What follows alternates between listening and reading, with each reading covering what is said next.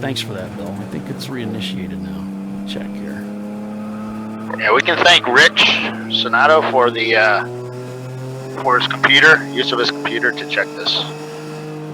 Cool. He might have yellow cars all over his screensaver now, but I don't know why.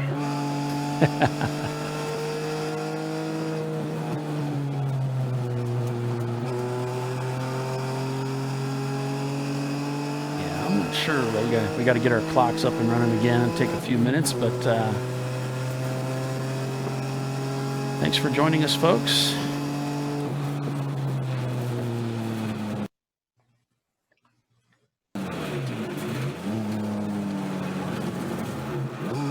So it's 11 o'clock, coming up on 11 o'clock we're live. in the morning. Thanks, Bill.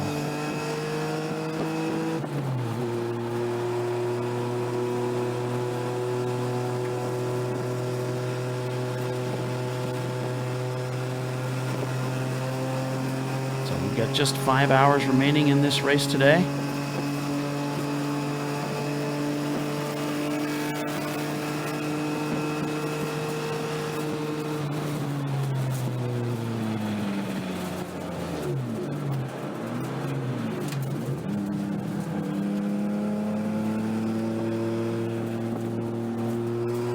It's a 7-hour race here at Watkins Glen International.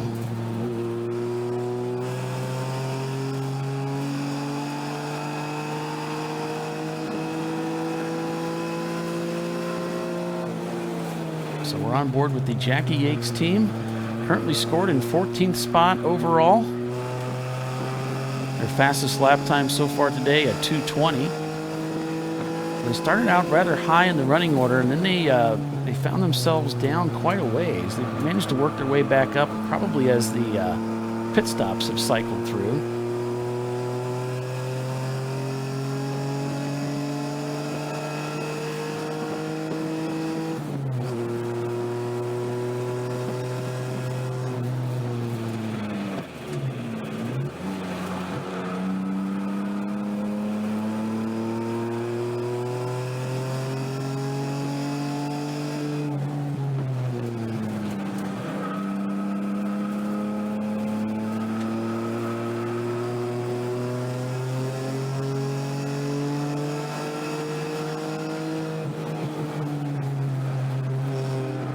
Again, a look at our current running order as things stand, with the Beast Mode having the fastest lap time of the day so far in that Acura with a 2:16.492.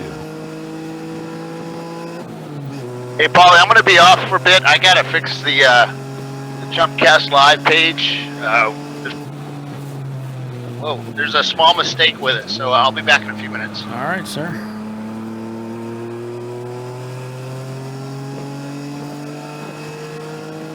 All right, folks, so thanks for joining us as we work through some technical things that always seem to come up at some point in the event. We've lost Doc Waldrop for a little bit and try to get him back in here.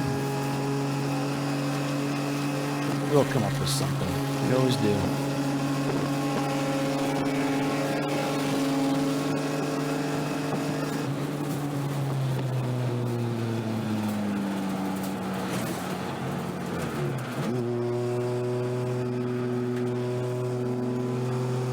Mic test. Hey, we got you. I'm back.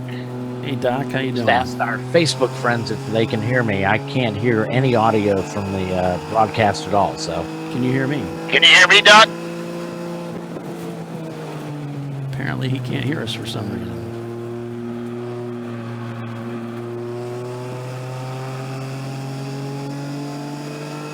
I'll send him a message.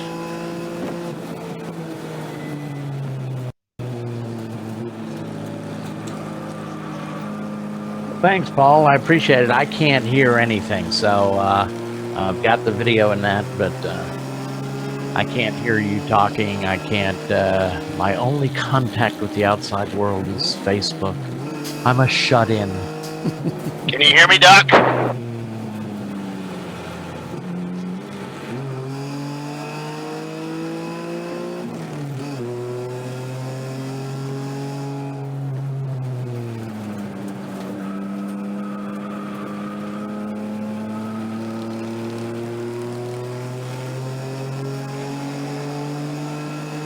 2, check.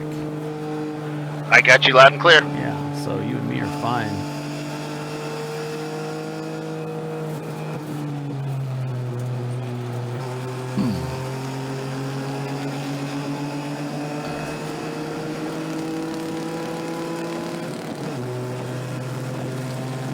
Man, we've had some great racing so far today, and not nearly as many yellows as we had yesterday. So we'll just have to wait and see how this thing pans out.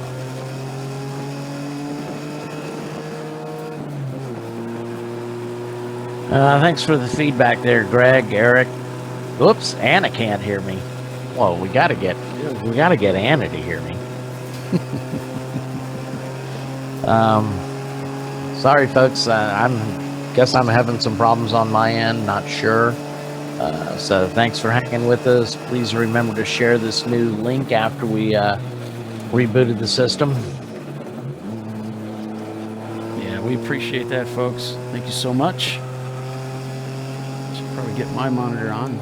See if everybody can hear me.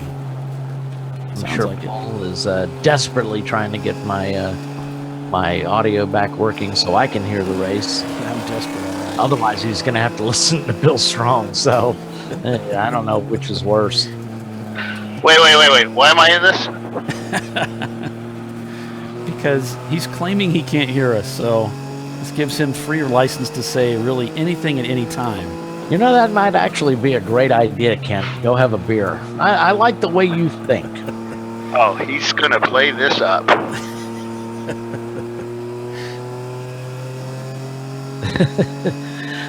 No. I'm assuming I have to listen to Bill, I guess, from Kent, right? Because I know you love me. I mean, yeah, I took this moment to grab my cool shirt. My mom finally my reconciled suit backpack and laptop, so I'm going to fix a website, and then I'll head back out and fill my backpack up with some ice. Okay.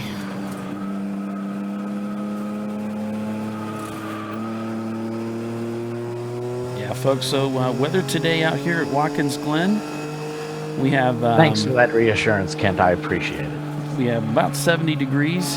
It's going to be the high today. Shouldn't be any precipitation, but plenty of participation. So it should be dry green flag racing for most of the day now.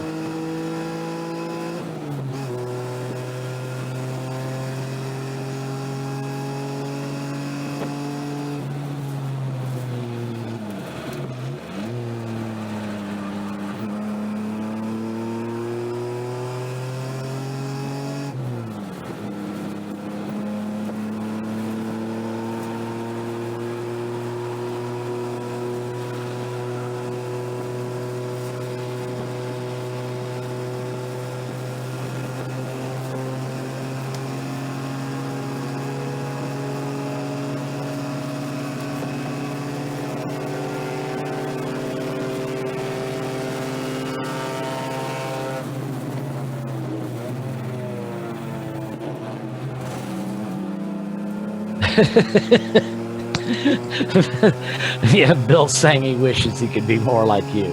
He must have been laughing while he said that. But don't we all? Yeah, you're too sweet. Thanks, Andrea. I got video back just now, but I can't hear anything.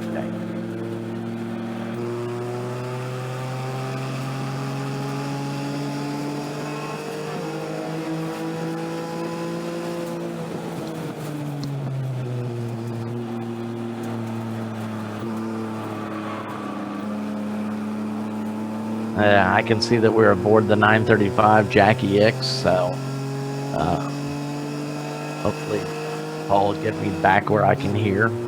Otherwise, I'm going to be talking over people. So I'm just going to keep my mouth shut for a change.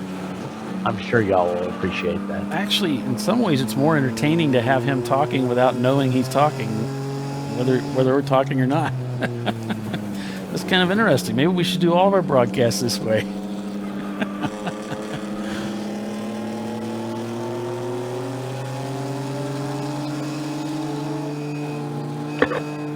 Yeah, I'm going to message him and let him know that he can talk. Well, I've been messaging him, and he's not responding to my messages either. So maybe your messages, I guess Andre's messages are getting through.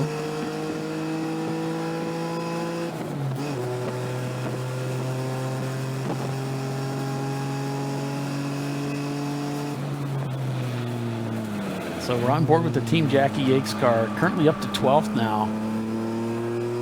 With the Biohazard McGibbons racing team now back in 15th spot. They were leading the race just a moment ago when we returned from our crash break. And there you can see our top 11 right now with Beast Mode Racing leading the way, with R-Bank Racing in second in that 99 Saab 930. Tuttle Motorsports in third, Bimmerline in fourth, Team Troxel in fifth, Simon Says in sixth spot, moving up 16 positions. But look at this, R-Bank Racing, 80 positions gained since the beginning of this race. 80, and they're up to second. And it's 11 o'clock in the morning. The only team ahead of them has turned the fastest lap time of the day by a full second. That's the kind of competition we have out here today, folks. It's simply amazing. A momentary lock up there. We'll head over to the E-Racing team, see if we can pick them up. Nope. Okay. Well, we'll look at Team Punisher. All right. There we go.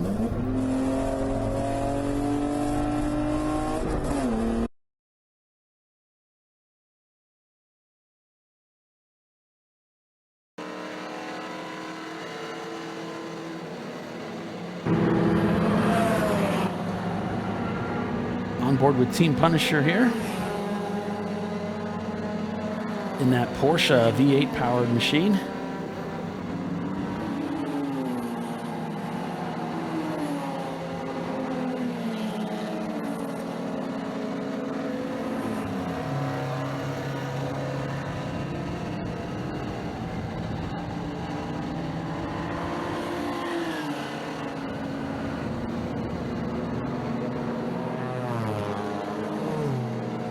Come on. God dang it.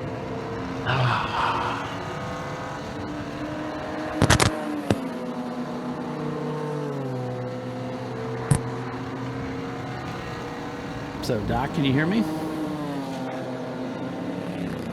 Yeah, I heard you. I've got to go into my settings somehow, and it's not detecting my microphone. I'll do it through computer audio.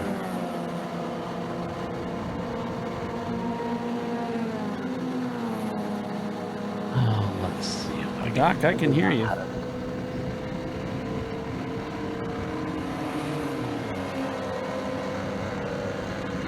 So we've got one of the things we can bring up to you is the ChumpCar is always looking for volunteers in ChumpCar.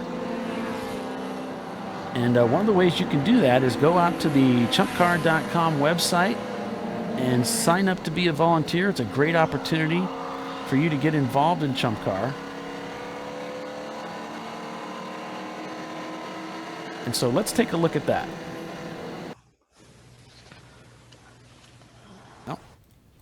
Want to find out more about ChumpCar? Well, you can head over to the ChumpCar.com website, where you can get all the latest news and resources that is ChumpCar. You can sign up to become a volunteer, peruse the rule book, or even connect with a team looking for drivers. The ChumpCar forum is a tremendous resource loaded with helpful information, updates, and plenty of tall tales. There you will meet a plethora of helpful chumps ready to offer advice, guidance, and bad ideas. You can also see the ChumpCar live broadcast from the live page, see track notes, and catch up with ChumpCar's COO Mike Chiswick's Red Flag informative videos. You can check out all of this and more at ChumpCar.com. It's ChumpCar. Real racing, real tracks, real cheap cars. So we're getting word that the team 861 is being brought in. And we're back live here with Bill's camera down on the pit wall. Hello. Doc. Mike who? Yeah.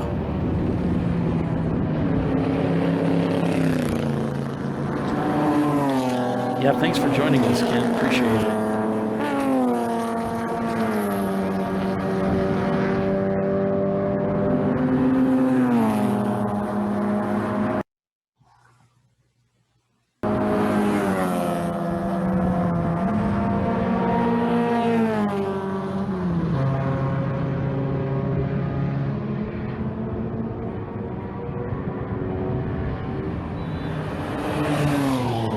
Back on board inside the e-racing machine.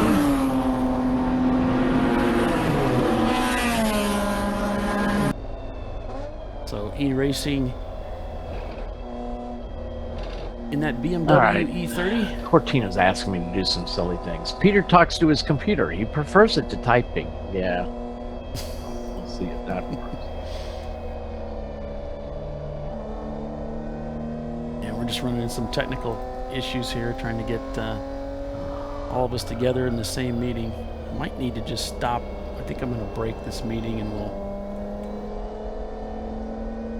I hope y'all didn't hear that. That sounded so silly. Yeah, hello. Yep.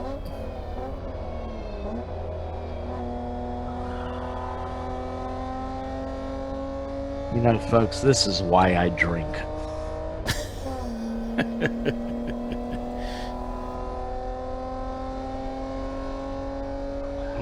I'm talking, Bill. I'm having problems with my microphone, so.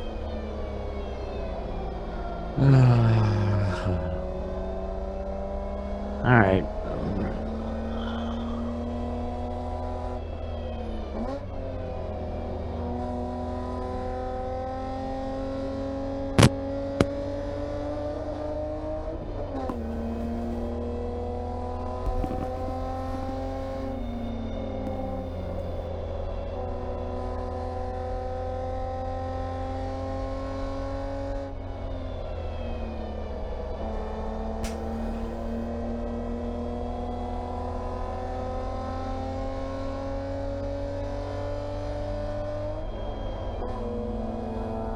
Folks, we'll step away for just a moment and be right back.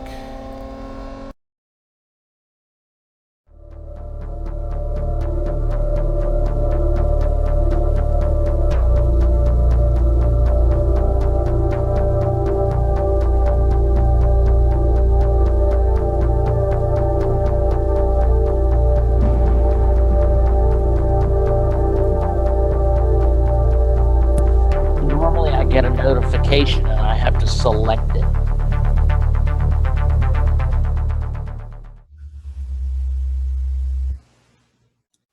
All right. ChumpCar World Series is sponsored by RVA Graphics and Wraps, a custom graphics shop that specializes in the design and production of the best quality made-to-order vehicle graphics. And by Lifeline. Lifeline uses the latest technology in motorsport fire suppression and extinguishing, and is the leader of in-car fire safety systems using Novec and AFFF foam. And Wilwood Disc Brakes. Wilwood Engineering is a global leader and manufacturer of high-performance original equipment disc brake solutions. And Cool Shirt Systems.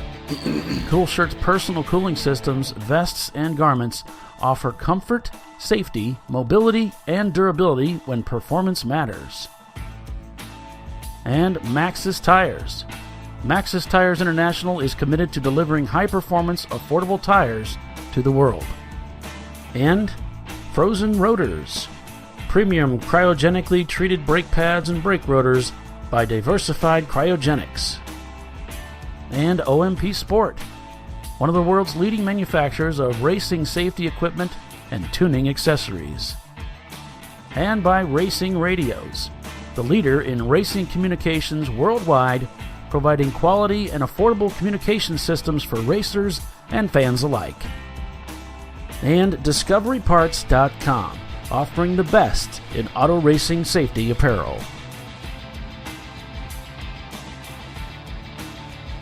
And here we have our running Can you order. hear me now, Paul? I can hear you just fine, I can't Doc. hear you. Okay.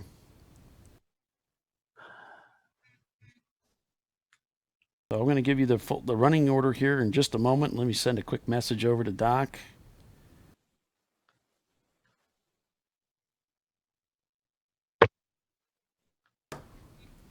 All right, so our running order as things stand in Class A, leading the way in this race with the fastest lap time of the day. Test. Class A, hi, Bill. I'm just doing a running order right now. And our A class is sponsored by DiscoveryParts.com. It's Beast Mode Racing leading the way with Legacy Auto in second, Tuith Autosport in third, Team Junction in fourth, and Karlonsky in fifth. Currently shown not circulating, but they may now they are circulating, so they must have just come out of the pits. Going down to B class, we have Team Sahlens Ketchup leading the way with Simon Says in the number 63 car in second, and it is the Team Go Racing in third. In C class, it is R-Bank Racing leading the way in the number 90 car with the Bimmerline car in second. In P3, it's Team Troxel with Jackie Yakes in fourth and Superb Racing in fifth.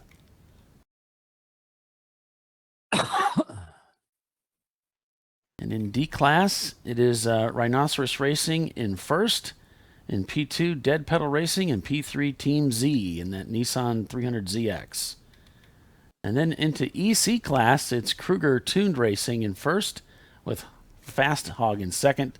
Tomlinson Motorsports in third, Flying Burrito in fourth, and MLC Racing in fifth in that Chevrolet Camaro.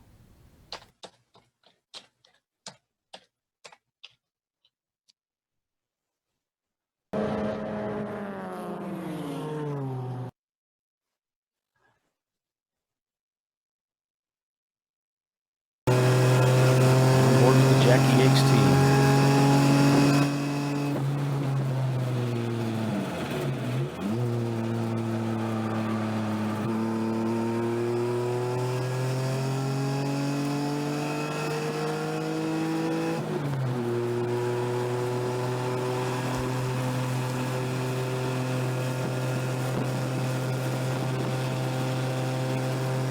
Jackie Yakes team currently in P4. There's the Simon Says machine just up ahead, currently in P9, making the pass here. This looks like they're coming out of the boot section. Oh, actually, they're finishing. Looks like this is going down into the heel. Nope, this is the S's. Test 1, 2. Oh, we're going through the chicane here. Doc, can you hear me now?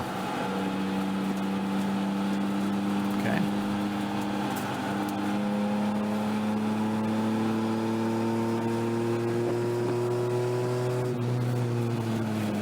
Let's set up a new meeting real quick so we can hopefully get our buddies on board here.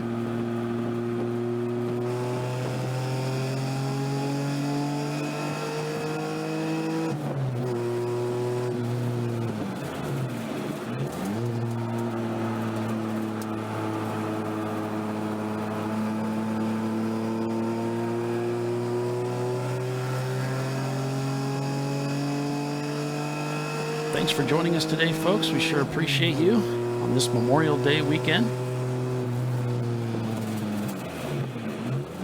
It's a beautiful day outside, beautiful day to be racing for sure.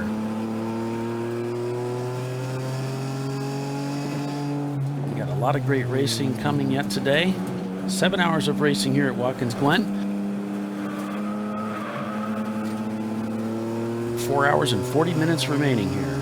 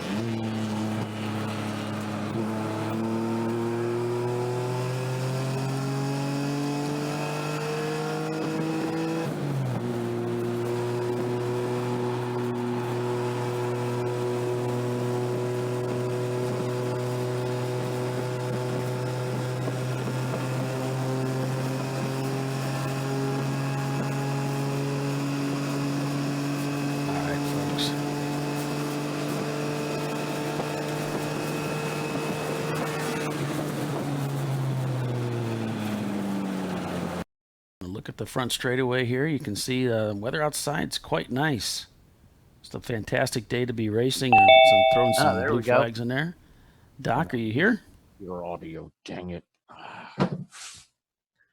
This is frustrating. I know it's on my end, too.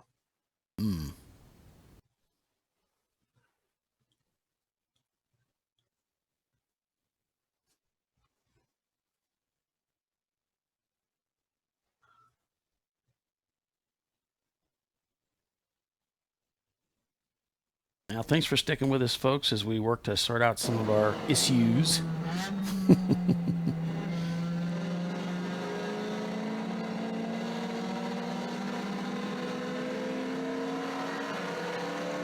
On board inside the Team Punisher Porsche.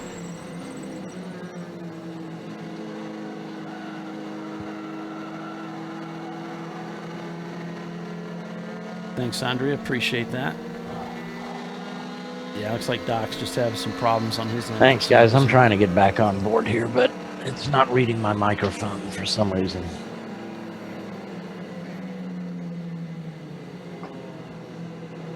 You can hear it. Missed a downshift there. Had to go back after. Might have got thrown out of his groove there just a little bit as he's catching up with traffic here through the slower part of the course.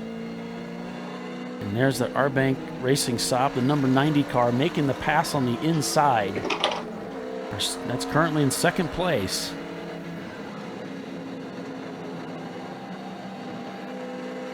In fact, on this last lap through, my timing and scoring system isn't even showing a gap between them. It's like not scored, so I'm not sure what the situation is there. Well, the microphone may work, but I'm not getting any audio from the feed at all. Oh, okay, I see. So, could it be on your end, Paul?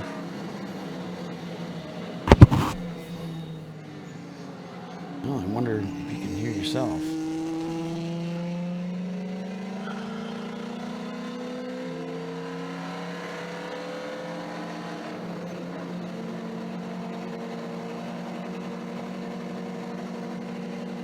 No, I can't hear me either, Paul, and I think that's the problem.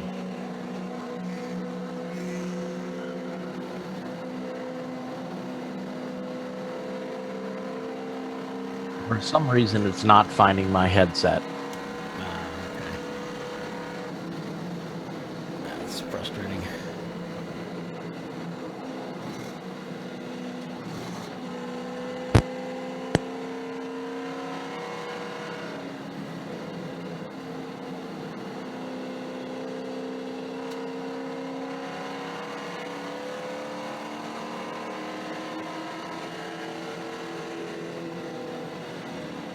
Back on board with the e-racing team.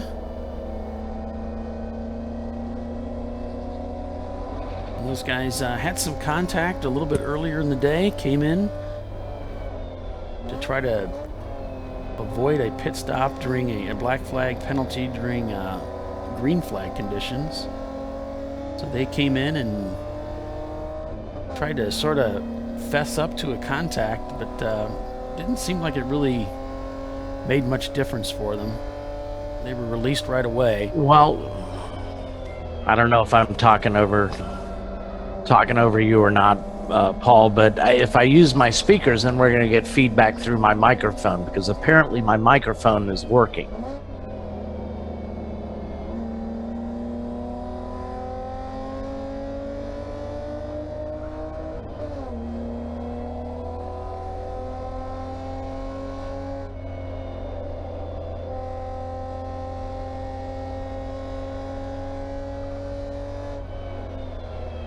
So thanks for sticking with us, folks, as we work through. I'm trying to get the other guys on board with us here so that they can. Well, it's all going to hell in a handbasket. Should be able to get Bill back here shortly, though.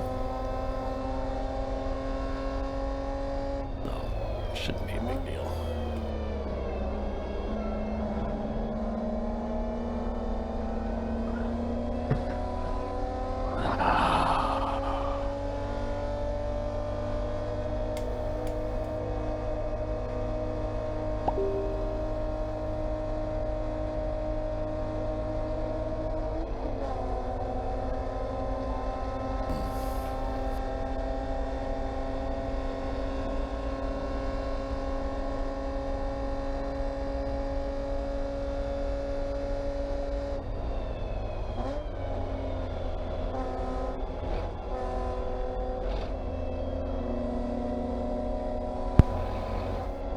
2, check.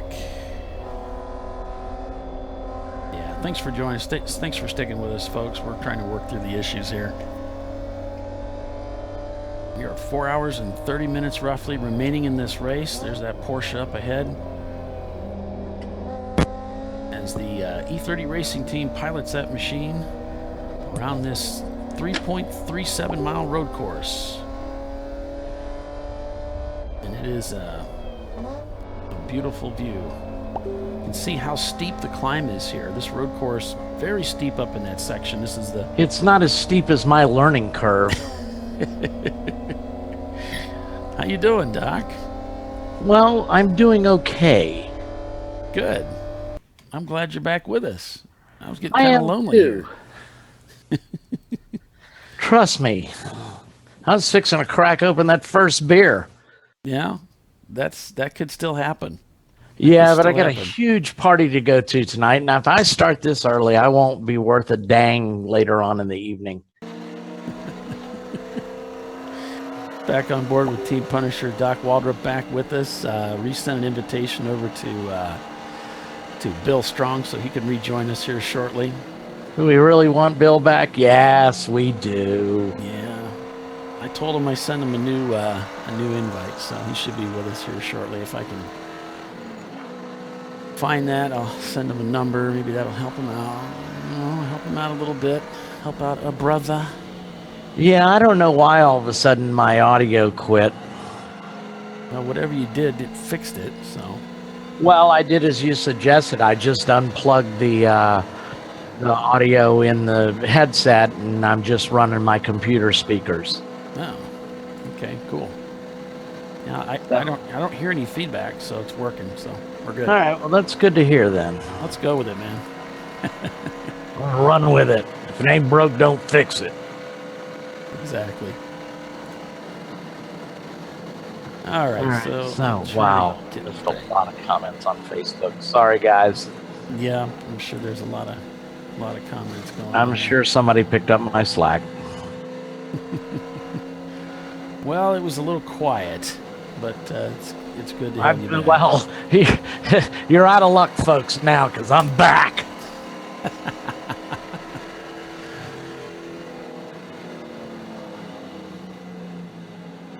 All right, I got to do my 30-minute update on my sheet so I can reconstruct this awesome race we are watching. Yeah. Beast Mode Racing leading the way with R-Bank Racing just behind them. I can't see a gap for some reason. Looks like, oh, wait a minute. Maybe I do have a gap on the difference is 1.3 seconds. There, no. That's what it says on my screen, too. Must be true. I read it on the internet. So it's got to be right. We've got a car turned sideways up against the guardrail. Driver's left looks like, I'm trying to see where they're at. Oh, they're in the boot. Well, that's never good. No, that was on that stretch that connects the toe to the heel. So that's going to have to be dealt with. I'm watching our camera, our Logitech camera, RoboCam, that's watching the flag stand. And I'm not seeing a yellow flag yet. I am seeing a flag thrown, but that's just a passing flag. So it could be he's back underway. We'll try one of our other in-car cameras and see if we can get some intel. See what we can see. We're inside, the Ella machine, and he looks like he's just one car back from where we were in the Punisher car. Yeah, they're nose to tail, so that's not a good choice. Maybe we got another car. Let's look for, what do we got? We got the Jackie Yates machine. Let's take a look at that.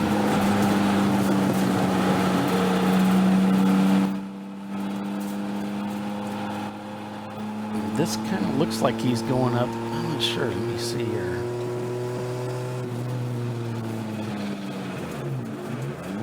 Looks like he's kind of taking it easy. It's hard to tell.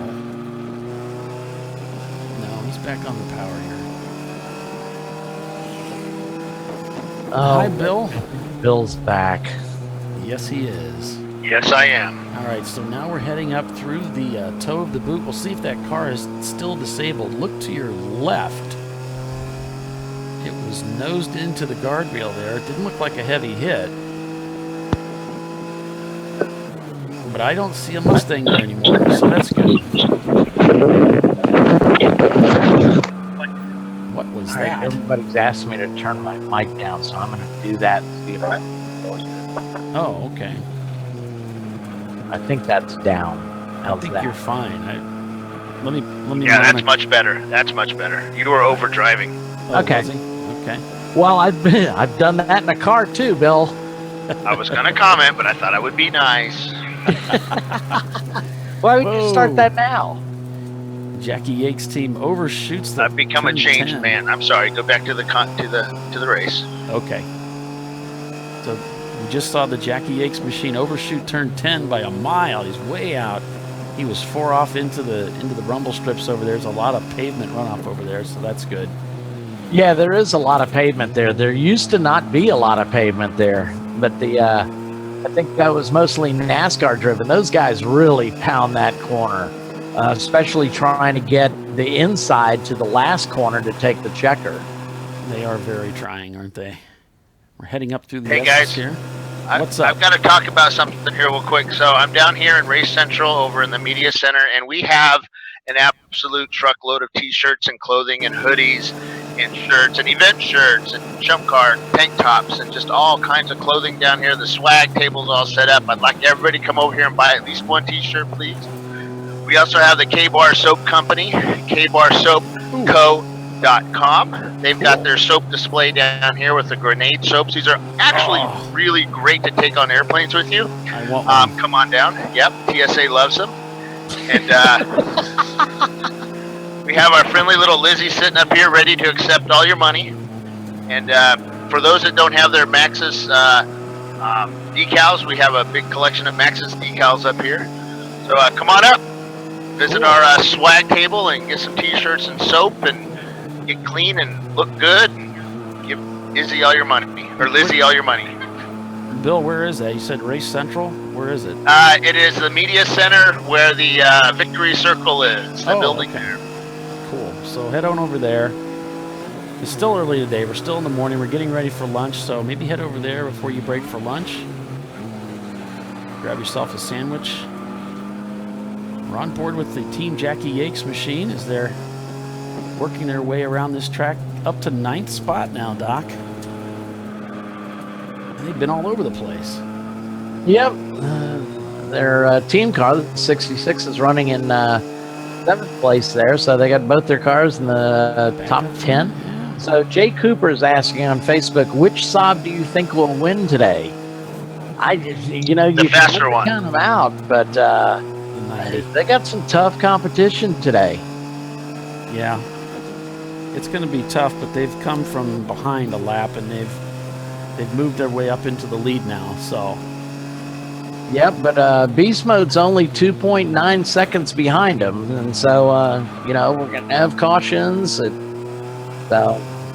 Obviously, you can never count the Saabs out of it, but I don't think you can count any of the other cars out of it either. Well, what he's going to have to do is make sure he stays in contact. If you're not the fastest driver of the group, now they've got the fastest lap time of the day with a 2:16, and they just turned a 2:20. If he's not the fastest driver, then you just do the best you can to stay in contact before your stint's over, and that's all you can do. Try not to overdrive the car. Try not to abuse it. Save it for the next guy. Yeah, and of course, as we mentioned in the pre-race preview, a lot of these cars were cutting their fastest laps in the last couple of laps of the race. Right. Those So driver changes, you never know who's going to be behind the wheel. It could completely change the look of the race. Absolutely, and you're going to save something for the end in case you need it. I mean, I'm not saying these guys are soft pedaling because we know they're not, but you're going to hold a little something back. You got to make it 7 hours, so you got time. Like Paul said, if you just kind of stay in contact with the guy, you've certainly got a chance. And then you put your fast guy in at the end and let him reel off some laps, and hey, the best man in car win, as it were. And we've been in these races where we had somebody bring a car back to us The owner hops in the car, takes off, and he's back in the pits in 2 laps. His eyes as big as saucers, like, I don't know what's going on, but there are flat spots all over this car. I mean, you know, the guy that's out there driving it. Exactly. I mean, he's abusing the car, trying to stay, you know, in touch with whoever he's trying to stay in touch with. So it's one thing to drive hard. It's another thing to overdrive the car and abuse it, and then bring the car in and have just a basket case on your hands. That's not cool. Yeah, I mean, I'm already a basket case. I don't need the car to be a basket case too. Like insult to injury, man. Yeah. I gotta check out here for a few seconds, Paul, and take a little bio break. Sounds good. You do that. While you're away, we're gonna take a look at our current running order. Like a little intro song there. Arbank Racing leading the way. Look at that.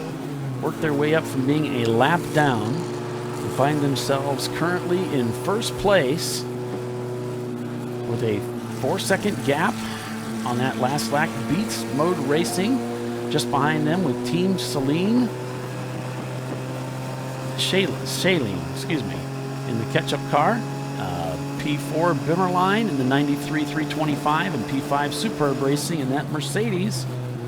In P6, Team Troxel in 325 IS. In P7, Team Jackie Yakes.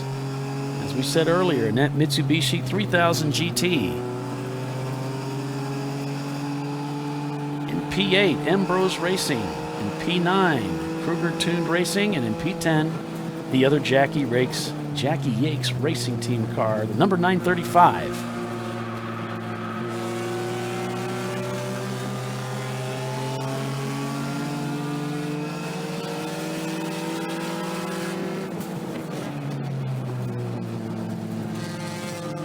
Getting a little crossed up there as he's heading into the braking zone at the toe of the boot, that looks like. It's 4 hours and 20 minutes remaining in this race today.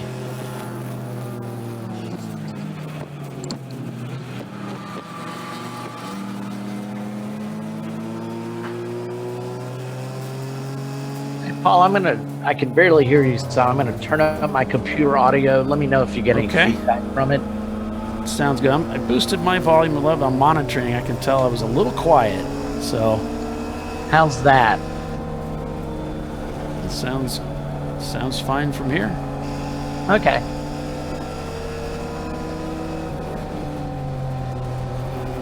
I'll bring myself up a little bit further yet. What's that, sir? Oh, Lonnie commented on Facebook. It's awesome video, guys. So we appreciate that, Lonnie.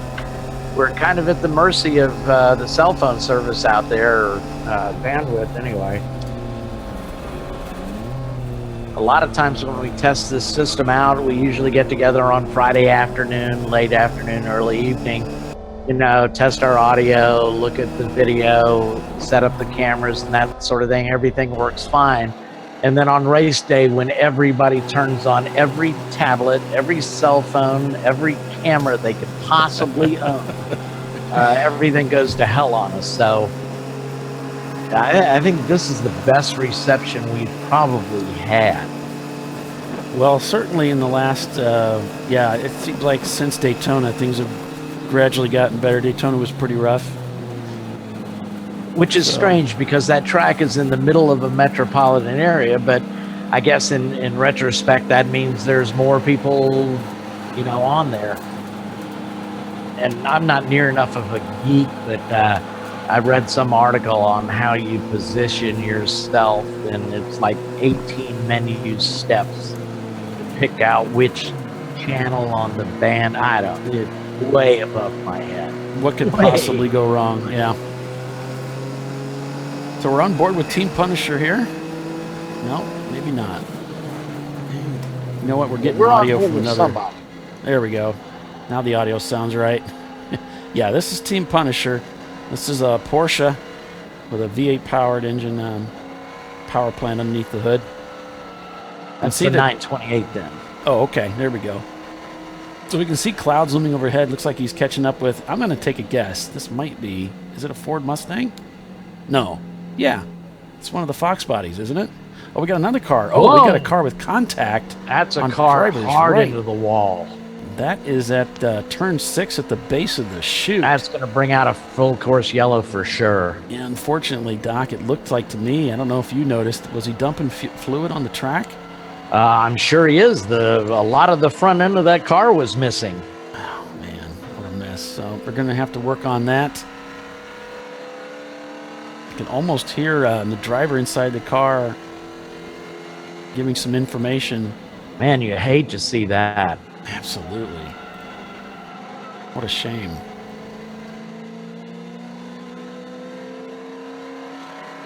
So he hit a tire wall, evidently, and not the Armco, but the tires were not kind to the front of that car. We're going to have to go full course yellow, I would think.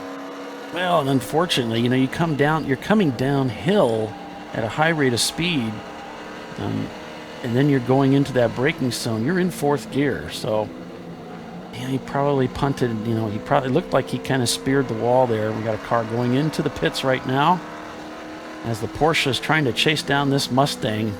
That's a weird. The lips don't work. That is an awfully strange-looking rear window on Yeah, that it car. is. It's flat. Yeah, it looks like they kind of. I wonder if it was a convertible. It could be, and he's done the old Corvette split window kind of thing. Actually, I mean, that's a mandated brace you have to add to your car if you have a Lexan rear window. Oh, yeah. That's a safety item, so the car doesn't blow that. If you're for some reason you get high pressure in the cockpit, it doesn't blow that window out. But yeah, that looks like a convertible.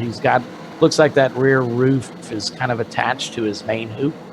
Yeah, that's the Hillbilly Racing Team and the number 17 Fox Body Mustang. Ah, well named then. Yeah, it's a manvention they got going on there. A manvention. I like that. Pretty awesome. Is that public domain? I just made it up, so yeah, it's public. Okay. So we'll get down to the base of the hill, the scene of the crime here. We'll see what we've got. Obviously, Yeah, the car's look off to slowing. your right here. You can see the tire tracks. Oh man, he must have hit that. Oh wow, that's an odd spot to hit. That's Couldn't down the hill. catch a number, but boy, he sure tore up a length of that tire barrier. Yeah, Andrea sent us a message on it, but I don't know if it had a car number. She just said the car hit the wall, so. Yeah, Well, Lonnie, we hope the driver's okay too. So, of course, his car's not on fire, so you should stay belted in until somebody gets to you. Looks like there's a flag station right near them, so Yeah, hopefully safety they'll get to personnel. him quick. We are full course yellow. Well, Doc, one of the things I liked about that accident, if there is something to like about an accident, is that he didn't spear the wall just at the base of the hill. He actually made his way around the corner quite a ways before coming into contact, which means he didn't have a whole foot, head of steam when he went in there. Right. That's well past the braking zone. Yeah, so we don't know. I mean, maybe he had brake failure. Yeah. Yeah, I backed into the toe, the Armco on the inside of the toe a couple of years ago, and it was it didn't seem like I was going to hit hard, but when I did hit, it was pretty hard. It threw me back into that seat, and I felt it for about a week after that. That's another fast section of the track there, because you're going downhill again. There's another view of that accident, and we can't make out the car number. Yeah, Matt was asking which car is that, and we simply don't know right now. I'm sure we'll get a report soon. Yeah, I'll look through our race monitor. It's going to be But tough to know. I'm guessing that car probably had some sort of brake problems. Seems to me he hit awfully hard just for misjudging a braking point, as it were. Yeah. There's a possibility, and this is not confirmed, this is just coming off of information that I'm seeing from timing and scoring, that it may be the Team Z 300ZX car. I know that car is roughly that color, and they're not showing is circulating right now. and of the top 3 cars that aren't circulating, they are one of them. So possibly the car number 260. But whatever the case may be, we'll get out there. Is that like white or silver? And looks like it's kind of a reddish color. It's like a deep reddish color. And looks like we've got Richard Santiano. No, I think I mispronounced that. Santana. Cianto. That's not it. No, Santana. Look, I'm not going to butcher his name one more time, just for y'all's amusement. So for the amount of time it took us to say all of that, Andre has confirmed it is the 260 car. That is the Team Z Nissan 300ZX that finds themselves, unfortunately, stranded on track right now as crews work their way out to take care of that situation.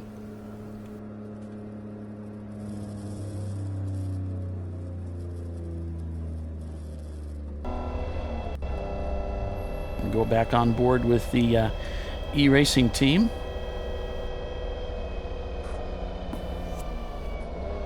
It's a good time to go through the running order again, so we'll do that. Here we can see our top 10 as things stand. Arbank Racing leading the way again in that 1999 Saab 930 Turbo, with Beast Mode Racing behind them about 3.5 seconds. Is that 3 minutes or 3.5 seconds? No, 3.5 seconds. Yeah, 3.5 seconds. They're basically right behind them. As the yellow came out, they've probably caught right back up to them. There might be a car in between them. Bimmerline in third, Superb Racing in fourth, Team Troxel in fifth, Ambrose Racing in sixth. And those guys again, man, those guys are always up front.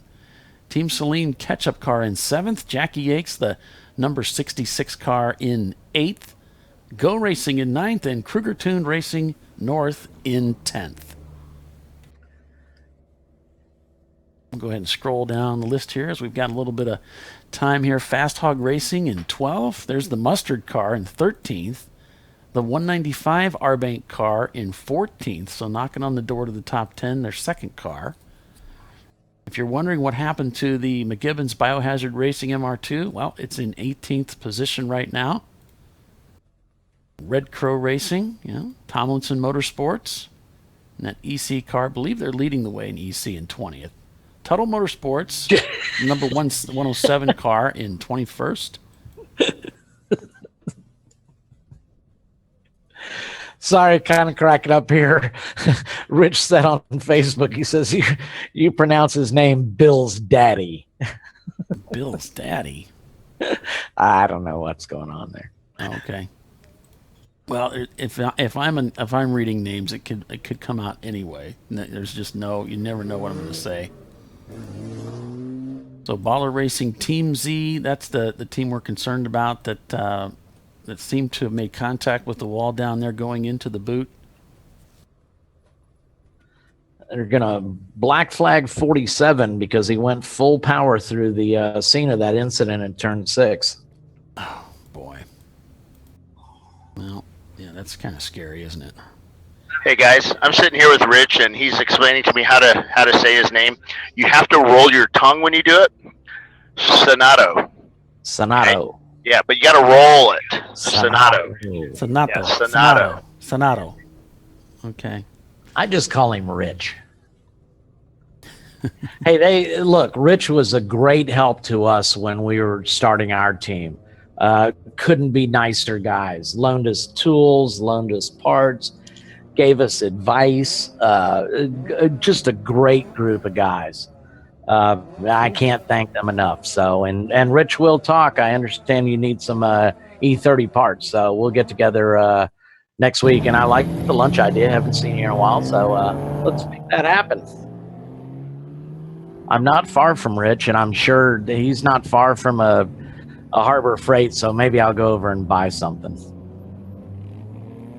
So, folks, you are watching the live broadcast of the Sahlens Chumpyard Dog at the Glen ChumpCar double 7-hour endurance race at Watkins Glen International. Stick with us. We'll be right back. You are watching the ChumpCar World Series broadcast, ChumpCast Live.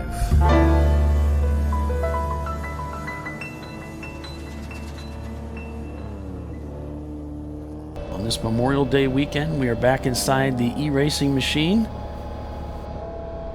going down what looks like into turn 1, so we'll stay on board with them as we progress around the racetrack and see if we can get an update visually on how the cleanup is going down there in turn 6 after one of the competitors got into the tire wall down there. Well, that sounds good, Rich. Rich says, Catherine says, you name the time and the place for lunch. If y'all don't know, Rich's wife, Catherine, is the East Coast Register for ChumpCar. Okay. So, and here's she's always very kind, sends out a great email that ChumpCar used to, and we talked about this briefly yesterday, but ChumpCar used to close the event about a week before the race so they could get all the teams registered, make sure all the drivers have their licenses, that sort of thing. Now they leave it open the entire time. So you change your drivers, you can bring in crew members, you can kick crew members out if they can't make it. But what she asks you to do is that you have everything completely ready when you go through registration. If you need to tech, you get your tech sheet signed off, go over to her. If you don't need to tech, Catherine signs your logbook with no changes and you're ready to go racing. But this is really important. I mean, she's only, she's there by herself. She got 108 teams to deal with. So please be courteous and have your stuff together by the time you go see her. And that makes the line shorter for everybody, gets you back out to your car where you should be in the first place. So we'd all appreciate that, and I know Catherine certainly will. So, Andrea's saying, by the way, pronounce my name Andrea. And I said, she spelled D-R-E, so it says like Dre, like D-R-A-H-E or D-R-E-E. It's like D-R-E-E, Andrea. Don't be throwing an A in my name. I like it. Well, I know we got a little confused. I remember when I was a little confused about it too, because when we went to Laguna Seca together, that was the first time I had met Andrea. And Bill started calling her Andrea. And I'm like, wait a minute, I don't think that's right. And so, but I'm pretty sure I somewhere I heard, I don't know if it was Mike or somebody had said her name, so I went with Andrea. Yeah, I think it's Andrea. According to her it is, so I imagine she would know. She would know. And as we could see there, as we came around, there's a big mess on the track now. Probably just mostly water from the radiator opening up. Maybe some oil. So they got to clean that up.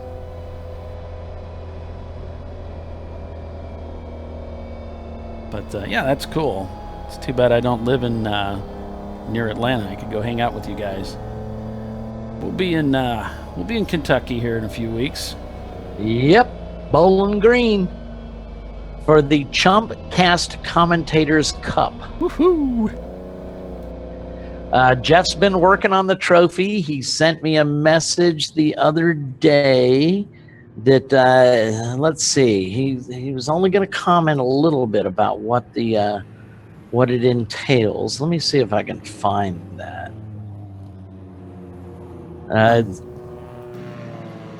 It sounded pretty intriguing. I'm sure it's going to be dazzling. Intriguing is the word I'm going to use. Okay.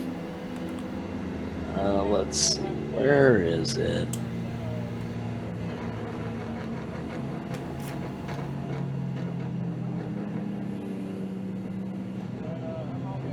So Audubon Country Club, our next race, June 3rd and 4th in Joliet, Indiana, the Windy City Grand Prix. Unfortunately, we won't be there to broadcast that race. Well, yeah, but the race is happening. That's the big thing. Yep. June 17th and 18th is NCM Motorsports Park. It is an 8 and a 7-hour race in Bowling Green, Kentucky. It is the Racing Radio's Grand Course Enduro. We're going to be running the Grand Course for the first time. It's an 8 and 7? I thought it was an 8 and 8. Well, that's what the schedule says. I better get to reading those supplementals, huh? Well, let me look at the sup real quick and see if it corresponds. Let's see here. I may be mistaken. I'm mistaken a lot of times. So the first race starts at 8 a.m. and finishes at 5, and the second one starts at 8 a.m. and finishes at 4. Oop, that's... So Wait a minute. it's an 8 and a 7. Yeah. Which is what that's how they have it written up. All right. Well, That's an early start, though. oh, they're all... Well, it'll be over about 5 minutes after I take the lead. So. Oh, please. It might be over for you. Won't be over for us. We'll still be racing.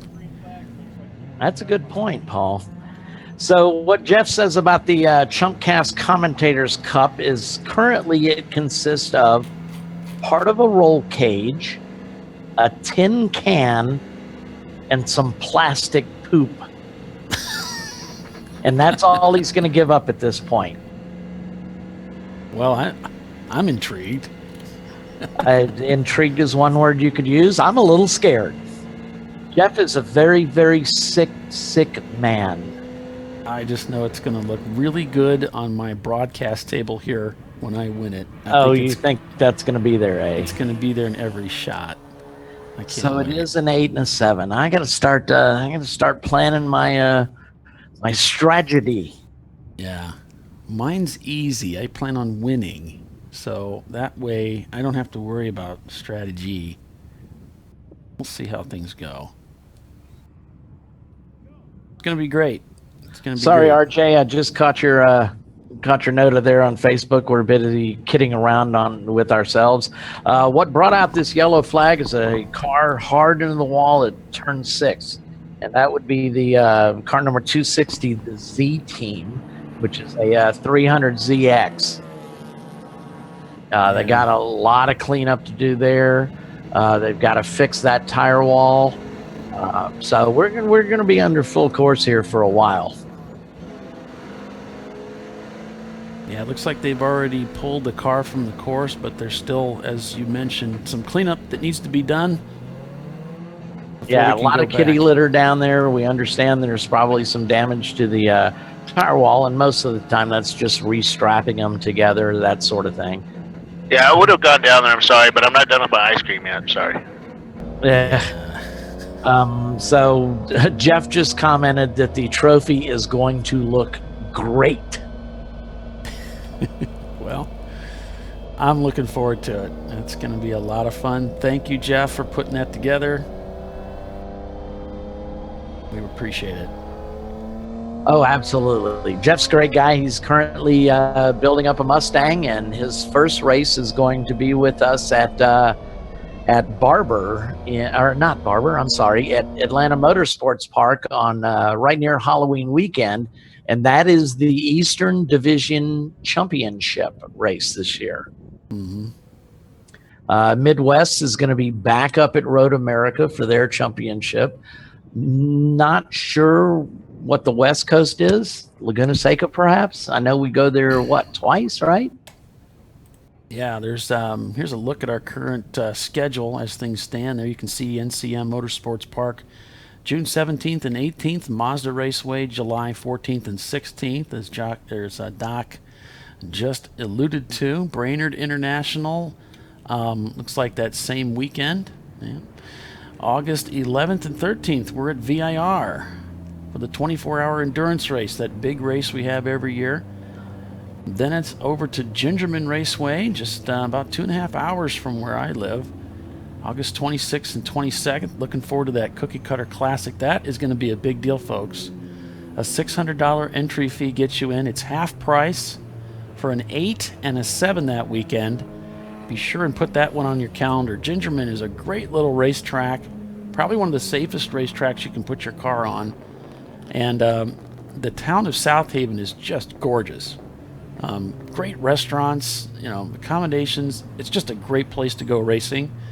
It's the Cookie Cutter Classic again this year, and you're going to make sure you don't miss that. Thompson Speedway, September 1st and 2nd, a 12-hour endurance race, the Thompson 12. The Button Willow we have on the schedule for a 24-hour endurance race, September 9th and 10th. Sebring, we go back to Sebring, September 23rd. For our 14-hour enduro there, the Sebring 14, that'll be a lot of fun. Then we go to Pitt, the newly repaved road course in Wampum. I kind of got lost there. Wampum, Pennsylvania. It's an 8 and a 7, the Pittsburgh Grand Prix. That's a great little racetrack, and we were the last sanctioned body to be racing there. In fact, as soon as we left on Sunday, they sent pictures around. They were jackhammering the track to rebuild that, and it was rough when we were there, but it was raceable. It's going to be great. Can't wait to get back there. I'm definitely going to show up there with the E36. It's going to be awesome. Road America, a 9 and a 7, October 21st and 22nd, and then it's to Las Vegas that same weekend. If you're out west, make sure you hit that race, that double 7, and then the championship at Atlanta Motorsports Park that we were talking about. October All right, let me talk about that race for just a few seconds. Atlanta Motorsports Park, it's the Eastern Championship. It's always or typically held around Halloween weekend, and last year we had 3 trebuchets out there chunking pumpkins. It's freaking hysterical. Yeah, that was a lot of fun. That was all over Facebook, so if you can make it to that race, make sure you go down there, because Mike the other Chiswick thing gets is, involved. Of course, Atlanta Motorsports Park is located near Dawsonville, of course, the city that Bill Elliott put on the map. The other thing, late October, that's in the North Georgia foothills, and it is absolutely gorgeous. All the trees are starting to change color. Just at the perfect time. And one car in particular looks awesome out there, and that would be mine, because it's painted in those kind of fall colors. I say fall colors. It's painted after beer colors. Okay, I'll admit it. And when you get great big machinery around Mike Chiswick, he gets kind of giddy and smiles a lot. His eyes get kind of big, and it's kind of scary. Hey, the other thing we do out there is that all the cars are lined up on pit row after the Saturday race, and we have all the local kids come and do trick-or-treating out of the trunks of their cars, our cars. And people decorate their cars. Jazz had an awesome display with cobwebs all over the car, and a lot of the kids' eyes just light up. It's genuinely... It's one of my favorite races out of the year.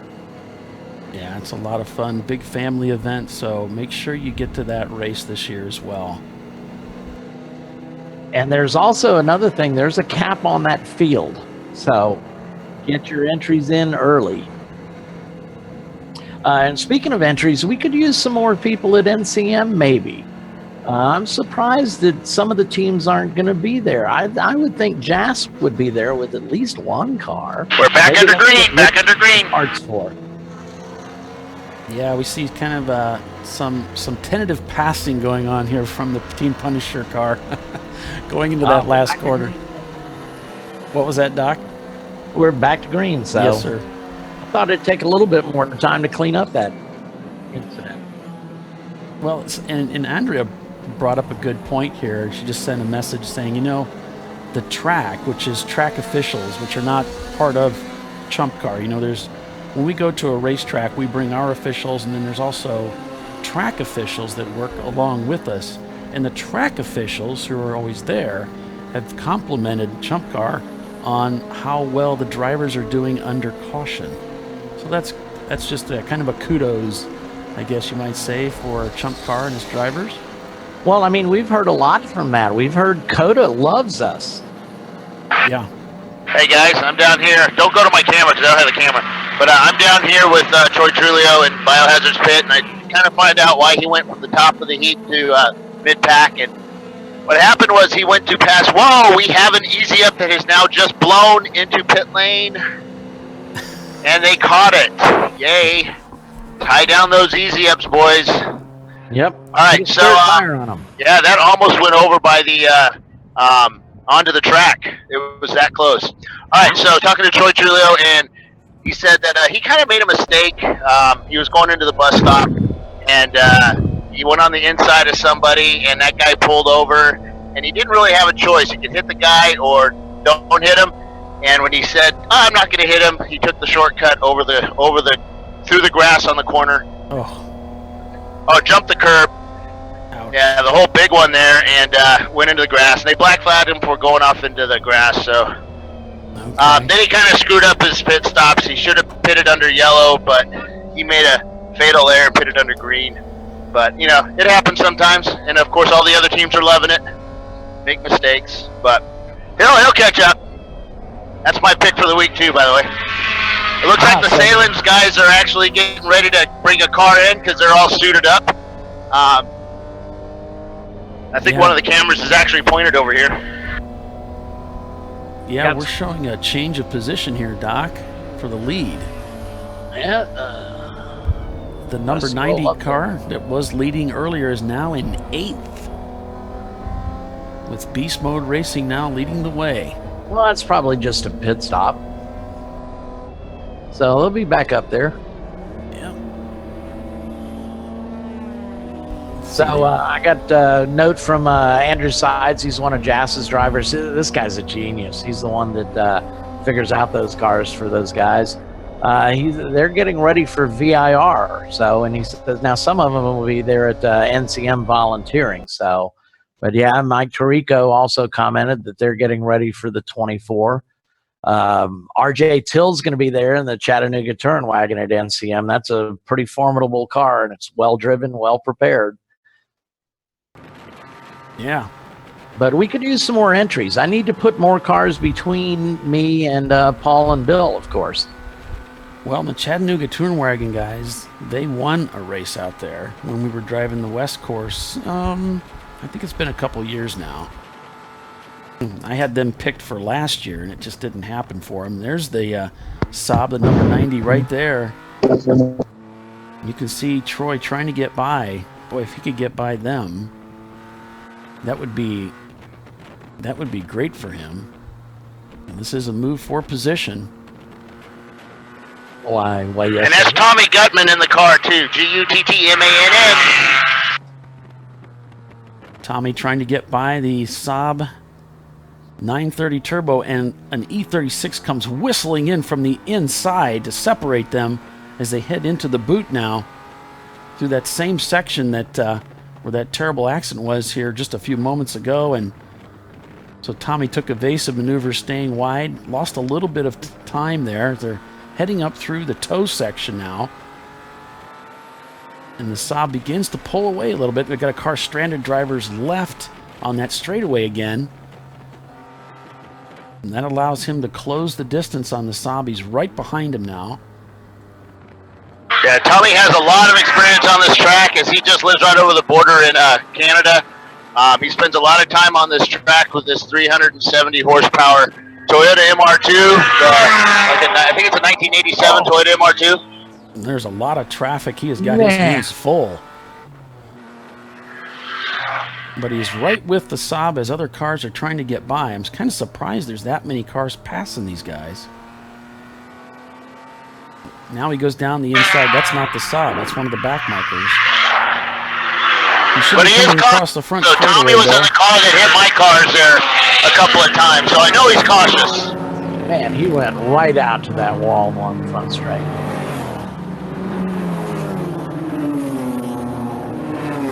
Picking them up, putting them down. Repasses the E36 going into turn 1.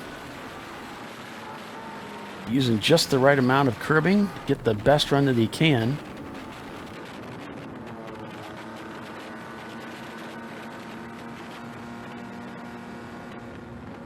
Hey, Paul, your mic. What's that, sir? I thought your microphone was going out, but then I got a notification that my internet connection speed is slow. Ah, I see. Well, thanks for having my back. Yeah, well. It looks like we've lost sight of the R-Bank machine for now. Well, they're on a mission. Last time through, they were just 2.5 seconds back, so it's got to be in the cluster of cars just up ahead. But there are just so many cars that we got together in this gaggle up here. It might be right ahead of him here. It's just hard to tell. I think it's 2 cars up. So RJ's updated his finish from NCM the other day. He said he lost a head gasket on day 2 and finished 5th on day 1 last year. We've taken advantage of the aero rules and the new 245-15s. It's a brand new Chattanooga touring wagon car, and they hope to finish this time. Cool. Yeah, RJ went out to VIR at the 24 and took some pictures for us. Had some nice pictures he sent me back, so appreciate that, RJ. So, Doc, what kind of car are you driving at NCM? Oh, I got the Brew Crew Racing 325. And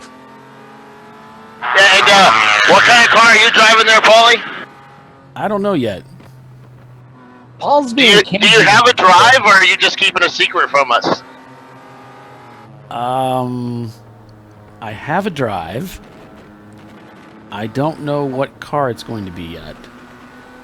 So can both we of those deduce statements it's a are honest. Car team? Huh? Can we deduce it's a multiple car team then? One could say that, but what's happening Please right don't now... tell me it's Robin Bank Well, or our Bank Racing. What I can tell you is that Robin Banks, the R Bank Racing team, has just been passed by the MR2 of Cool Shirt Systems, Biohazard, and going down into Turn 1, as we've been discussing. That was an awesome segue, or what? As we were just discussing this, highly debated topic. And so he has overtaken. Yeah, I'm driving the Dirty Dan Racing Toyota Supra. Turbo, twin turbo, and Dirty supercharged. Dan It's got all kinds of charging on it. Huh? No, you're not. I thought that was a Buick. Well, it's it's disguised as a Buick. Oh wait, I don't know. It could be a Buick. One of those super duper charged Buick Skylines.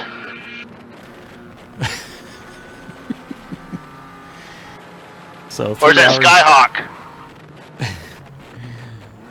3 hours and 45 minutes remaining in today's race. We're on board with the McKibben's Biohazard MR Tool, the Cool Shirt Systems sponsored car. We got Cool Shirt Systems helping us out with cameras in this car today, and this weekend rather, and we appreciate them. And they have just taken position away from R Bank Racing, who now is not showing. Whoop, I was going to say not circulating, but that's the 195 car. Different car. That was so a pretty all awesome I was saying pass. about our entry at NCM is I'm bringing up a new engine for Tyler at Crank Yankers Racing, and in turn, he's going to do me some favors. Do you really think that's wise? Oh, What? there's the bug just up ahead.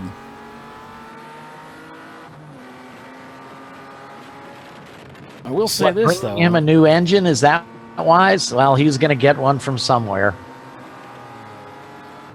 So it looks like we've got 2 cars off and had some kind of impact with the wall, so crews are going to go back out on track again.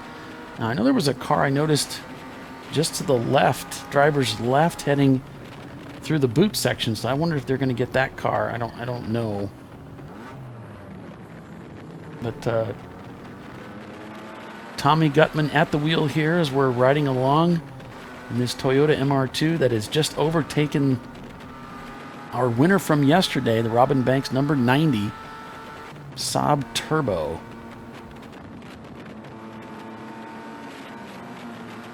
The Simon Says guys are down here in pit lane. They've got tools on the car, pulling spark plugs out, Oh boy. putting new spark plugs in. They're doing a tune-up. So I guess we've got 2 cars disabled in something called 7A and 7B, which I didn't know existed. So that would be around the toe of the boot. 220, 221, Whatever it takes, right. And if you don't know that reference, we cannot be friends. Here we're I'm in the willing pits to with cut you Bill. off some slack on the Occam's race reference, but not the 221, 221. Yeah.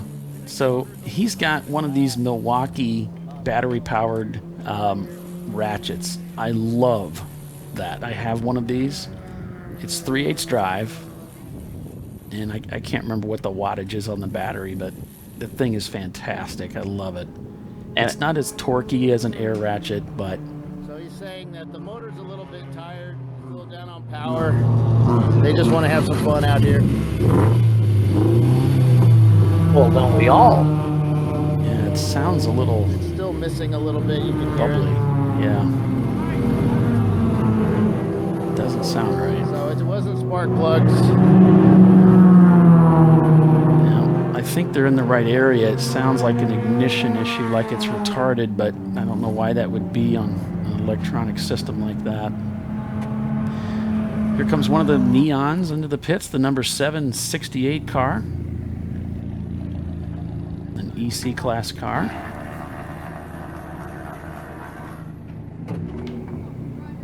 So that is the MLC racing team.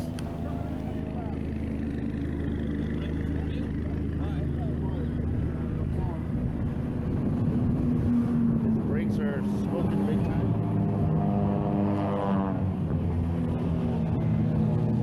So with that, we'll take a look at our current race running order as they stand right now. Beast Mode Racing leading the way with Bimmerline in second, Ambrose Racing in third, Team Troxel in fourth, Go Racing in fifth, the number 66 Team Jackie Yates car in sixth. We can hear you, Bill. And in P7, Team Celine Mustard. In P8, Fast Hog.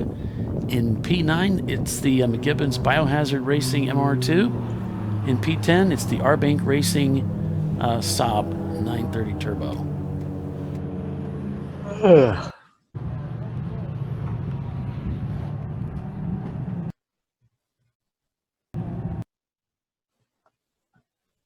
Looks like that one's offline. We'll try to get a different one. Okay, looks like that one's offline.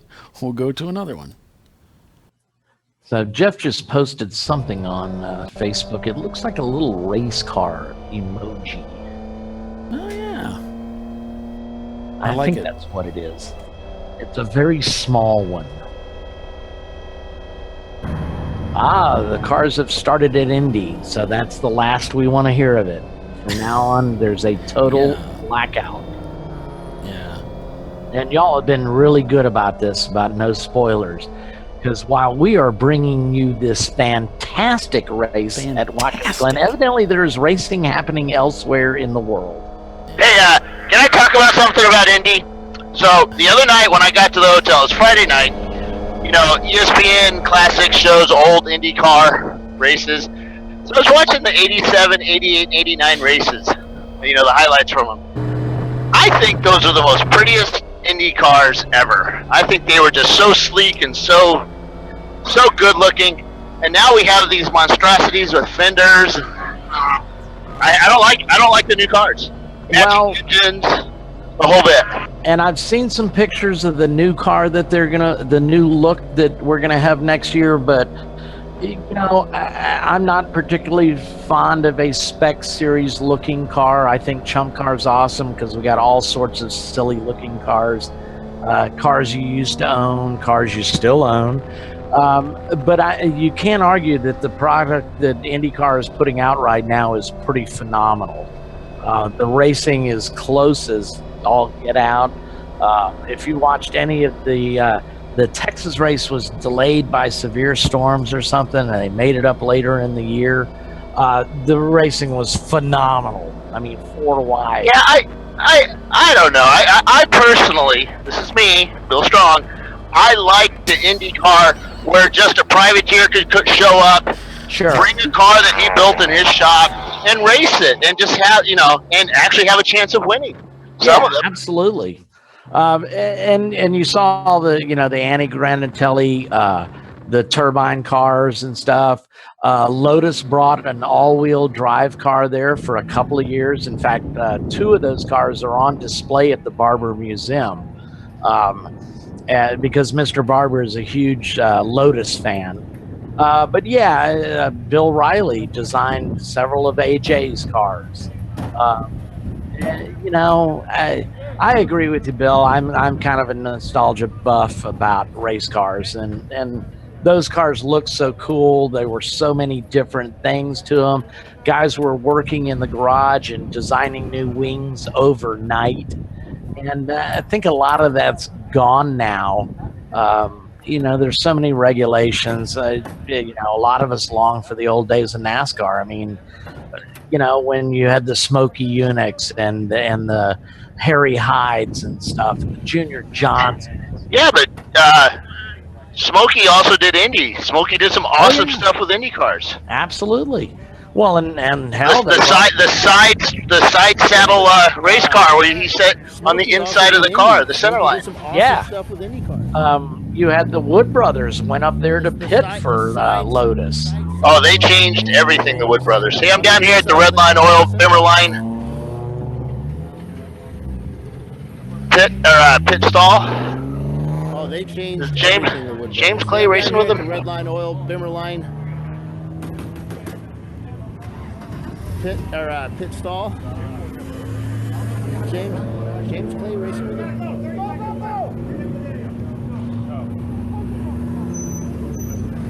So I think these teams are pretty smart, pitting under this full course yellow. Ah, look at that car.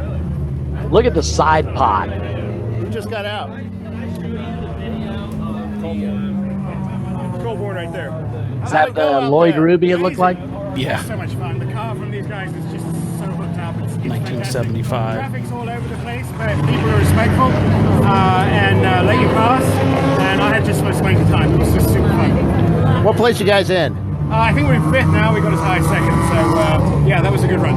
Cool. Think you can pull this one out? There's some fast cars out there. I don't know. It's all going to be about consistency. And the nice thing is that we've got 4 drivers, all of who are consistent. And yesterday, I was the slowest of the 4, and so only good things are going to come from that car later on today.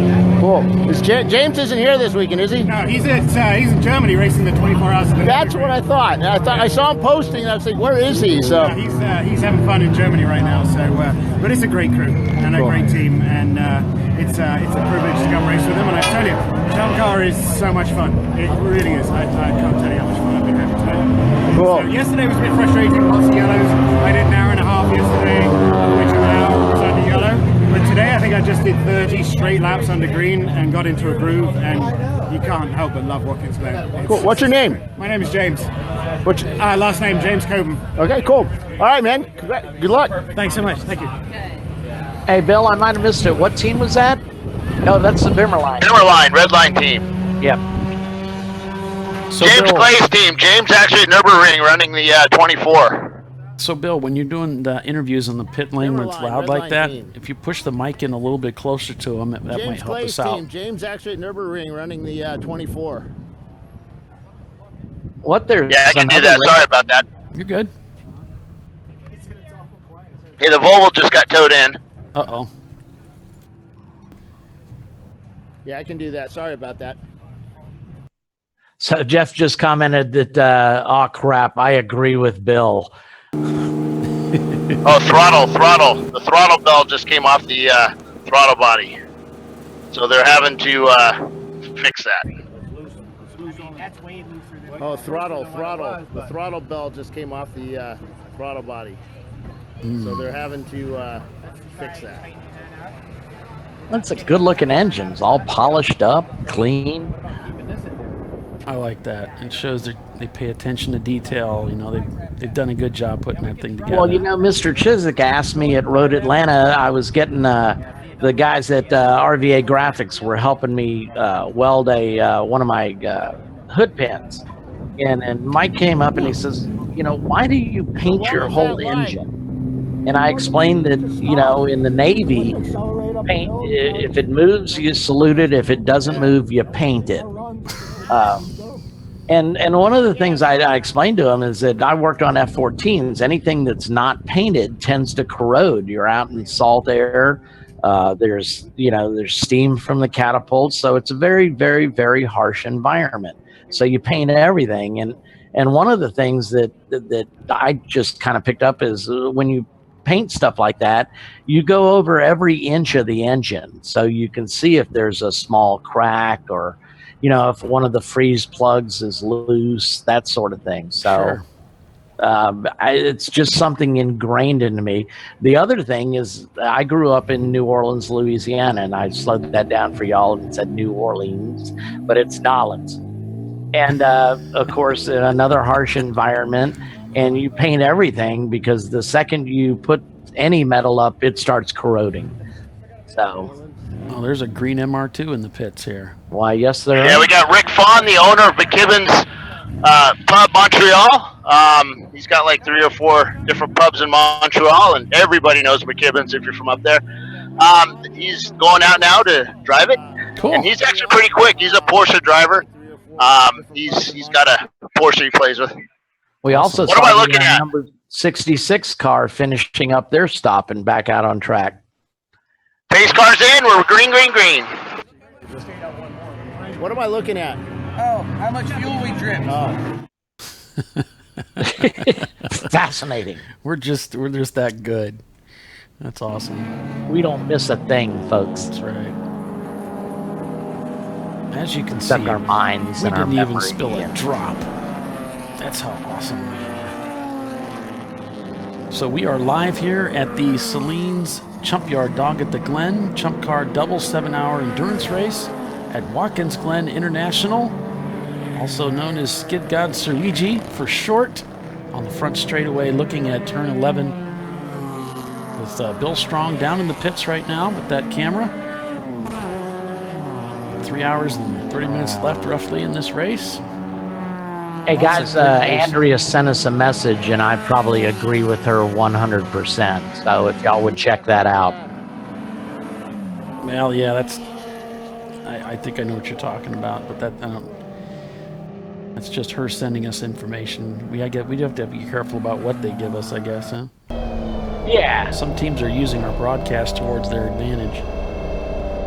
But I mean, that's what happens in those other lesser series too. So. Yeah, like NASCAR and all that. Yeah. Hey, we're trying to increase our viewership numbers, and we're working at cross purposes here.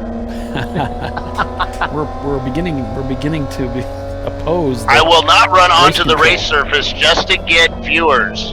Thank you, Bill. We were concerned. That's not what she said, Bill, but In my underwear. I won't do it. Ricky Bobby. and we are Ricky thankful Bobby. for that. You're not on fire. Look at that traffic jam going into the toe. Jeez. Yeah, 3 boy, wide. this is gonna get tight. 3 wide going into the toe. With passing. And we're on board in the e-racing machine. Racing to the heel of the boot here at Watkins Glen International. Down the inside.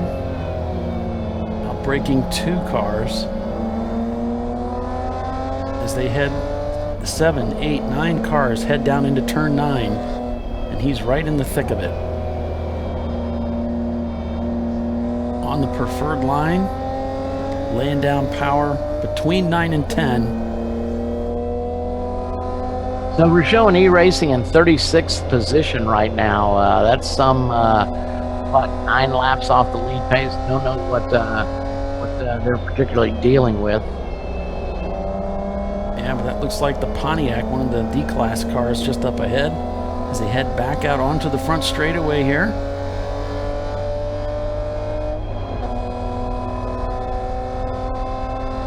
Waves to his crew as he goes by. You take a look, and here is the road course at Watkins Glen that we are on, the long course this weekend, as usual. So beast mode, whenever they come around this last turn onto the front straightaway, he's got almost all 4 wheels off into the Tiger's teeth on the outside of the track, just scrubbing the wall as he comes down with that mirror. It's pretty crazy watching him, but he has so much speed coming around that corner. Well, that's kind of like the way I play golf. I get my money's worth out of that golf course. I want to see every part of that place. And Team Troxel I think Phil was talking about that being a no-go zone, that you're off the race course when you go out there. So that may be something they may be looking at later. Phil was really upset about that because it is kind of a dangerous spot you get out there. All right. Well, Team Troxel has taken the lead of this race away from beast mode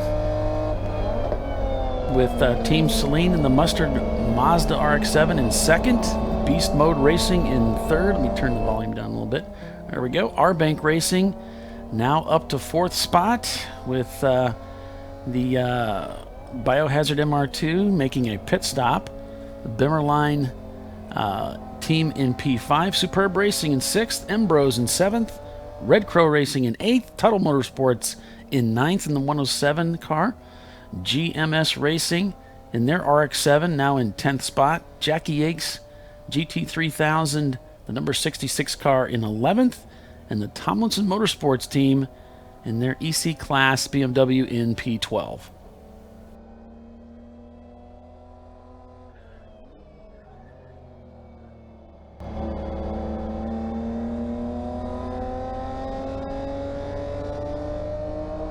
So we are 3 hours and about 30 minutes away from the close of this race on day 2 of this double 7 endurance race here at Watkins Glen International.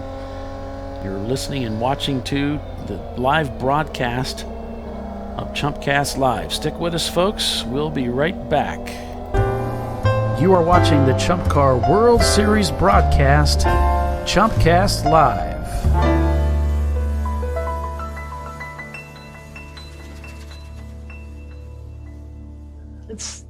That sounds so classy. I know. We are. In 1977, Wilwood set the standard for high-performance brakes. Today, every Wilwood product is born from racing technology and is proudly manufactured in the USA. Oh, the Mercedes just rigorously tested to deliver unsurpassed control on and off the track.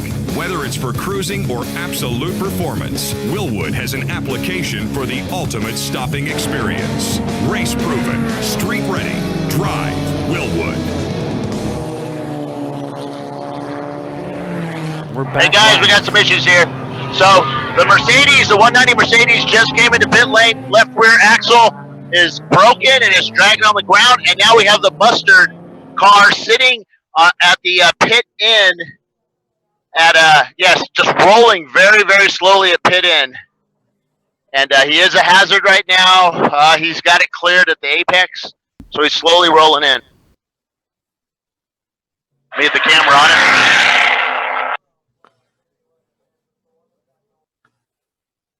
Yeah, it's like gravity has taken it now.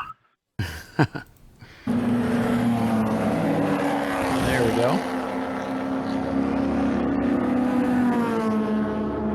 Yeah, one of our RoboCams is offline, so we don't have one of our. That's a shame on that 190 car. They were running in what looks like. Well, they just disappeared from my screen. They were running in 5th or 6th, I believe.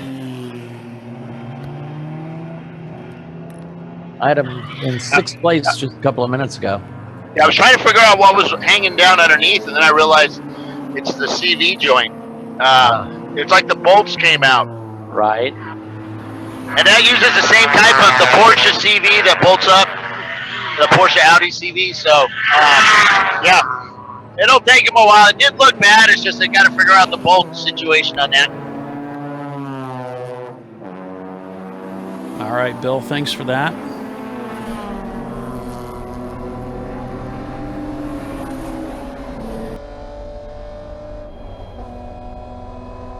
That was the 943 we saw there, stopped at pit in. Crew ran out there. I don't know if it was their crew or not. Went and pushed him in.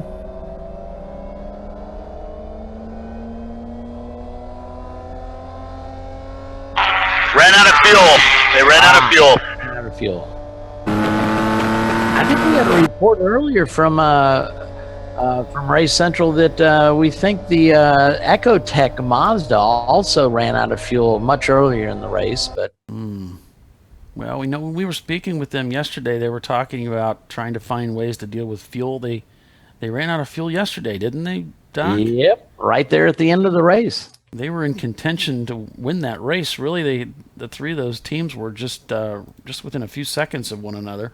Yep. It was anybody's race.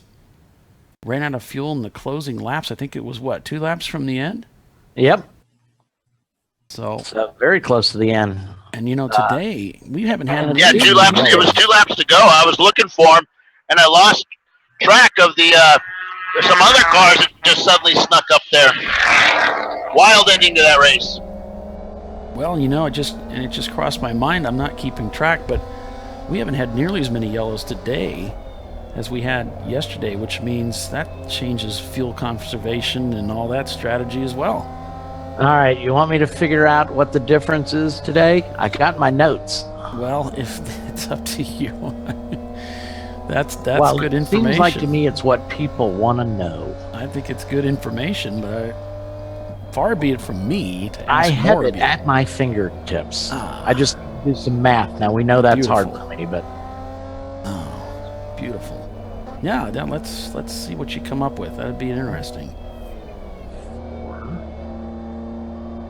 There, the 234 BMW coming around the outside of the e-racing machine as they head through turn 9 into turn 10 here.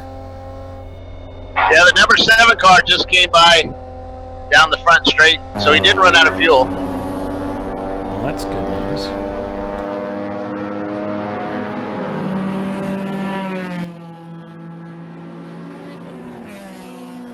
so your perception is indeed correct. Yesterday at this point, we had 7 full course yellows, and today we have only had 5.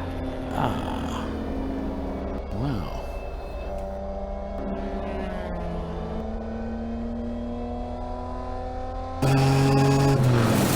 Leave it to Stat Boy here. On board with the Team Jackie Yates machine. Some great camera coverage. The view is really excellent inside this car. We appreciate those guys outfitting their car with a live stream camera. You can do that too if you like. We have an opportunity for you that we're just starting up. Bill Strong has started up an opportunity for you to have one of our cameras in your car. I'm still thinking this is a bargain basement price, considering how many people are watching us and listening to us. Yeah, absolutely. For $100, you can have $100. You can have a camera in your car that will live stream through the weekend. That's, With your logo. With your logo. It's a great opportunity for you to get your sponsors involved. You know, this is how For it a gets done. keynote. Yeah. I mean, in a 7-hour race, you know, that's ridiculous. And our exposure is quite significant, more significant than you might imagine. And Yeah. frankly, it scares us. Actually, I think this weekend may eclipse Daytona from my initial numbers. So Mhm. if we've That piqued would your be curiosity, impressive, 'cause the Daytona numbers blew me away. Now we probably got such high numbers at Daytona simply because I wasn't commenting. oh, I thought So you were that going to could play say a because huge part of it. I thought you were going to say because Bill was there in the pits. It's because I almost got arrested. So, and that probably the spike. You can see the spike as I was up in talking to people I should have never been. Oh wait, we have a car. Oh, car to the wall. Last turn. Heavy hit. Smoke. Can you put a camera on it, Bill? It's the yeah. It is on it. It is on it. Okay, we see it happening now. He's Yeah, you rolled might out. see it if you go to it. Yeah, we just saw it come off the wall, Bill. Car 115. Heavy hit. Okay. He hit the tire, so that's good. I'm getting a report from Andrea. It's actually the 116 car, and that was our 116. That's beast mode. Yeah, I told you they were coming around that so hard.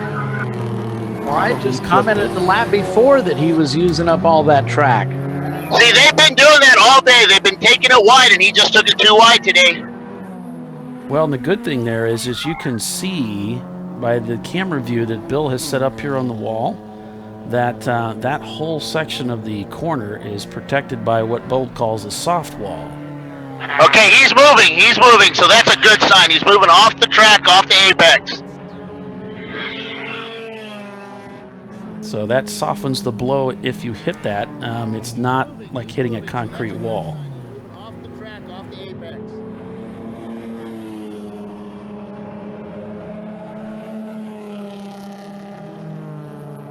So at 12:41 in the afternoon, our leader, the number 116 car in their 93 Acura, has made contact with the outside wall in turn 11 and disabled the car. And they'll be sending. Now we got someone the out to mad help. dash for pit lane now. Guys are jumping in here. Double yellow, full course yellow. So we're going to go to caution, and we're going to have cars coming into the pits here. You can see here come the cars now. So be careful down there, Bill. The number 266 car.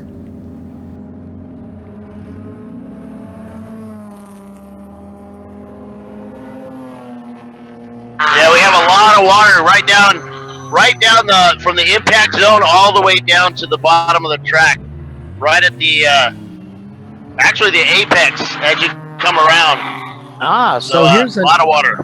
Here's a note from Rich that he might believe that that his radiator had blown and he slipped in his own fluids. Interesting. Thanks, yeah, because he appreciate it.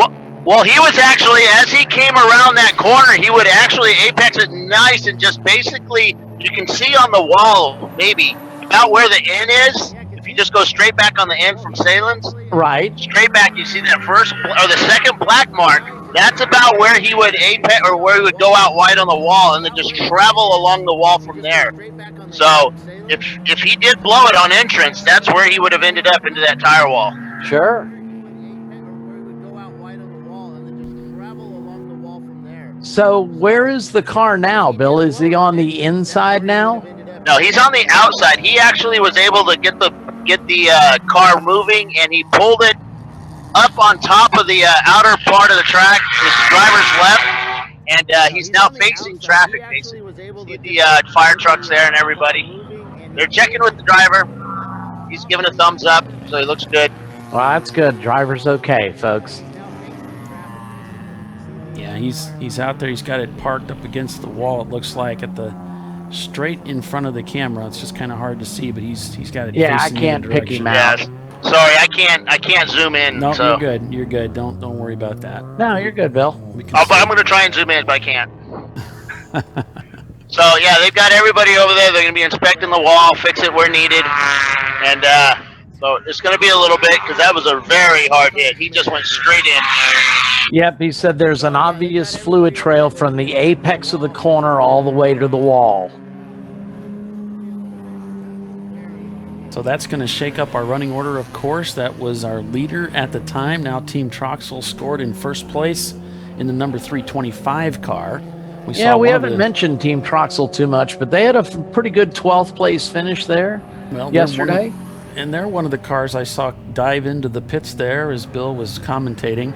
And we've got R-Bank Racing now in P2, Bimmerline in P3, Tuttle Motorsports in 4th, Embro in 5, and GMS in 6. But this is going to shake things up as teams play strategy with this this full course caution again. So they've got the ambulance down there. He will probably be required to take an ambulance drive from the hit. They'll go take him to the infield care center and look him over, make sure he doesn't have any concussions or anything like that. And, yeah, it's a good idea. Take care of him. Get checked out. Yeah, it's a good idea. You think you're okay, and I don't know about if you've heard these things before, Doc, and I know, Bill, you've been through this. Being concussed, it can come back on you later. You don't notice it right away. The adrenaline's going. It's not something I can really speak into. I've never been through that myself, but it's just good to get checked out. Yeah, I hit a wall at VIR here about 4 years ago. Pretty hard, very fast speed, head on, and I thought I was okay. I felt a little groggy afterwards. I've never been concussed like that, so I didn't know. Thinking back on the situation, I did feel a little like I wanted to throw up a little bit, but it was just, I thought it was nerves, just having wrecked my car. And then I got home. I slept all the way home. It was kind of weird, but it was a 24-hour race, so it wasn't abnormal. I got home, slept, went to work the next day, and it was weird. It was like I knew what I had to do, but I didn't know what I needed to do. I'm a programmer, so yeah, it's just weird. I went through the day, went home, was really tired.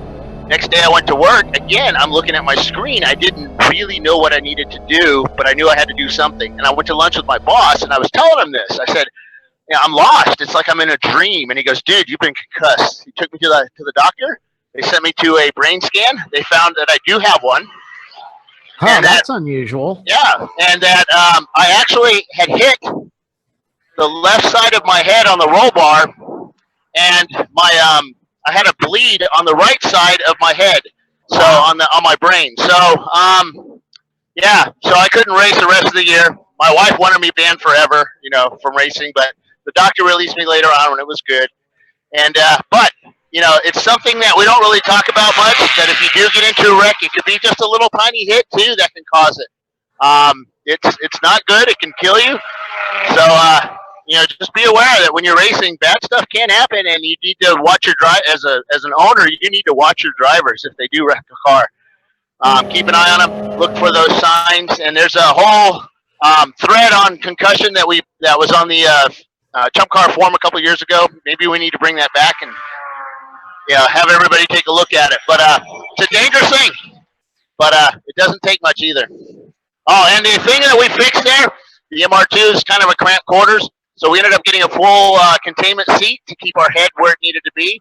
And that has helped a ton. We've never had an issue like that again.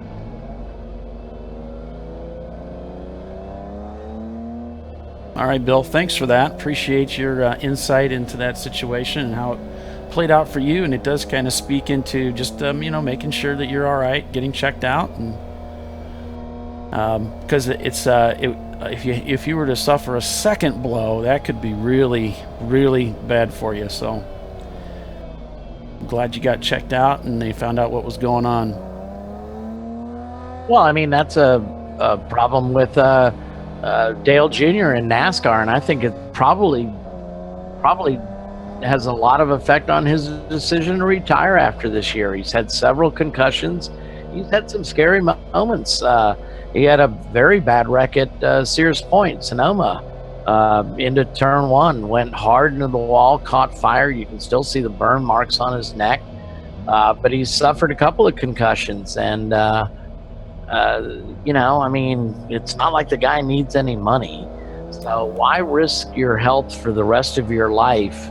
I mean, it's a thrill racing these cars, and I'm sure at his level, it's a real thrill. But, I mean, your health's not really worth it. Yeah, absolutely. We all want to go away from here, and we want to walk away from our, our cars at the end of the day. We don't want to, get ourselves. Yeah, Beast Mode just came by here. His nose is pretty crunched downward. So it looks rebuildable, but it's going to take a little sheet metal work.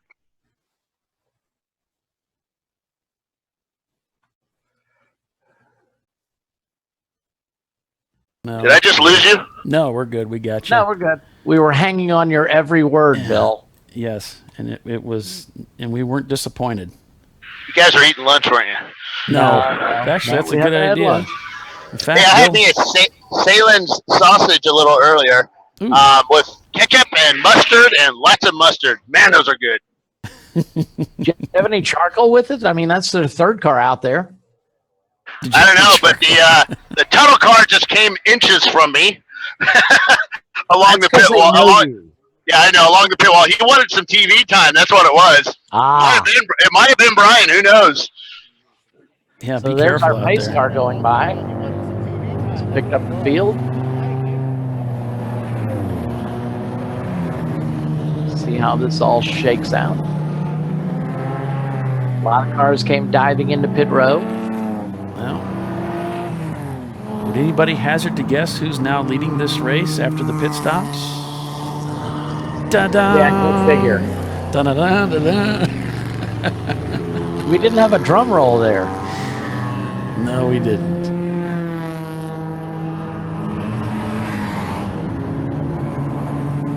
Yeah. So the interesting part with Beast Mode, I'm down here in pit end. I put the camera on the wall and I walked over, and Jimmy was, Jimmy, our equipment guy, is working pit end today. Went over and talked to him. We sat on the wall, and we started to talk about how they were coming so close to the wall up here, and then it was just like, boom, there he is, and into the wall. So it was really weird, and we promised not to talk about anybody else's car. That's a good idea. Well, that's going to make the full field rundown a little hard if we can't talk about cars. I'm just pointing out the bleeding object. So this is actually Bill's fault.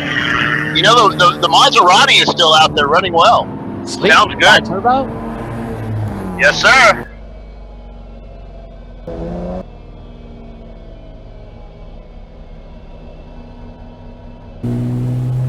See, wouldn't that be cool if Troy Trulio was driving a Maserati? I'm pretty sure he couldn't reach the pedals. I would beg to differ. I drove I forget what, the heck was that? Was it a Maserati or a Fiat? It might have been a Fiat in England. They had two different types of cars. They were the late 90s. One of them I sat in it. You had to pretty much extend your feet all the way out, and your arms are right up against your chest. The other car I got into was the opposite. It was like your knees were up into your chest, and your arms are straight out. It was the oddest thing because most manufacturers build the cars to one mannequin, one size mannequin, but they have the same proportions. This company did not.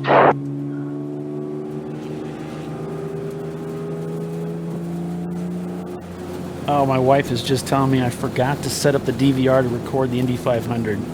Oh, man. So we missed the first 30 laps. So, 30 laps. What's 30 laps between frames? I know, especially since if it's at 30 laps now, that means nothing really wild happened. Oh, they got to be more than 30 laps now. No, well, at least Maybe something did happen. I completely forgot about that. There was another race today. I was thinking, man. Isn't there somebody famous racing in that race today? Somebody named Cilantro. I think that's something you get at the grocery store, isn't it?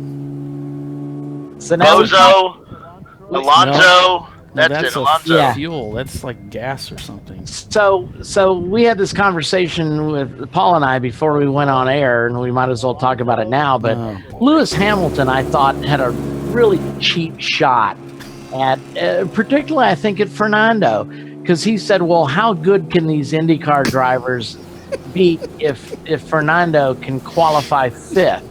And it's like, that's a cheap shot. And I've never been. But he does have a point. Where is he now in F1? Well, yeah, and not a point.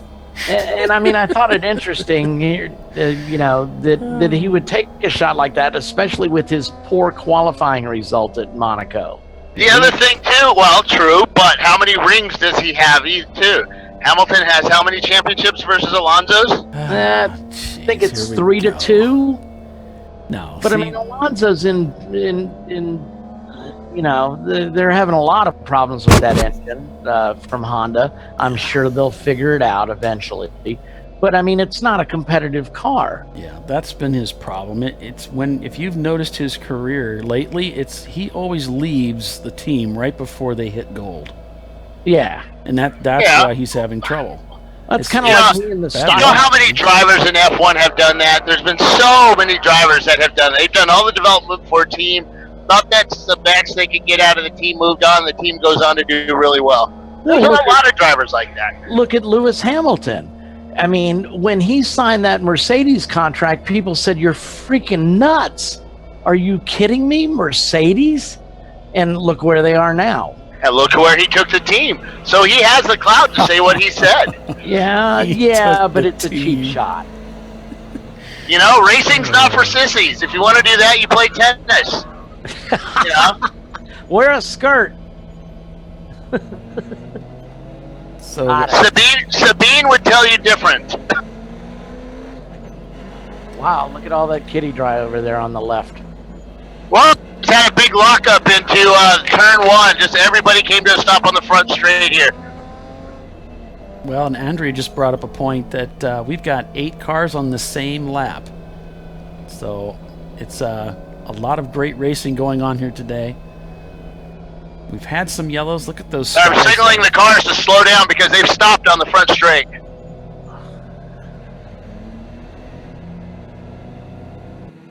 Yeah, my driver Jason's really good about that. When the cars start to come to a stop, he looks like a landing signal officer on a carrier. His arms are going all over the place.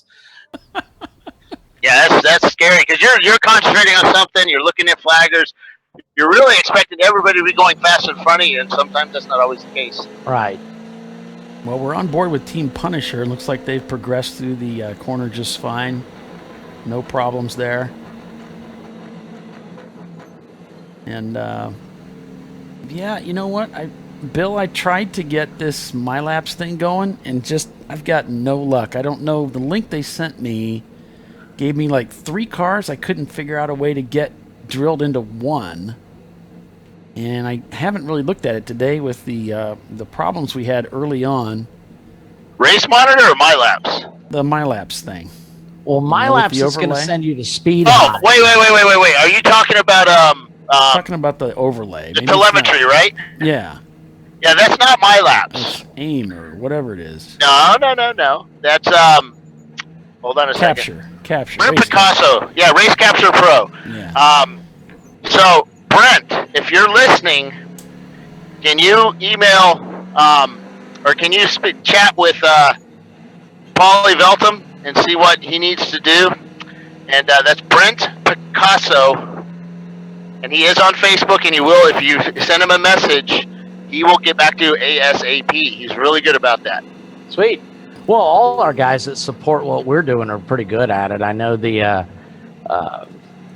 Paul talks to those guys all the time about the overlays on the cameras and that sort of thing. So they're working. There's a lot of people behind the scenes to put on this broadcast, so that y'all have to suffer through. Yeah, we're all equally liable.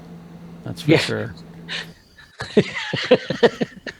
No one is exempt. Play the disclaimer. Yeah, that's why the disclaimer, yeah. So if you folks didn't catch the disclaimer, let me know. We'll be happy to replay it for you. So yeah, I'm checking with Troy to see if his telemetry's working. It may not even be. Didn't you send that? I need to be a little more proactive here. You sent it to me, didn't you, Bill? I sent you Troy's link. You sent me the link for. Yeah, there's a Saturday and a Sunday link, I think. It's under your. I need to just drill in and do this myself. Give me a minute here. Folks, stick with us. We're going to be doing a giveaway here. I've been derelict in my duties. We've got a giveaway for what is it? What do I want to say here? A ChumpCar pace car ride along pass, a free pass to ride along in a pace car to start one of our races. So this is an opportunity for you to do that. We're going to be giving that away here shortly. So stick with us. Don't go away. Go ahead, Bill. Troy just posted a link on the ChumpCar page with a link directly to it. So, and Rich is reporting on Facebook that fluid trail from the 116s all the way backwards from turn 11 to turn 10. Yeah, pace car's still out there. They've got the sweeper sweeping up all the oil dry down there. And that link did just show up on the Facebook share, Paul. Okay.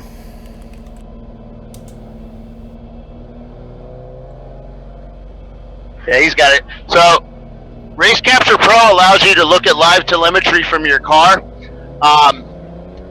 You put sensors in your car, and then you have this little tiny box. It's online. It looks like a big box with this little tiny thing that you plug into your OBD2 or your an L that comes into pit lane. And you plug it in and plug sensors into it. You can do it. They have a version that doesn't need OBD2, and it will send out all your telemetry to this website. I forget the name of the website. It's in that link. Where's this link at? You saying it's on Facebook somewhere? Where at? It's on our live feed comments. Yeah, on the live feed comments. So you can then look at what your car's doing, how fast it's going, where it is on the track. It has GPS built into it. Tells you the oil temps, your oil pressures, RPMs, speed. It's really cool stuff. And we're actually going to use some of those overlays on our production here soon. Once some more cars start using it, we'll be able to show you where they are on the track along with the picture, which we might be able to do today with Troy's car. And once we figure out timing and all that stuff, we might be able to do like NASCAR does with the RPMs and the speed and oil pressure and, because Troy's heart rate and all that stuff. It's mostly because we don't have enough to do already. Is that the plan? Of course. Oh, you know what? I've lost his camera feed. I don't have anything to put it on top of. well, that sucks. All right, I'll take. Have him come in the pits. We're under yellow. Yeah, tell him to come to the pits. What place is he in? He's not going to win. He's in 12th. Oh, he'll win. Well, if you're so confident, have him come into the pits so we can fix this camera. All right, tractor's coming in. The blower's coming in, and so is the escort truck with him. So we might be going green this lap. All right. Well, I found everything I need, but his camera's offline, so. I'll just go ahead and show that. That'll be kind of cool. Show it with all the information on it. I'll do. Show what people can see, because people might be interested in that. Brent needs to make his house payment.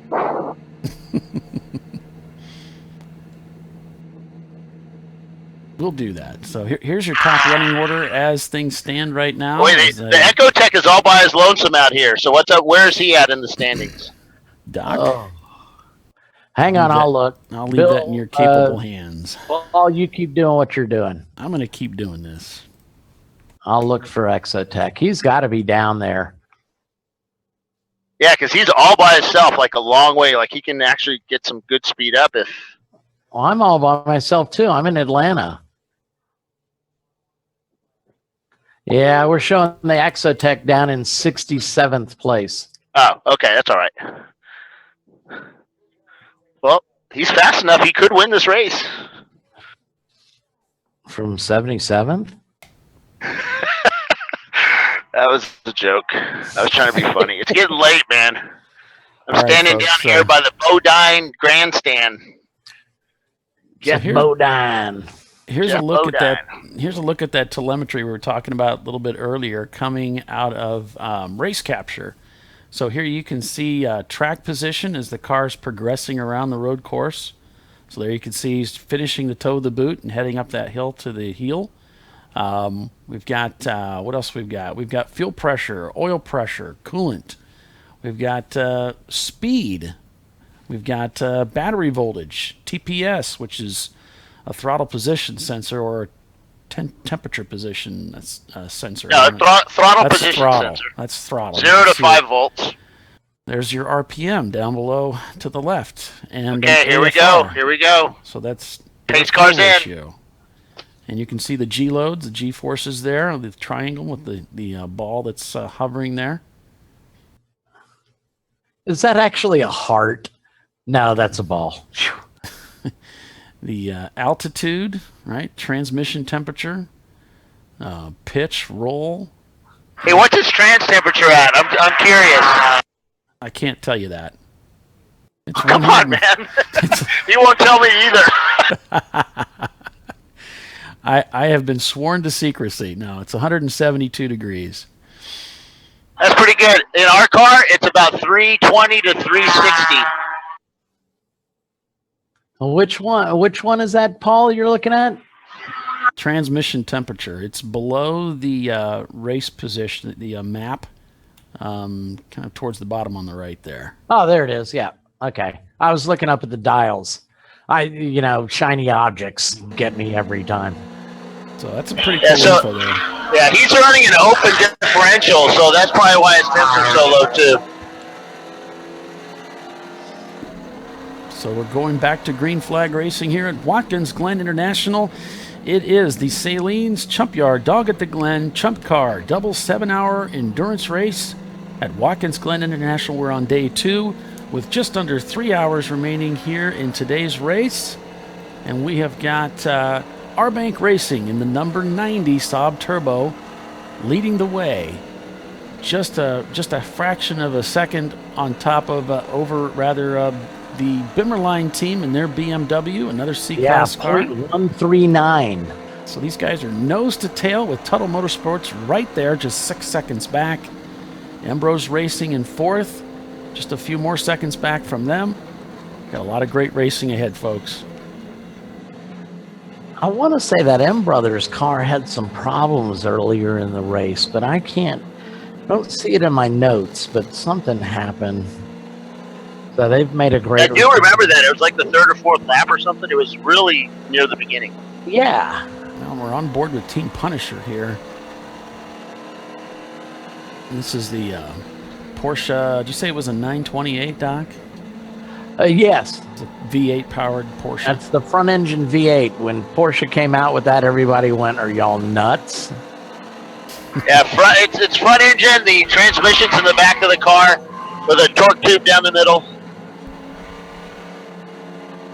I mean, that's when you think about it, that's a huge radical departure for them. Well, guys, if you want to sort of take the helm to some degree, I'll go. 779 is in pit lane. Just blew right through. Just blew right through pit in. Which car was that? 779. Now he's going back to the paddock. Ah, that's the Basilwini car. So, Oh, yeah, I boy. guess if you're, I mean, you should still stop. I think. Yeah, he'll have to spend a lot of time in pit out for doing that Yeah, if they I get mean, the car back out there. you know, I had a working barber. I had a car come past me at at Barber pit out, and he just flew past me. So I called it in on the radio. A couple of laps later, 15 minutes or so, the guy came back by me and said, "I apologize." He said, "I had no brakes at all." Yeah, I did the same thing at pit as I crest the hill. Something fell off my car, and I ended up going right down pit lane, and I went right past Al. Then he realized I didn't have a tire, so that kind of explains it. Sure. Yeah, that brake fluid leaves that car very quickly when that brake hose comes off. I bet it does. And when I say quickly, it was one pump and it was out of there. It was gone. All right, guys, I'm going to step away for a second and grab something for lunch. You realize you're leaving Bill and I in charge, right? Yes, and I couldn't be in better hands, believe me. What camera are you on? Right now, we're on the Team Punisher machine. Yeah. All right, cool. Keep it there. We've only got two car cameras right now, so. Well, this one's pretty good feed, so just leave us there. And it closed. Connection closed. You're funny. You're a funny guy. No, I didn't do that. It did that itself. All right, when Troy comes in, I'm going to remove that camera out of there and I'll see what the problem is. It may be the battery that I had in there. It was, for some reason, the battery didn't charge last night fully. I think I have a bad cable. So I'm going to get a battery on that. And we got a car coming into pit lane right now with the hood up. It's a Mazda RX or a Miata. The hood is wrapped around the windshield. I hate when that happens. It's the 173 car. Bill, I'm going to leave this with you. You've got one of the two cameras that are working. We got our tower cam and you, and that's it. So I'm going to have to leave it with you, buddy. You okay with that? Yeah, we're okay with that. Who's the camera on? It's you. All right, the 173A car's in. They're all three guys over the wall. They're trying to pin down the hood. That's the continuous rotation car right there. That's a 90 Miata.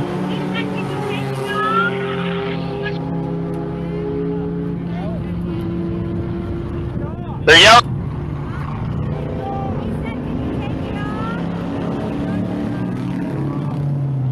He's got the BFH there. Yelling about taking the hood off.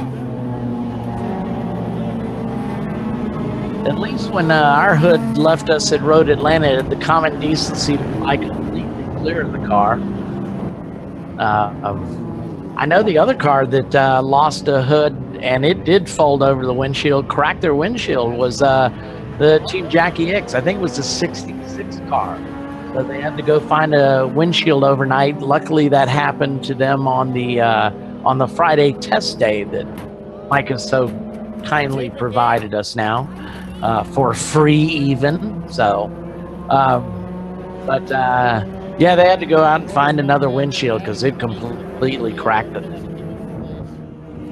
Is that Troy with tape? That is Troy with tape.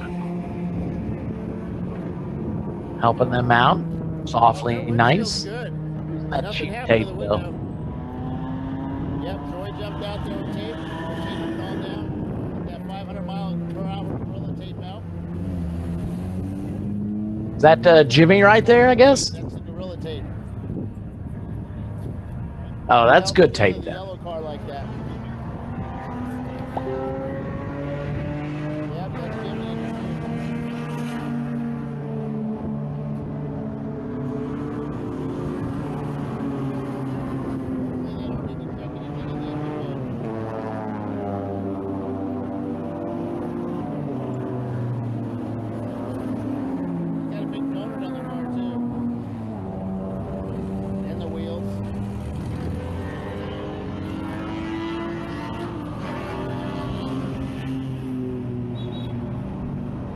got that baby taken down pretty good.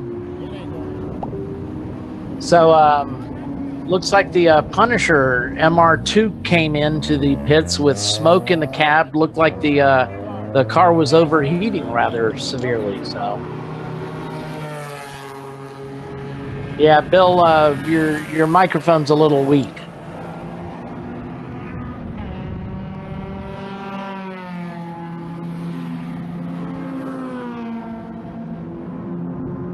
And we're live on your camera, so pointed at something interesting. How's that sound? 799 is back out on the track. And it's some time. That's the Basilini car. Bill, we can barely hear you. Oh, Bill. Bill. Bill. All right, hold on.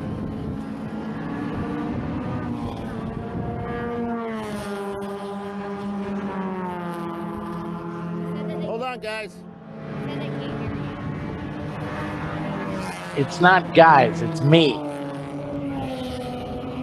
Paul's gone, remember? He's left it in our care. And look at what we're doing. Test. There. There you go.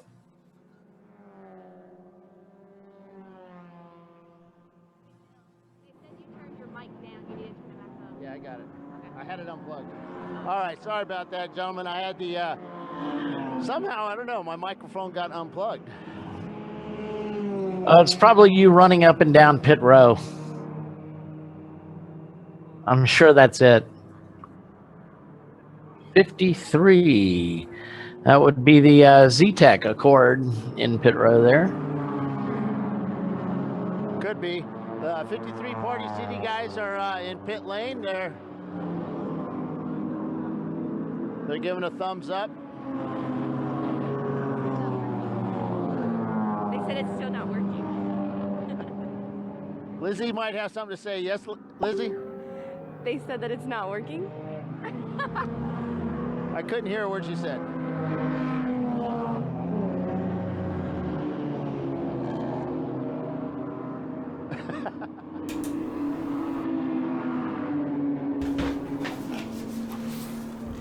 So what happened there?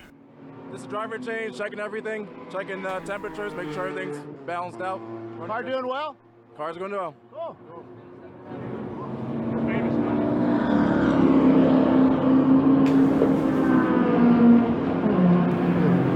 You guys are up there. We're up there. Yeah, we're pushing for a top 5.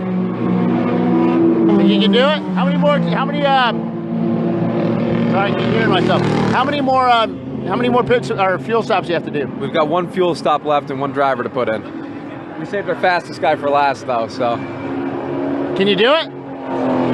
Win it, probably not, but we'll see. That's the confidence we're looking for. All right, these are the Bimmerline guys. What? Yeah, okay, thank you. I'm told my microphone works now.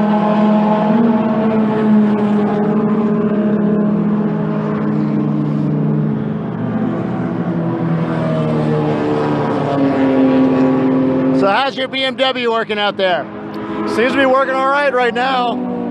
Certainly not the fastest car out there, but just keeping good pace. What place you guys in?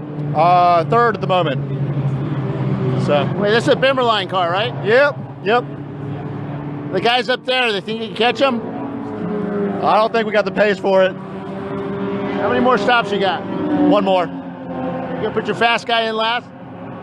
We'll see. It's me. We'll see how it goes. Are you the fast guy? I don't think so. Be consistent, more like it. Exactly. Yeah. All right, man.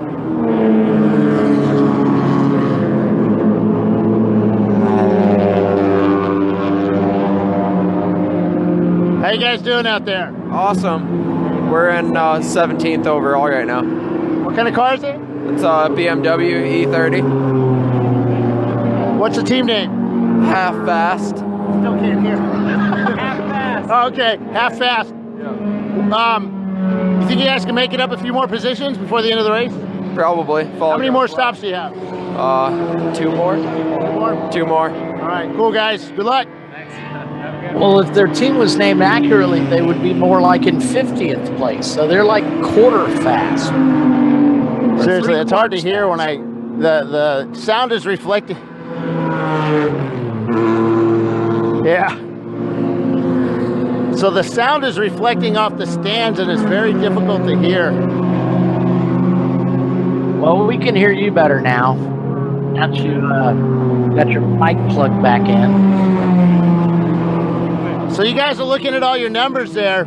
Where are you guys? Auto Neurosis Racing. What place you guys in? 34th. You gonna move up? We hope so. How many more stops do you have? 2. 2? 2 more, yeah. We're having fuel starvation problems, so we had to make a couple extra. Yeah. That sucks, man. It does. Yeah. It does. So, well, these cars are loud over here, so they're reflecting the sound off the stands. So who's your driver in the car now? To Tom Tarrant. Yeah. Is he quick? He's pretty quick, yeah. Yeah. We like him. Cool. Who's in the car last?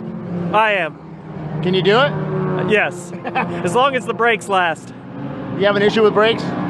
We might. I like that. We might. All right. But, you know, the coward pedal, you don't use those in a race, right? No. Momentum. Exactly. All right, guys. Good luck. Thanks.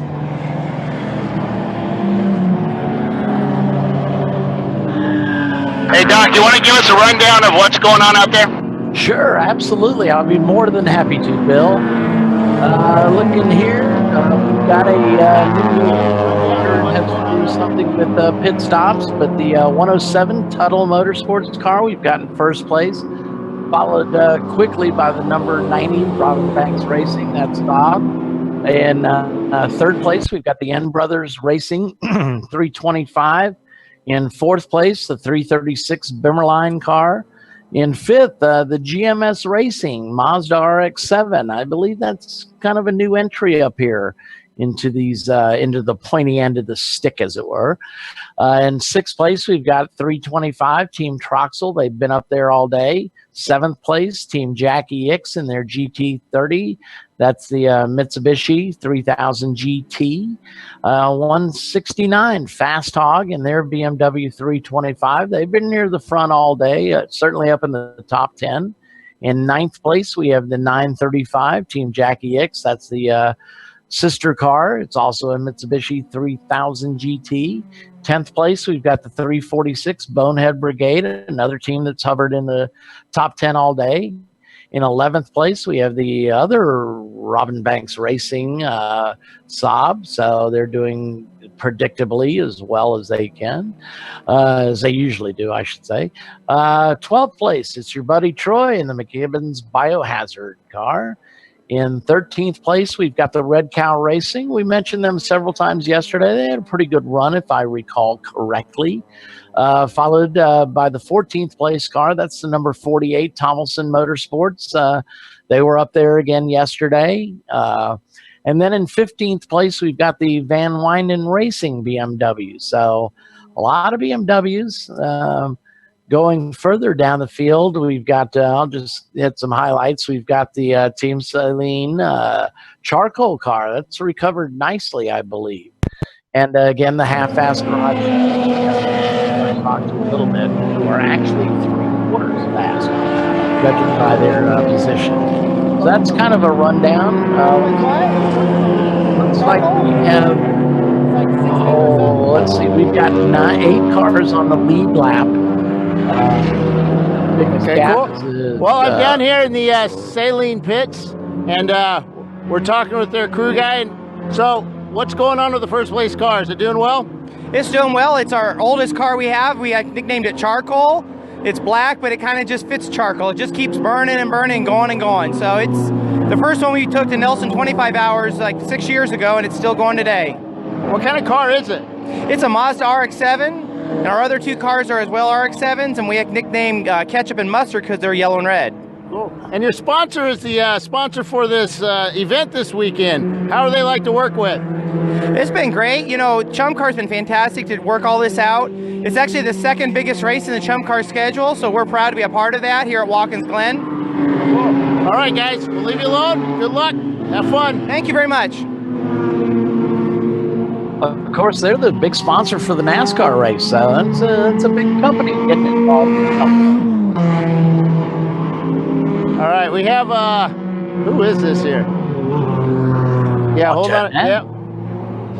So we got a wing. Oh, they broke their wing. The 929. Okay, the 439 MR2, the NASCAR guys, they're back out. The Martin McClure guys. That's the MR2 heading back out.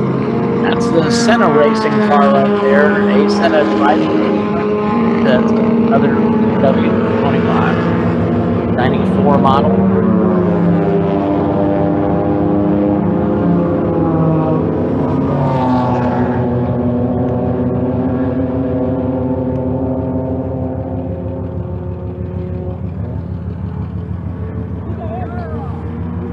Yeah, turn the car off.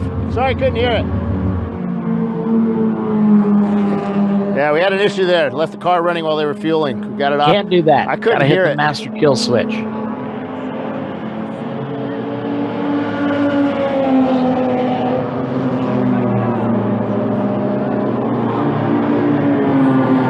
Yeah, it's a quiet car. I could barely hear it myself. So with all the cars going by.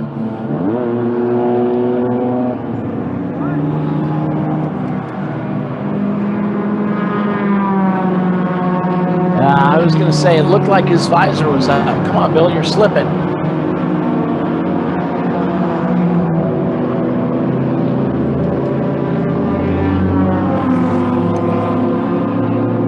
Yeah, we're working on it. Sorry, I've got cars coming all around me. I got to watch me too, so sorry about that.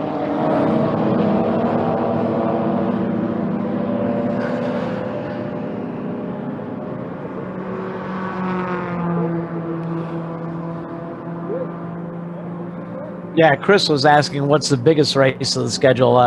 As far as sheer entries, it's Daytona. I think we started, 100? See their wing busted. Cars this year. It's actually... Road Atlanta's third, only because of from capping the field there. Yeah, it was a ton of cars. Yeah, I mean, gosh.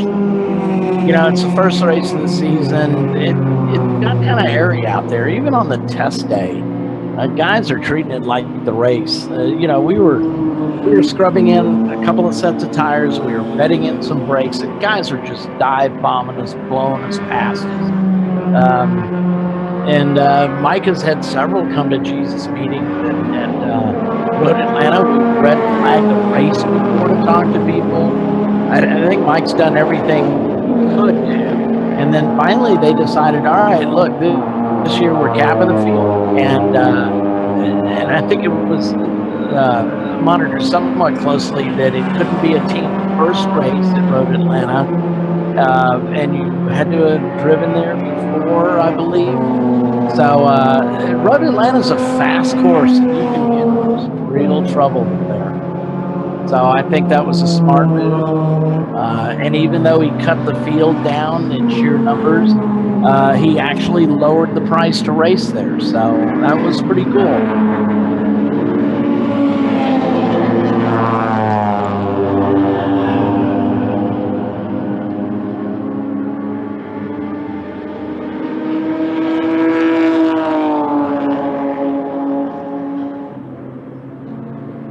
So Bill, say something. I'm out of kind things of to say. concentrate on these guys and not talk and just pay attention to what they're doing. All right. So you see the guys there just to the right wearing the safety vests. Those are our volunteers for the race. Or they might actually... Yeah, I think it's lunchtime for some of our... Yeah, those might actually be Watkins Glen personnel. But anyway, look, we're always looking for volunteers to help the ChumpCar staff at these races. Yeah, those are the... working pit row, working yeah, they're pit the Watkins Glen people. Monitoring team stops to make sure that they've got all their gear on, they're properly fueling the car, they've got the car shut off. It's a great way volunteers to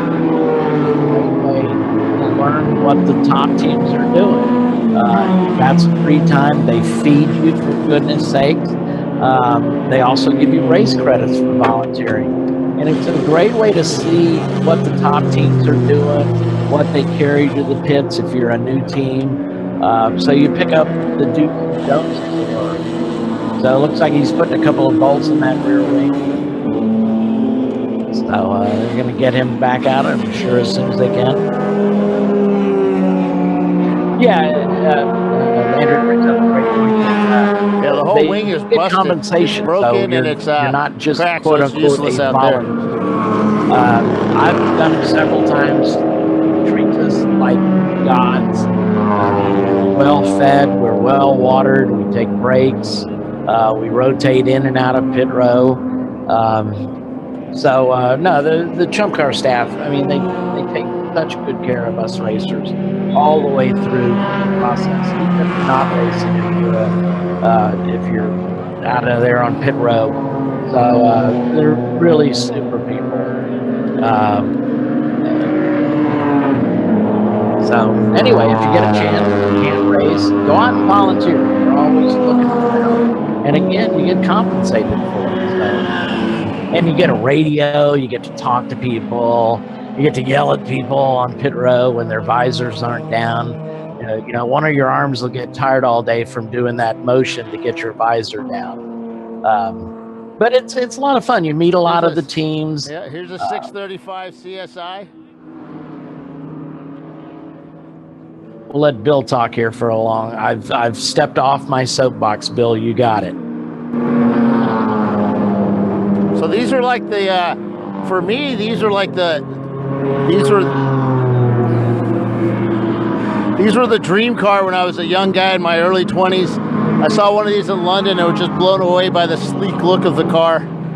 Way out of my price range as a 21-year-old. I couldn't agree with you more, Bill. Those are sharp looking The sharp cars. look actually adds a little to it. Don't know if it's my thing, but it looks pretty cool. You know, they get a little lemons in them. That's cool. So do we. You gotta have fun doing this, or else it's just not worth it. All right, we got a lot of cars coming in down pit lane right now. Yeah, why not? All right, I'll operate off my headset. But a lot of cars coming in. Uh-oh, Jackie X is in. They've got steam coming out their window. A lot of teams put their radiator vent on the window so the driver knows when to come in because, hey, your window just fogged up. It's a 66 car. We're headed down there right now. Oh, that's our car that was running in the 6th position.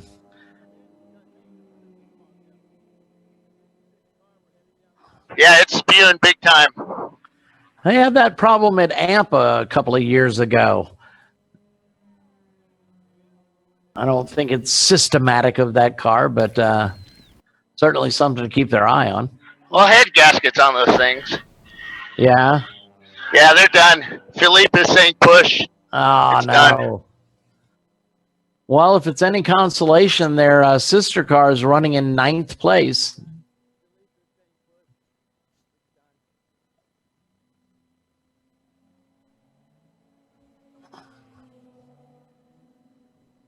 We'll talk to him a bit later.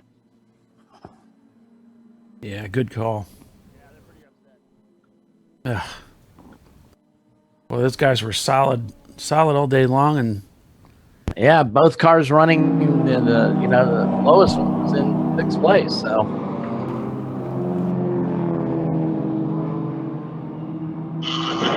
all right, Paulie, you got this. yeah, I'm just gonna. hey, I got to step away for a few minutes, Go ahead, guys. guys. Go ahead. Go ahead, relax for a little bit.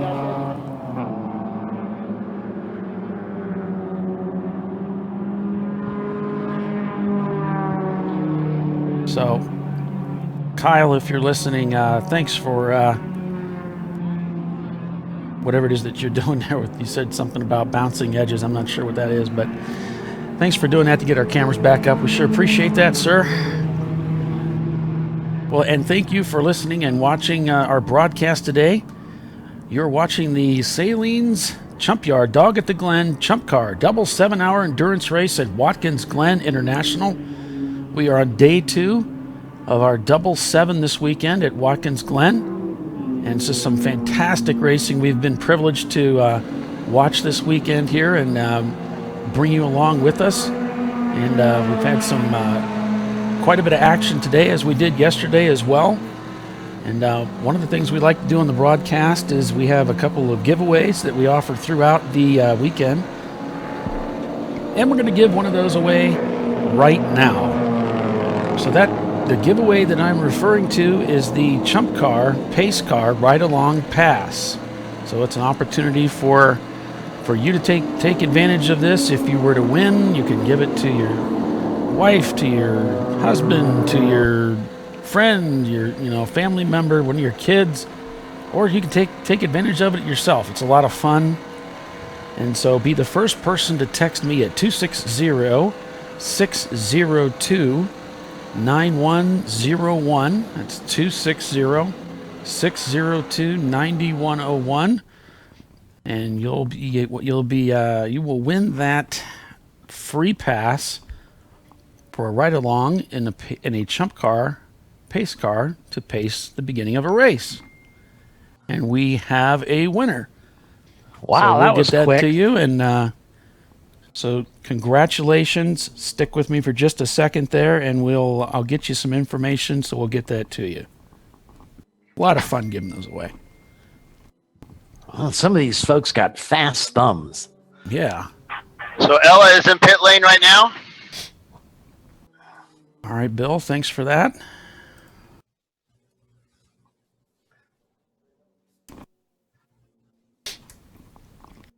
And we have had another position change. You probably heard Doc speaking of earlier, with Ambrose Racing taking the lead.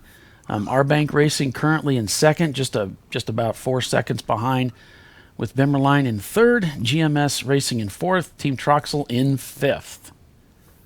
The other Arbank Racing car already up into the top 10 now. So those guys looking really strong again today. And there's Troy Trulio's car, currently in 11th position. And we're looking... They're jacking up Ella right now, right front.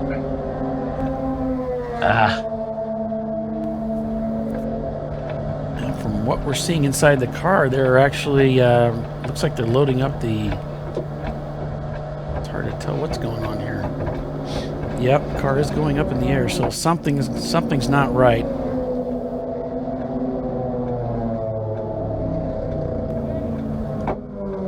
Yeah, I've got a camera on them. Well, they're doing something on the inside of the car as well there, Bill.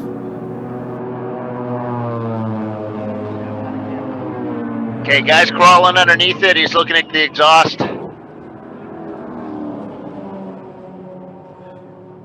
course, on that right side, that's where your two exhaust ports join together at a flex joint. Right. This is the side of the car where the two headers come down. Yep, that's what it is. Looks like. Yeah, we've had them break there before, and they're impossible to weld because of that flex joint. And that's normally where it breaks, is right in the. No, it's not the flex joint. They're actually up on the transmission side. Wow, Bill, get right on in there.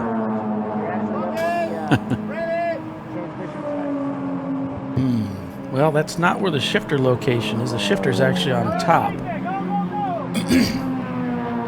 I'm not sure what they're dealing with. Well, the transmission oil fitting is right up there where you add the oil on an E30. But I'm sure he's got a hole drilled in his transmission tunnel to check his oil. Oh, you know what is up there is your oxygen sensor. But I don't think that's it. No, it's oil. They've got the oil plug out. They're going to throw some oil in it. They got the oil plug out. They're going to put oil in it, and they'll be back out. I'm surprised the lot doesn't have that transmission tunnel drilled, so you don't have to get under the car.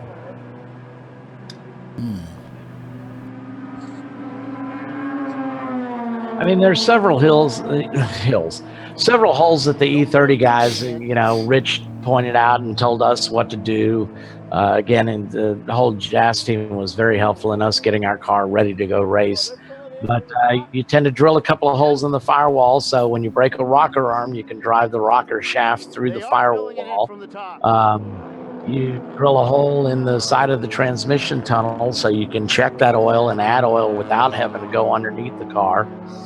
Of course, the most important thing to remember is if you drill a hole in the firewall, you better plug it. You're an absolute idiot if you don't plug it, because should you get into a fire, that fire is going to come through there and it's going to come at you.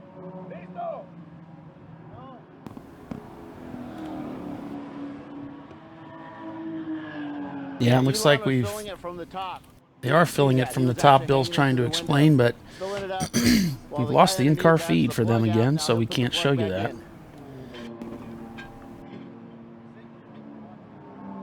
So they're working on that car, trying to get that thing back up to par where they want it.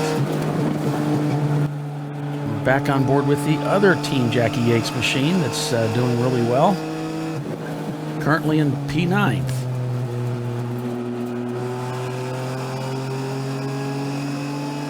So at least they have a solid shot of getting one of their cars in the top 10 as this race winds down. Just 2 hours and 20 minutes left.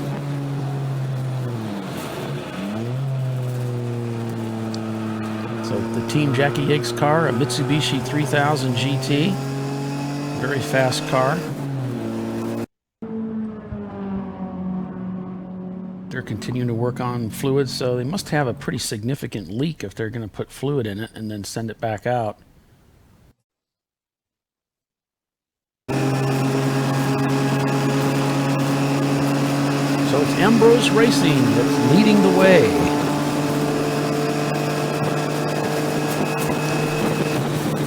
About 10 seconds up on the R-Bank Racing Team car that won this race yesterday. You know, Doc, I don't think this is, let me get this turned down a little bit. Hey, Paul, I think you just mentioned Are you on me? I can barely hear you. Yep, go ahead. Are you on me? Yep. Are you on me? Go ahead, Bill. Go ahead, Bill. So what happened, man? I just added some transmission fluid. We've been leaking all weekend and been adding it. So he was complaining a little bit about the synchro, so just wanted to finish all the way to the end. But the car's running good, man. Just made a mistake early in the day. I hit the pepper car by accident. He lifted it uphill. But we're doing good, man. Cool. All right. Good luck, man. Thanks, Bill. That is Alon. He's the ringmaster of that team, a nicer guy you couldn't meet. Awesome guy. Brings his whole family to the race. They're all up there. Jessica's wife is a phenomenal cook. She makes these empanadas that are the talk of the garage. Yeah, and he was referring to that contact he had with the charcoal car of the one of the three that was brought by Team Sahlens. And we saw that earlier, actually. We saw them, if you'll recall, that was the first stint this morning he was in, and drove by and waved an apology as they were in the pits as well. Yeah, Alon's a class act. Yeah. All the way around. We had a blast with them after Daytona this year. They had a couple of motorhomes over in the lot by Lake Lloyd, and we went over there, popped a couple of suds, and then bench raced with them for hours. Great group of guys all the way around. Doc, I think this is one of our female drivers here that Bill's found in the pits here. Cool.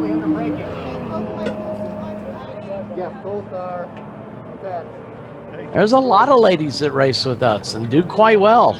I know Tiffany Alexander Hooper's up in Mid-Ohio today. She's involved with the 9-4 Motorsports guys that had such a great run at COTA.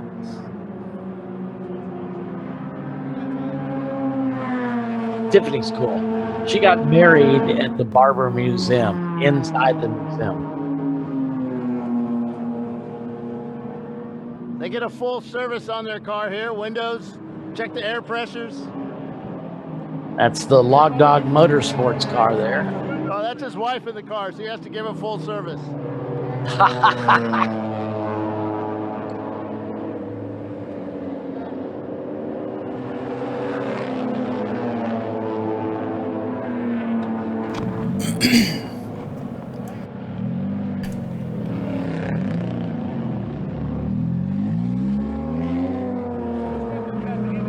I'd love to get my That's a wife good-looking out doing car. this, but she said no way in a few words. So that's your wife out there? Yes, it is. She's usually the fastest of all of us, so. Does that hurt? No.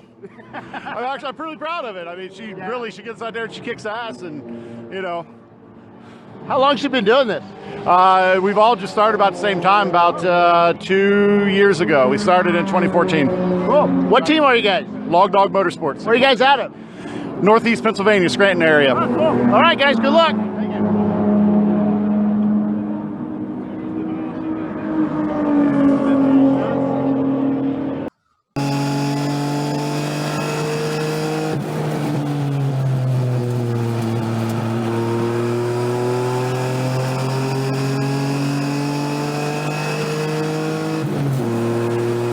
All right, sorry guys, I had to get the winner of our. I had to get the contact information over to the winner from the winner of our pace card ride along pass to Andrea Chiswick to get her taken care of. Masseuse, is that just a normal thing? Yeah, it comes with it, but it's better if she's Swedish. Oh, even better. All right, guys, have a good one. So Bill having a good time down in the pits there while we're Bill has slaving a good away. time wherever he goes. Yeah.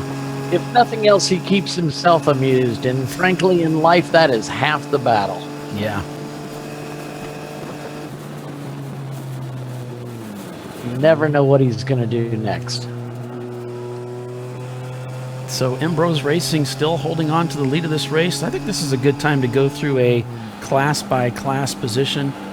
So we're going to do that. Let's talk about the various classes we have here. We have starting in A class, which is sponsored by DiscoveryParts.com. It is Beast. Whoop! We just had a change take place there. Okay, maybe just my browser refreshing because everything suddenly changed. Tuith Autosport leading the way in their '92 Honda Civic. In P2, Legacy Auto Group in P3. Karolansky Roselle in third. Okay, looks like the Martin McClure car. I guess they had another hood incident come up. So I guess the hood's been completely lost from the car. So, oh boy, that's scary. In B class, it's the Team Sahlens charcoal car that Elon was just alluded to earlier. Remember, they were in the pits earlier in this race, having to change a tire. So they managed to get that car back up to the front of their group. And it looks like the car that lost its hood is pulled off onto turn 5. Looks like he lost the hood this time, or lost the car. I guess the hood completely came off. Yeah. So the two of the Sahlens cars, holding down first and second in B class with Go Racing in third. The C class Ambrose Racing car in first place in C class with the R-Bank Racing number 90 car in second. So those are your first and second overall runners as well. And then Bimmerline in third. Moving down to D class. Dead Pedal Racing in their Maserati leading the way with Rhinoceros Racing in second and Punisher GP in third. Yep, the car is stranded, just heading up into the S's. And in EC, it's the Fast Hog number 90, Fast Hog 95 BMW 325i, Tomlinson Motorsports in second, Flying Burrito Boys in third. So there's your top runners by class. Again, here's your overall top 14, top 11 rather, with Ambrose Racing leading the way.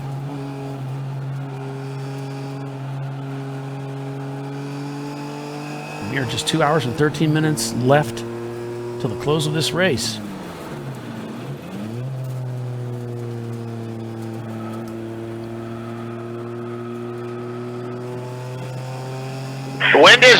picked up down here.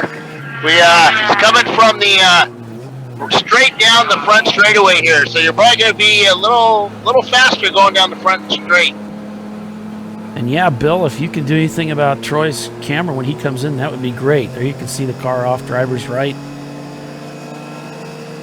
So what's happening? About Troy's car, if you can do anything about the camera when he comes in, that would be great. What's happened to it? It's offline. Remember? Say again? Troy's camera is offline.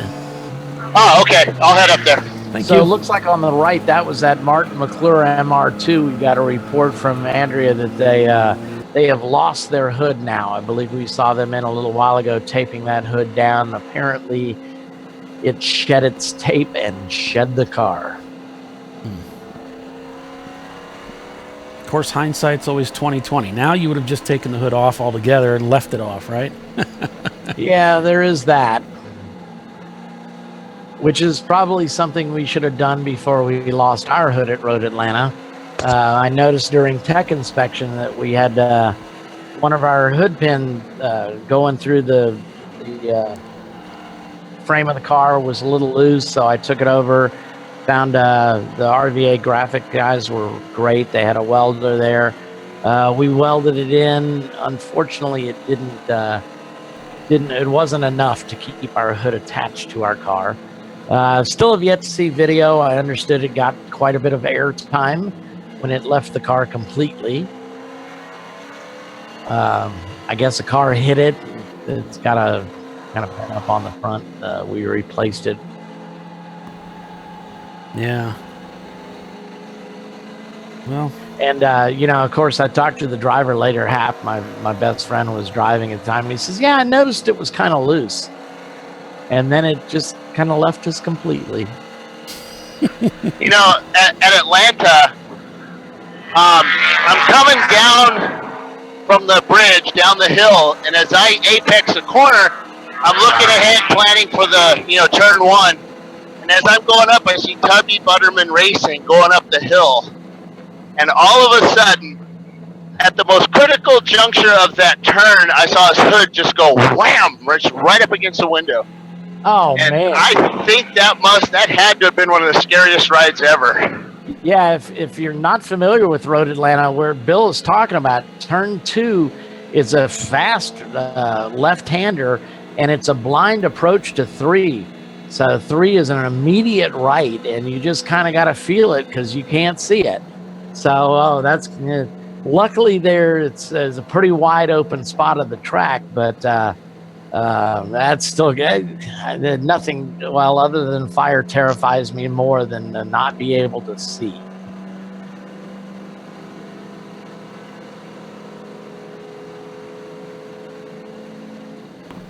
So we're going to be going full course caution, I suppose. Yep, looks like we already are. Yep.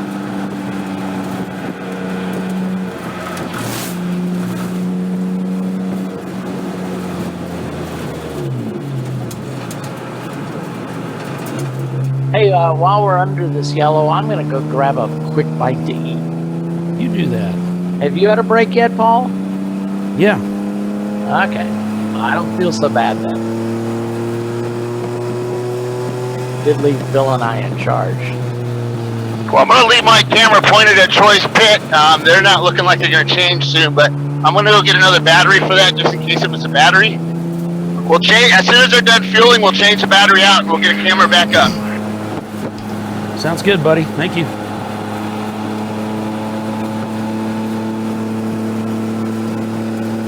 All right, folks.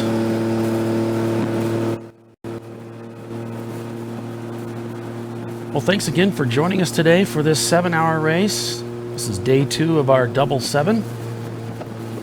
Sponsored by the Sahlens Packaging Company. ChumpCar World Series race presented by RVA Graphics and Wraps. So please stick with us. We'll be right back after a word from Lifeline Fire Suppression Systems. Lifeline is a fire suppression company. We focus on innovation and leading the market in the fire safety category. What's important to us is that we keep drivers safe, that we keep teams safe, that we spare equipment. It's motorsport, it's a dangerous environment. We certainly have gas and oil and combustibles that we're carrying along in a very dynamic environment. Fire is not uncommon. It's our job to put out the fire, make sure our drivers walk away safe, and make sure we can keep doing that. Our market-leading product is a Novec based. It's a 3M Novec fire suppressant. And what really makes us special is the delivery system. This new 8865 3620 system puts that Novec, two separate systems, puts Novec in the cockpit, Novec in the engine bay in less than a second, immediately engulfing the area with a fire extinguishant. So by flooding the area that quickly, we're able to actually put out fires, save equipment, save our drivers. Obviously, that's the most important part. This is the new Lifeline 8865 certification system, our 3620 system, which has a separate cockpit and engine deployment. Specifically, the cockpit fires Novec through a piston system in under 1 second to flood the driver compartment and put the fire out. Our engine piece is fairly unique. Again, same piston-driven system. Floods the engine bay with Novec, and then a couple of seconds later fires a coolant system to prevent reignition. So not only do we put out a fire, but we also prevent a fire from reigniting. It's interesting as we continue to develop, as we continue to push and innovate. We're really working hand in hand with both motorsports and military. So what does a Wayne Taylor race car that's going around the track at 180 miles an hour have to do with a personnel carrier? Very harsh environments, as we're at Sebring and this car is banging around, and the stresses on this fire system, again, to make this piece live, so that it's available, so that it will put out a fire when it's called upon.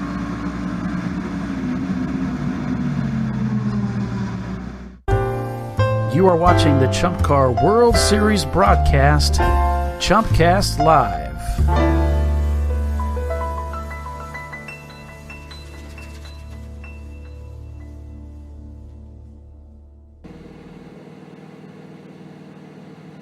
We are live here at Watkins Glen International Race, for this remainder of the 2 hours of remaining race in this. I think I'm getting a little punch happy here for the final 2 hours of this endurance race here at Watkins Glen. It's been an amazing weekend of racing.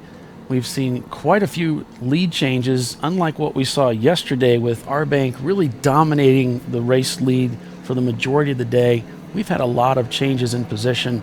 Right now we have Ambrose Racing leading the way here, and I predicted, I had a good feeling about these guys when I saw them in the entry list a few days ago. I thought, man, Ambrose is going to be there.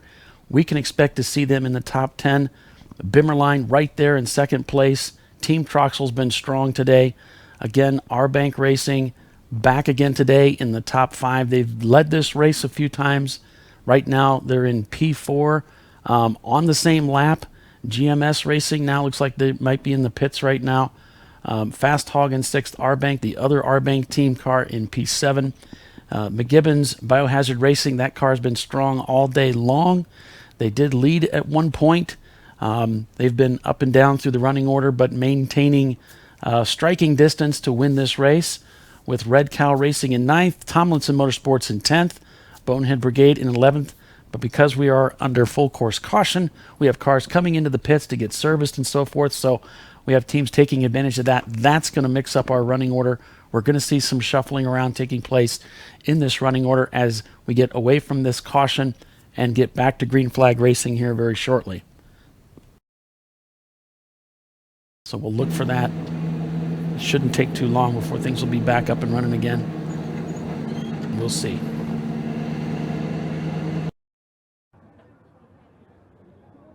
Here's the view from pit road. You can see some of the cars in right now being serviced.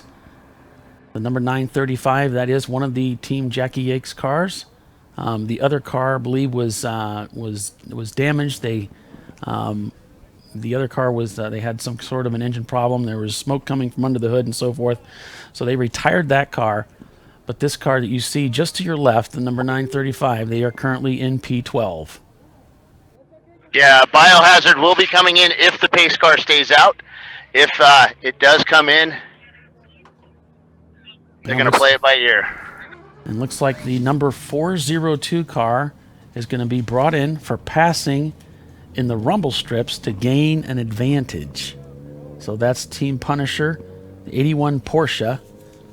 Looks like they're going to be called in, and that's you know, one of the things you don't want to do is have your number keep coming up over and over again with things going on that race officials have to look at. That's not going to play into your hands very well. So I've seen that number come up more than once with some issue.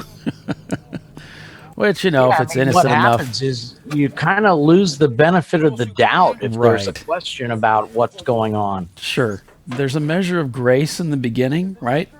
Yep. But when they keep seeing your number again and again for something, it just doesn't go well for you when you do that. And, of course, some teams are new, right? You know, you've got the new team jitters, and you make a lot of silly mistakes and so forth. But, yeah, not good. Well, I mean, a lot of times, you know, if you have a lot of, you know, 2 offs, 4 offs, spins or something, they'll bring you into pit in. They'll black flag your car, show your number to you. You come in and, you know, Jimmy, whoever's working pit in, will just have a little talk with you. It's like, hey, buddy, you know, what's going on? You got a problem with the car, or you just kind of need to settle down? And so they'll talk you off the ledge, let you go back out. But if you keep having the same problems, they'll bring you in, particularly with spins and offs. They'll bring you in and just mandate that you do a driver change. They're very forgiving the first time, but the second time they're gonna crack down on you. Right. So, yeah. As we get going, though, as the team gets more proficient and we spend more time racing, those are the kinds of things that you look to avoid, right? You just, how are we going to do better in a race? Well, we're gonna make fewer mistakes.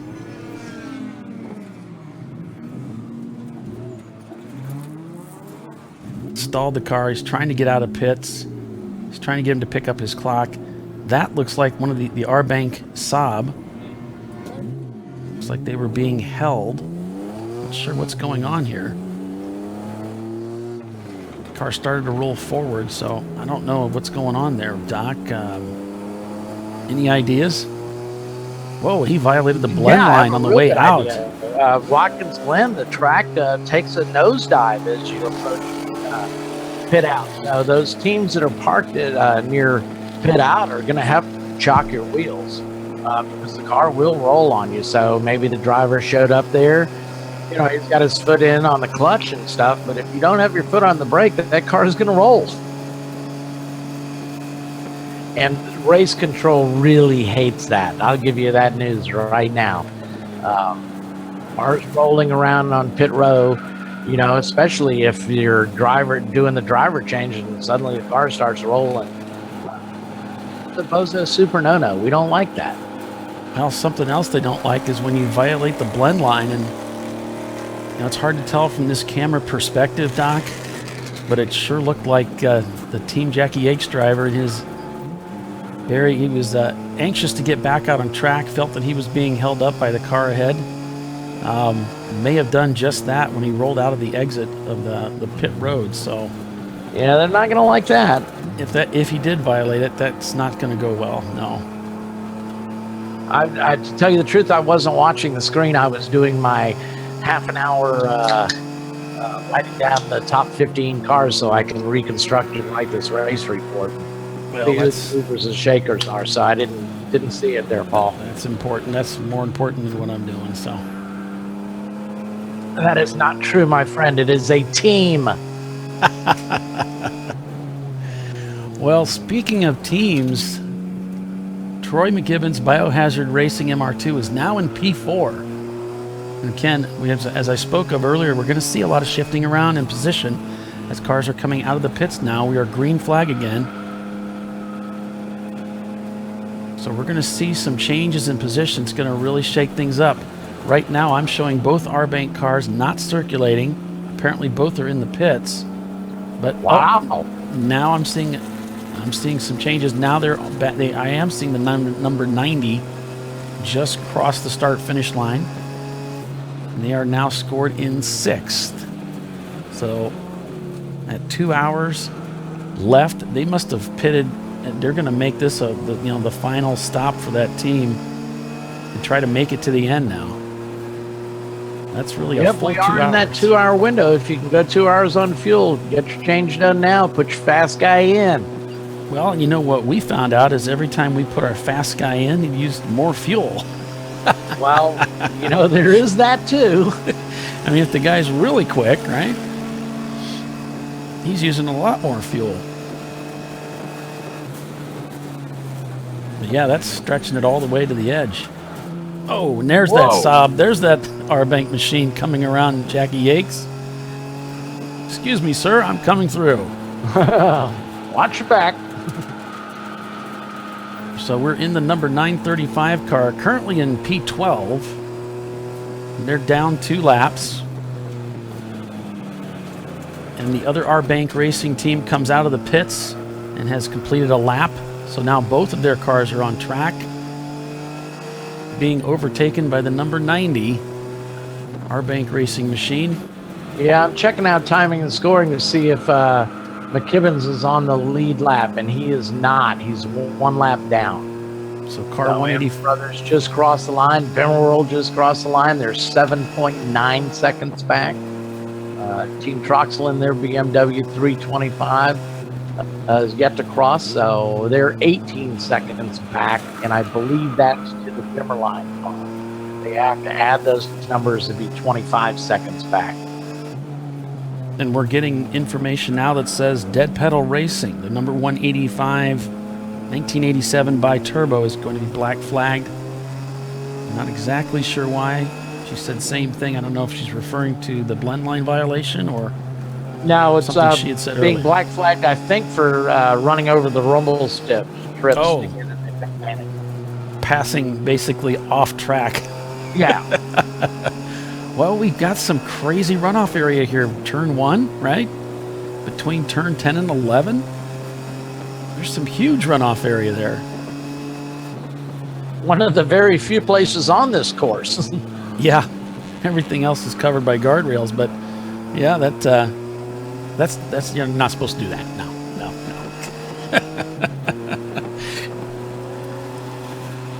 It's not officially part of the racing surface, so don't use that to gain an advantage.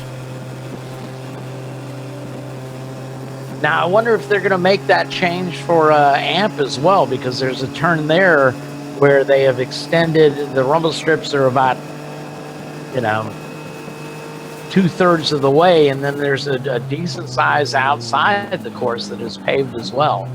So last year we could use that, but I'm not sure if they're going to let us this year now. Mike's always pretty thorough in the driver's meeting. Guys will ask questions. Mike's usually got a great answer for us, so we'll see what he says this year. Yeah. So there it is, folks. Top 11 as we get close to the top of, well, we're just past 2 hours now. Well, it's 2:06 in the afternoon, Eastern Standard Time in Watkins, Glen, New York, and there's your top 11 runners as things stand right now, right?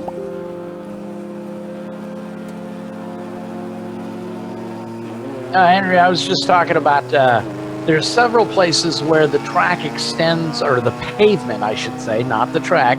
The pavement extends outside the rumble strips. There's a turn-in AMP that does that, and the one leading up towards the towards pit wall after you do the big loop up at the top of the hill. Sebring comes to mind too. The last turn leading onto that long back straightaway. A lot of guys will go far left over before the rumble starts even started, it seems to me, and then cut down in there just to carry as much speed down that back straight. So we were just wondering. Not really a question right now. It's just an observation. Yeah, it's a thought. And we're very thoughtful people. We think a lot. Sometimes at 2 in the morning. Yeah, I had one of those last night. I think I beat you. I made it till 2:30. Oh, I was up at 4, buddy. Oh, that's nice.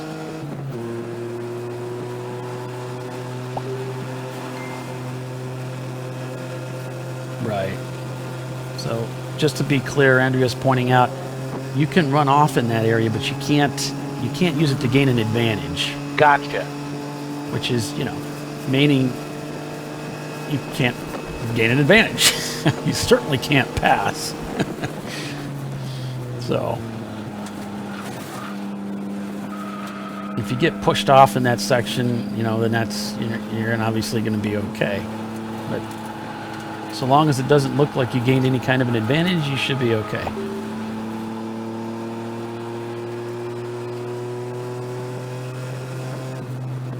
So we're heading down through the chute, heading down into the boot. You can see how steep the drop is. The elevation change is pretty dramatic here at Watkins Glen.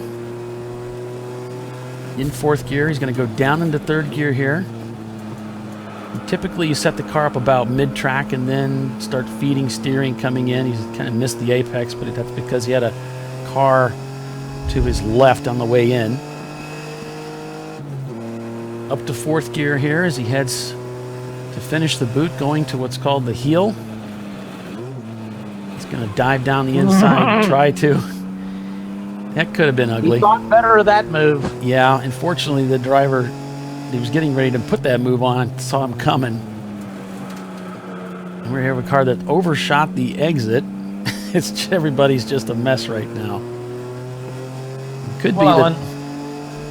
Well, I'm just wondering if the E30 is up ahead there that kind of went way, way wide, just kind of was seeing all this stuff going on in his mirrors, got a little distracted as they head into the final corner here. Yeah, and as far as etiquette goes on the track, I think what everybody asks that you just be predictable. But yeah, we've done that before. I mean, you're looking in your mirrors because you don't want to be a hazard to folks, and you end up being a hazard because you missed your line. So, I mean, what everybody asks is that you just hold the racing line. The fast cars will figure out a way to get past you. Yeah. So, folks, this is our sponsored team here, Team Sahlens. Look, they got a 2-story pit box. Yeah, their pit box is deluxe, and that's kind of what I wanted to bring up. We've walked around this a few times. I walked around it at Gingerman when I covered that race for Bill. It's pretty cool.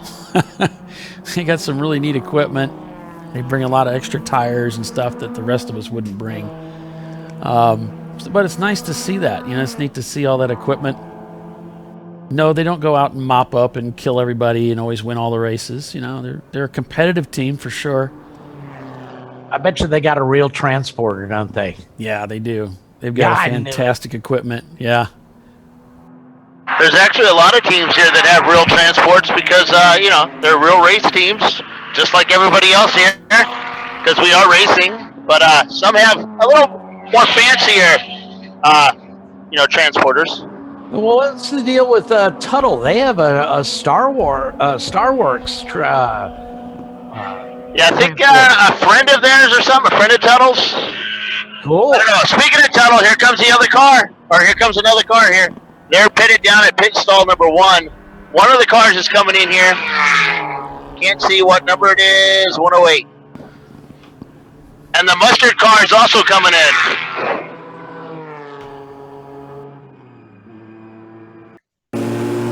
So we're going to have ketchup and mustard in at the same time. Go fix yourself a hot dog there, Bill. I'm telling you, man, they're killing me. I love these hot dogs. Also, our bank racing is in as well, the other Saab, the 195. Now that's some cool view of that 71 Pontiac Grand Prix out there. Yeah, he just passed me. It's a pretty car. Well, that's not going to be a scheduled stop, Bill. They were just in. Yeah, they're fueling for the mustard car. No, I'm talking about the R-Bank machine. Oh yeah, that's the new car. Okay. Lots of cars coming in. We got the 500, the junk player special they're in. I was talking to them at lunchtime. They've got a boost issue. Their gaskets expired yesterday for the turbo to manifold, and so they used RTV on it. And under street usage, that might have worked, but under race conditions, it's not. So at 14 PSI, it tended to blow the RTV out. So at high RPM, as they're going up the S's, it wants to do funny stuff like overboost. So the ECU just retards the engine like crazy, and they lose power. He has to fill as he goes up to keep the car from bucking, but too bad for them. The car was a rocket when it was working this morning, but again, they used the wrong material, and they knew it. They just wanted to see how long it would last.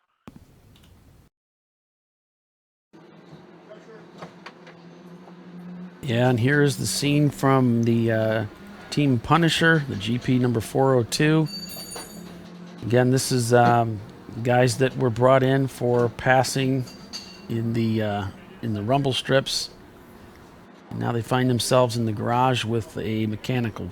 So, rough weekend, long weekend for those guys.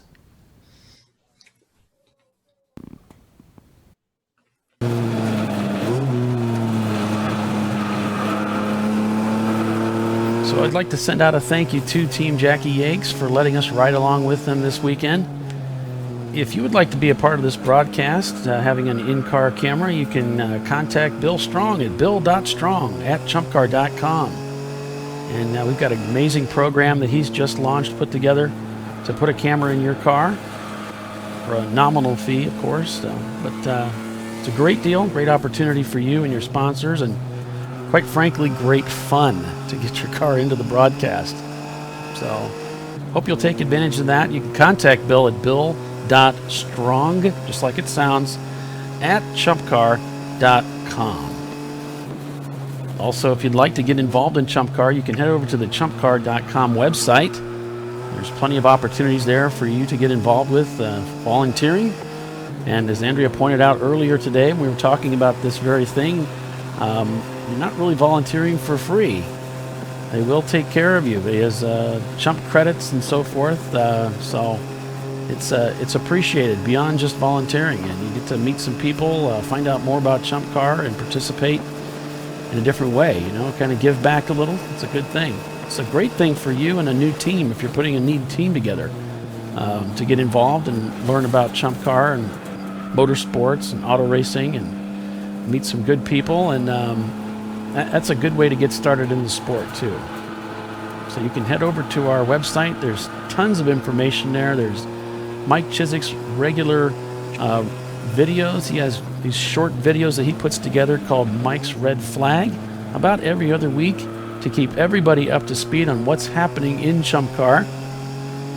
So you can check that out. You can like our Facebook page if you haven't already. If you're a Facebook user, that'll really help keep you up to date with Mike's videos and so forth.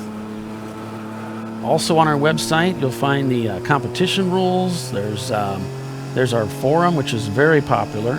You can register in the forum and meet a lot of people that are of like mind. Whether you're interested in a particular type of car, or maybe you don't have a car and you just want to find a seat that you can rent. Even if you don't have a lot of experience or even any experience, you should be able to find a team that will take you on and take you under their wing. So it's a great opportunity to go racing, and you don't even have to have a race car. I don't know, that's a pretty good deal. So you can head out, you can get all of that and a lot more information at our website, www.chumpcar.com.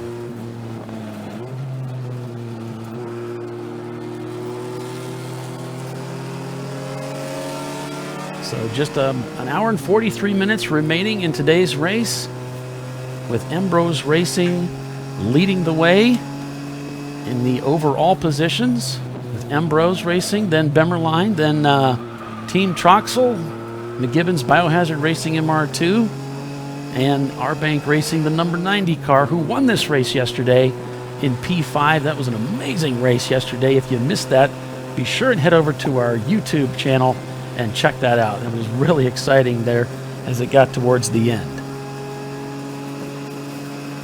Now, apparently we've got a car that just passed Station 2 that is smoking.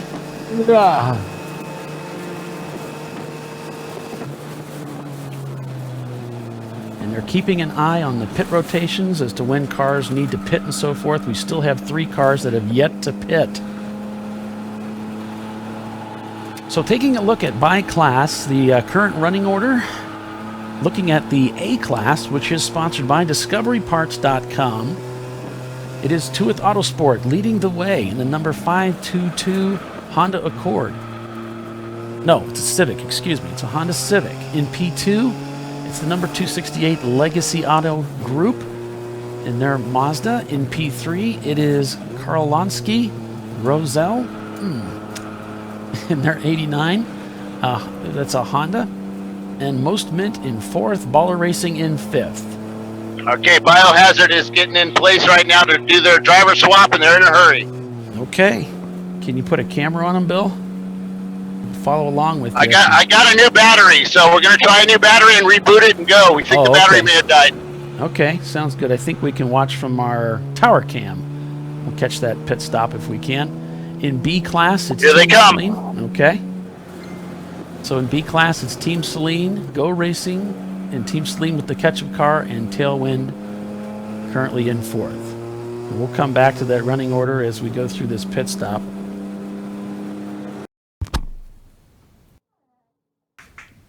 So we should be seeing them here in this camera view here shortly as they come into the pits. I don't think we missed them. This camera view is a few seconds behind the audio that you hear coming from Bill's microphone, because we are in real time with one another. We're on a call bridge, so we're able to communicate in real time, but of course the video lags behind. There is the McGibbon's Biohazard MR2 there, picking up the clock. So the clock timer has started. They have 5 minutes minimum in the pits. And there you can see opening up the driver's door to make that driver change happen, while at the same time fuel going in. Man, a lot of cars coming in. I know their wheels all... Troy keeps eyeballing me and winking at me. And I can't show you, but his right rear wheel, half the bead is missing. About 5 inches or so of the bead is gone off his inky wheel. He is not going to be a happy camper.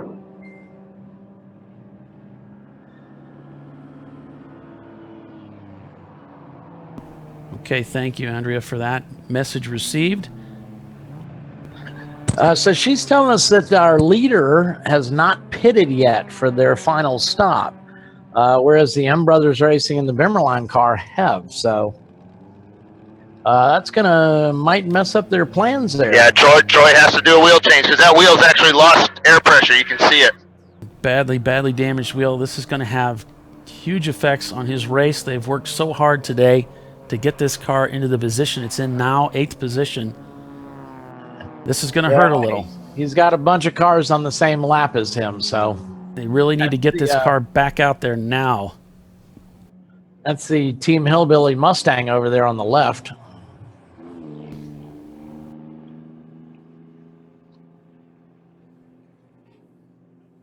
So it's Team Troxel currently leading this race, but we're getting message that perhaps they have yet to pit for their mandatory final stop. We're not allowed to keep drivers in the car any longer than 2 hours. So I'm sure that's what she's referring to. It's not a fuel limitation in this case. It's a driver seat time limitation, or maximum that you're allowed to be in the car racing.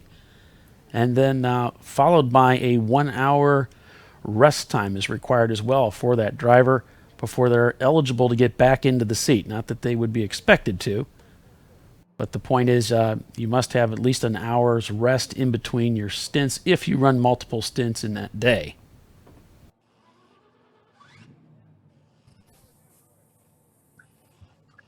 Yeah, we're not going to be able to do this. I don't have time. Copy that. So you were talking about these stops, Paul, and at one point, I don't know, about 2 weeks ago, it looked like I was only going to have 2 of us at NCM. So it's like, well, gosh, how are we going to pull this off? And so, I mean, what we figured is we're going to have neighbors like you and Bill, so we can try and do this broadcast with all 3 of us racing as well. But anyway, you can usually get somebody to hold the fire bottle for you. It ain't that big a deal, you know? So, and I told Chris, it's like, all right, well, here's the deal. We get another team to hold the fire bottle for us, and the driver going into the car goes ahead and starts fueling the car while the driver gets out of the car. Then they switch position where the guy that got out of the car, he takes over fueling, and the second driver starts getting belted in. And I'm pretty sure we could do that in 5 minutes. We generally got plenty enough time. I've got our fuel jugs where we can dump 5 gallons in under 30 seconds. So you figure, you know, if we're going to do 2-hour stints, because we're only going to try and pit 3 times, so it might take 2 minutes to fuel, say another 30 seconds, because you're going to be handing off the fueling duties. You're kind of going to get it buckled in by yourself until the guy comes around and helps you and stuff. But I don't see any problem with racing with 2 people, as long as you can get again, somebody would help you out on the fire bottle. You could even get the driver getting out to handle the fire bottle if you wanted. Sure. But, yeah, at where was that? Laguna Seca, there was a team in C class that was running with us. They had 2 guys running an old MG, and they ended up beating us. I think it was C class, but they ended up beating us because we hooked them out. But it was cool because it was their championship, and we went there to have fun, and we did. But we helped them fuel and covered them while they put their driver in, and they said they'd never done that before. They'd always just done it themselves. Let me go take you over here on my camera. We're going to show you the wheel that Troy had to replace. Sorry, I could not get that camera into the car because we just didn't have time. The external battery that I used died, so the internal battery, stopped too. So I'm sorry, we don't have a camera in that car. Let me go over here. Yeah, the tire had actually lost pressure. Camera in that car. Go look at it. Let me go over here. Yeah, the tire had actually lost pressure. Okay, Bill, we're on you. Oh, yeah. Wow. Are you seeing this, Doc? So, yeah, that's a pretty nasty little bite out of that wheel. And they've been racing like that. I go my whole stint like that. Yeah, that's... Wow. That is a huge chunk of the bead gone. Wait a second, Tommy, what was up? That was like that ever since the beginning of my stint, so that's about 3.5 hours ago. On my second lap, I got tagged in that quarter, and I kept going. I said the car felt loose, and I guess that's why, and it's been losing pressure ever since.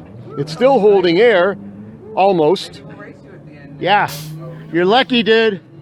I'm lucky, and so's Rick. Yeah. Oh, so Ricky got out of the car with it like that. So that went through 2 stints. So Ricky, what was that like driving a car with 3 wheels, man? It's fast. Was it? You did a 220. I did a 220 about 4 or 5 laps ago with that. Wow, dude, that's a lot of G-force on that tire. Yeah, it was. It felt a little greasy, but I thought it could be anything when it comes to a chump car. Right? So basically with MR2s, as a team owner as well, we tell you just drive through it and stop bitching about it. Hey, you guys have trained us. We have a history of that. All right. History of that, Bill. Yeah, I know. All right, man. Started that way. As long as it moves, keep it out there. Yeah, as long as it moves, just keep it out there. I saw the temps when I was pushing get up to like 225 or so. So if you see 225, 228, even 230 down the one straight, just keep an eye on it. It'll get down to like 215, 220. So just watch it. And when I was pushing, it wasn't too bad. Look at that. Now do me a favor and keep your eye on that green flag on the front straight. Copy that, copy that. Nobody's here, but they don't have the flags out, so I'm not sure if it'll go this time or not, but I'll keep an eye on it for you. Can somebody give me an idea? We might make it interesting at the end. We'll see. Hey, go for it. When we went to this latest yellow, just an approximation. I didn't write it down. I was too engrossed in the racing. I don't, it kind of snuck up on us. I don't remember. So, Andrea, if you're listening, if you have any information on when this, when we went yellow, that'd be good to have.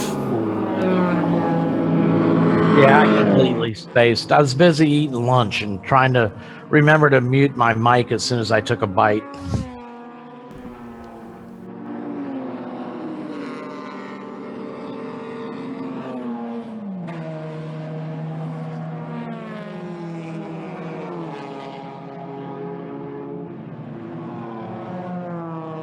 Okay, the good thing about this is I now have a phone to use to find out what place everybody is in.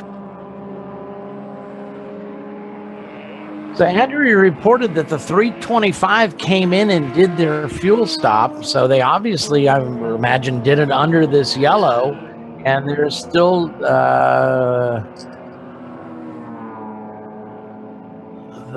listed in the lead. So maybe they kept their lead during that.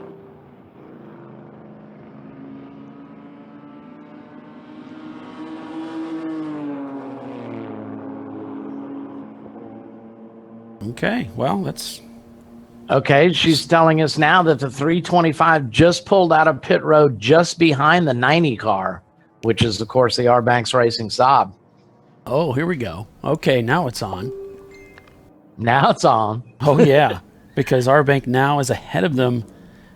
And you know, guess who's on the radio right now? Yeah. I can just say there's a guy named Robin whose radio is hot in his little hand right now. Because he is barking, get that car around that racetrack. Yeah, this is huge. This is right where we were yesterday, and yeah, you better believe they're going to be giving everything they've got to get that car around the track. You are watching the ChumpCar World Series broadcast, ChumpCast Live. You know, it's getting a little more overcast. We've got the wind's kind of died down a little. It's not as windy as it was before, but the skies have gotten a lot grayer. Yeah, I was noticing that, Bill. It looks kind of ominous out there. As long as it stays like that, we're okay. If it starts to rain, look out. That would really mix things up.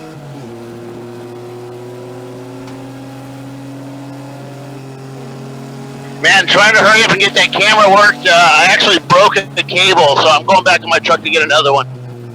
Okay, thanks, Bill. Sorry to hear about that.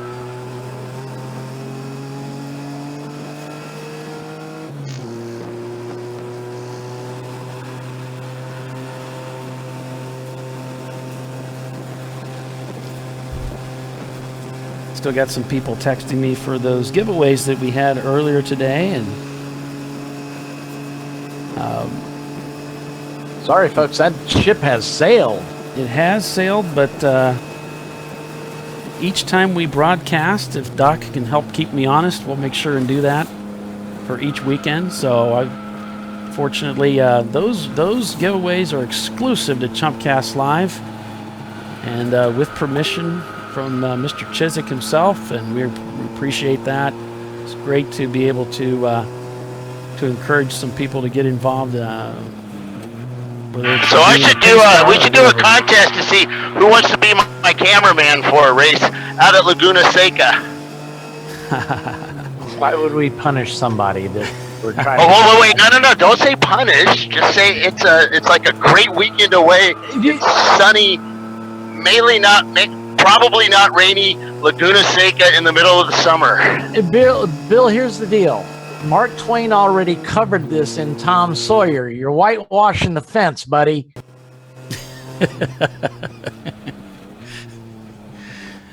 Yeah, and you're not supposed to whitewash a fence. Okay, I'm trying to think of the words, how that goes, because I swear I never heard that in that Rush song.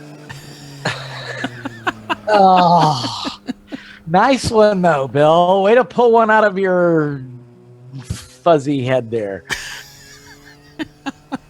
Embros Racing, just 6 seconds, almost 6 seconds behind first place. Bimmerline in third.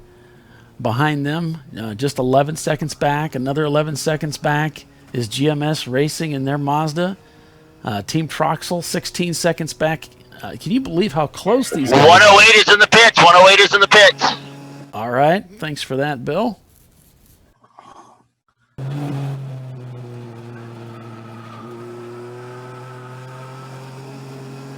Now, if you're wondering why we're not showing any of the other in-car cameras, it's because we don't have any more. There's been some attrition that we have suffered. Either the cars have gone out or the cameras themselves have failed.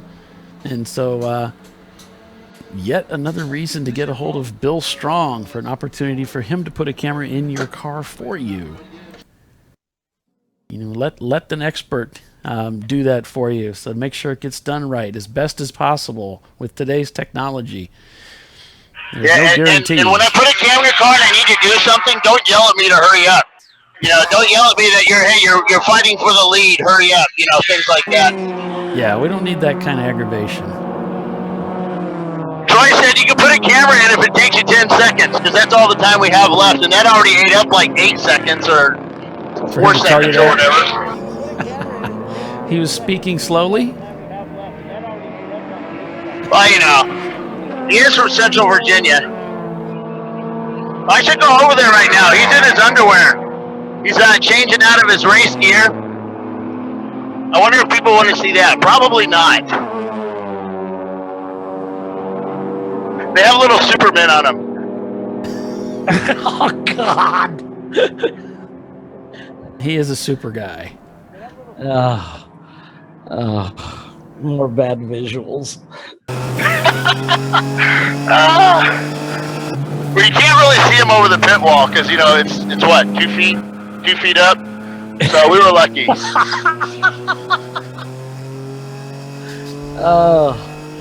So race control's telling us that the 56 is going to be brought in for contact out on the track. That would be the Karlnowski CRX.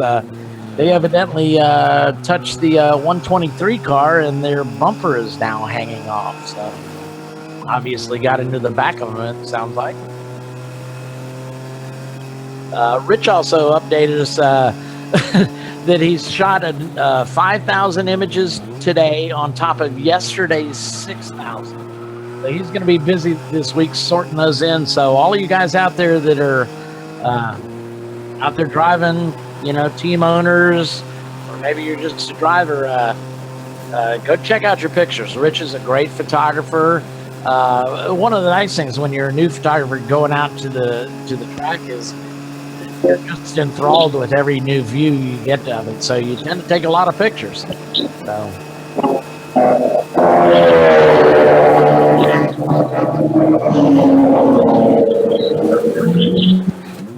He also commented of Troy in some Superman undies that he believed he threw up in his mouth a bit. There's that Pontiac. Yeah, this is great. That is freaking awesome.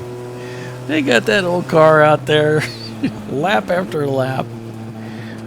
How fantastic is that? The story on me is my dad decided to buy a new car in 1990. We got you, Bill.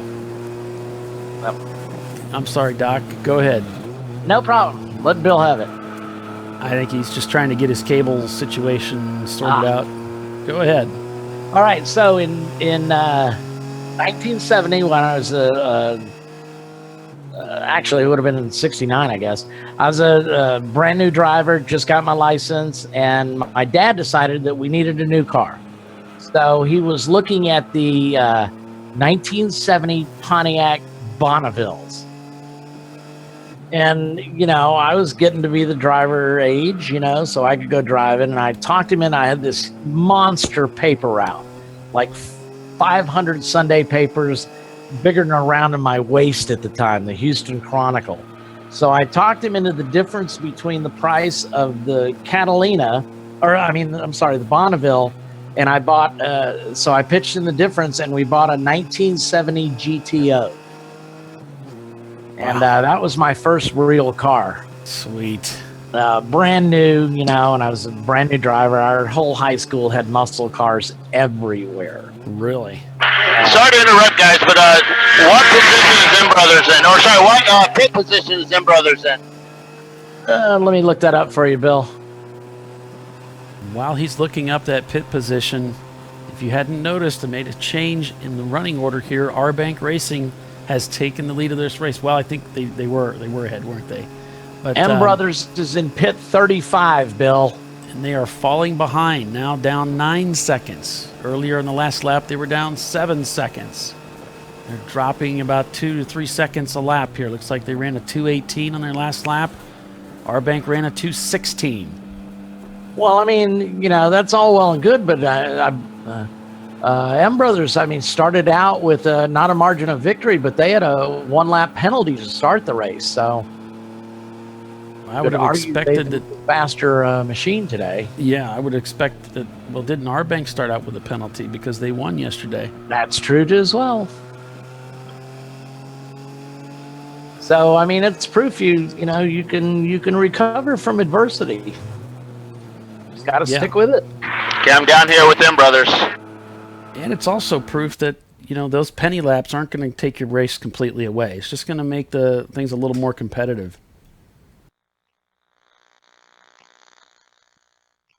They're also not going to have that much effect. Let me know when you come to me. I'm down with M Brothers. We're with you, Bill. Go right ahead.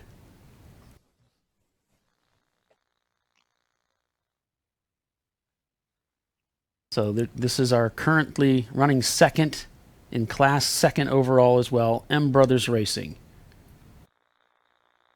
Bill, if you can hear us, go right ahead.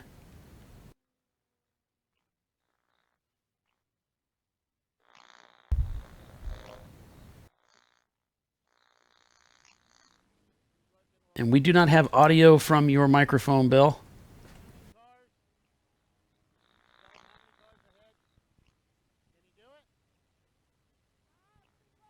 So unfortunately, we don't have my audio from Bill's mic.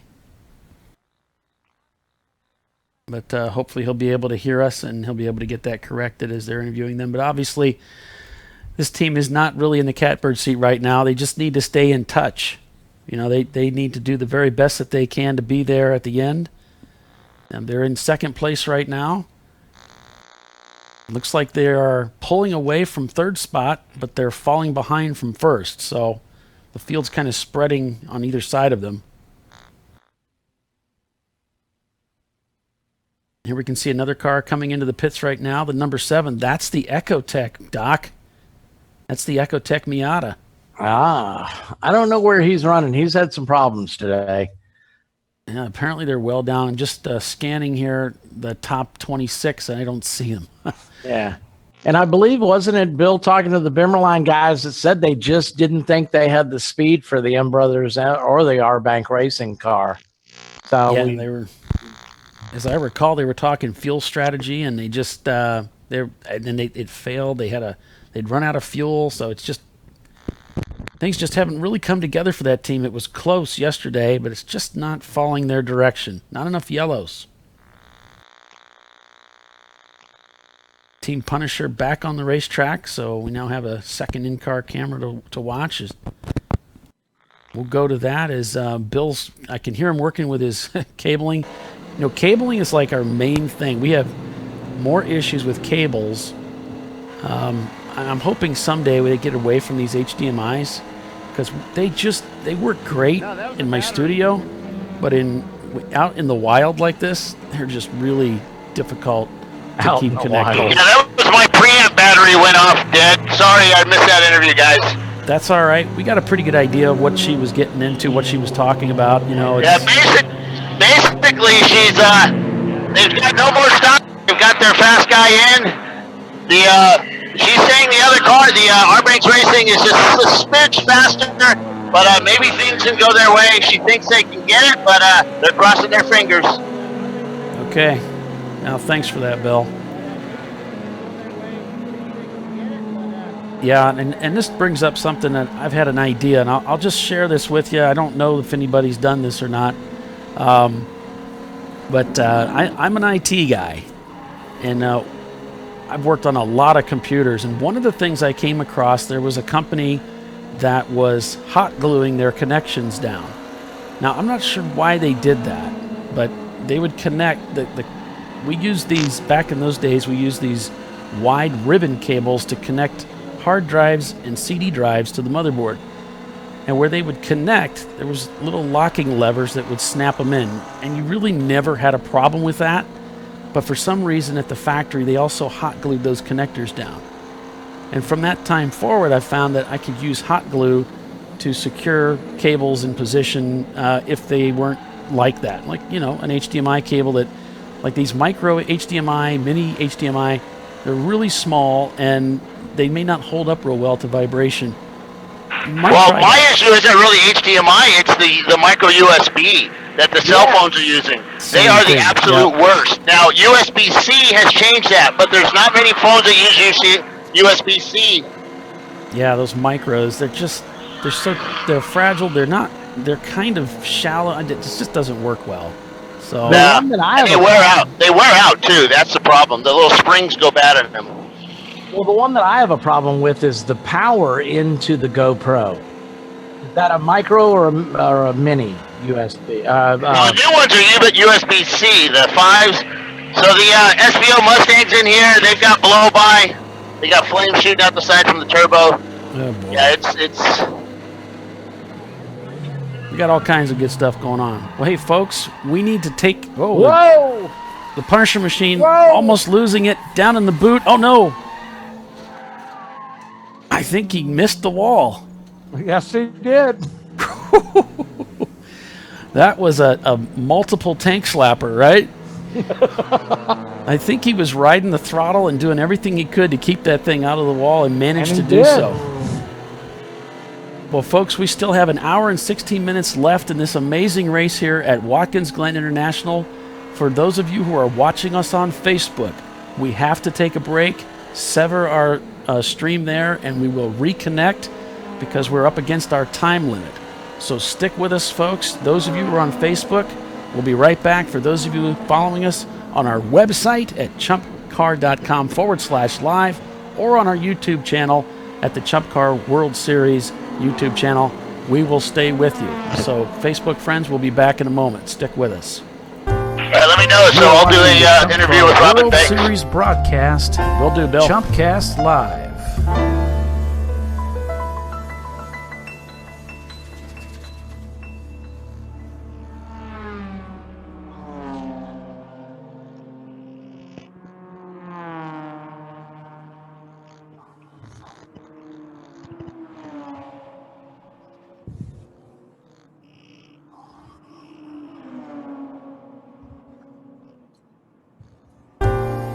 You are watching the ChumpCar World Series broadcast, ChumpCast Live.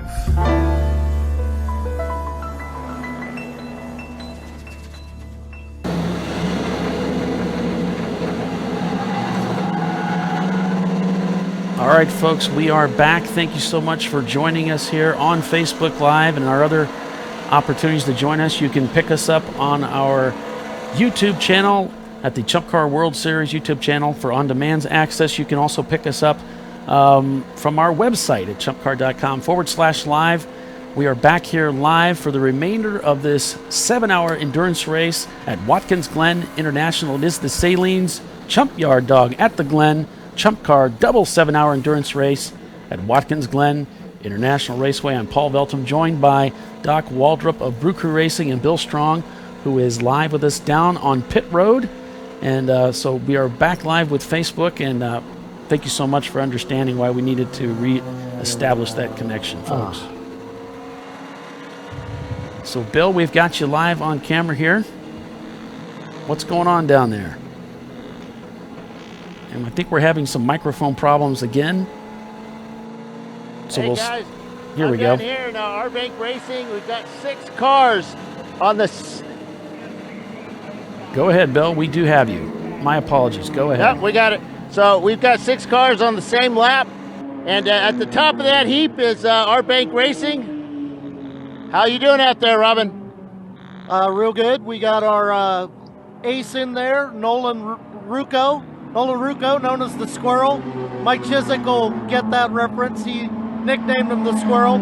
We changed the lineup a little bit today from yesterday and put our young kid. We got our youth movement out there. Nolan is just a young pup. He's good at everything. It makes me sick. Although I understand he's not good at puzzles. That's the only thing he's not good at.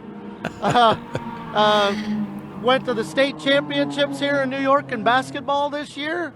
And out there laying it down right now. Another case where we got a BMW pressuring us just like Beast Mode did yesterday. So he's going as fast as he can go. You have to stop for fuel again? No, I don't think so. It's either going to run out or we're going to win or break. One of those three things will happen. We stopped the way our window was exactly with 2 hours to go. So it needs to do the entire distance. It should be able to do that.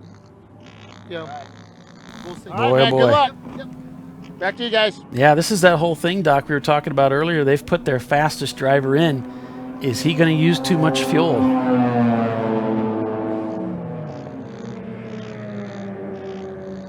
Doc, are you still with us? Yes, sir, I am. Oh, okay, good. I was afraid we lost you again. I got other stuff to do besides to listen to YouTube bozos. Oh. And that thought never occurred to me. No, I was just saying here they topped off fuel in the car with 2 hours to go. And we kind of thought about this earlier. We brought this up that here they've put in their fastest driver, Doc, to carry this to the end. It's gonna be chancy. We'll see how this thing plays out. Well, I mean, it kind of makes sense. He's got less traffic to deal with, so if the guy's really fast, hell yeah, put him out there. He's going to bring the checkered flags. Absolutely. But of course, they're putting him in with the understanding that they need to make that fuel mileage work too. So sometimes your fastest guy is real good on fuel, but sometimes he's using more fuel than anybody else. I don't know. I predict they'll be there near the end. But will the young man that they put in that Robin boasts of so well be able to maintain fuel mileage at the same time in the midst of that exuberance? We'll have to wait and see. With an hour and 11 minutes remaining. The old saying is age and treachery beats youth and exuberance every time. So I guess we're going to see, huh? Yes, we are. And it won't take much. There's only 14 seconds separating Ambrose from our bank racing right now, Doc. Yeah. But I mean, you talk about your fast drivers, though. Chances are they're going to be the best guy on your fuel. I mean, he just put in the fastest lap for the team at 2:16.520. So there you go. We're on board right now with Team Jackie Yates, currently in P7 overall. And that was his last lap, by the way. But I mean, what do y'all think about that? I think your fastest driver is probably your best guy on fuel too, because he's smooth. He knows how to work the car's momentum. Well, you hope, because usually they're on the fuel a little quicker. They may stay on the fuel a little longer, but you can save a lot of fuel by rolling off the fuel too. Right, exactly. So Rolling carrying off the momentum throttle. through the corners. So we'll see what direction this goes for those guys. Obviously, it's a gamble. It's checkers to wreckers. This car's either going to make it or they're going to fail, but they're not going to bring it in for fuel. That's what I like about our banks racing. I mean, those guys are balls out. Let's just, they know that every decision they make can influence the race. So sometimes it's best just to go for it. And that's what they're doing. All their cards are on the table. This is it. It's make it or break it for these guys. They won the race yesterday here with that car. Will they be able to win this race a second time today? Well, time will tell. We're going to keep an eye on this and see how this plays out. But yet another exciting race lined up for us. As we look across the running order as it stands, look at this. McGibbons is back in the... they're the lap behind. Yeah, but the top 6 runners are all right there. Yeah, Bimmerline and GMS, they're right close to each other. Yeah.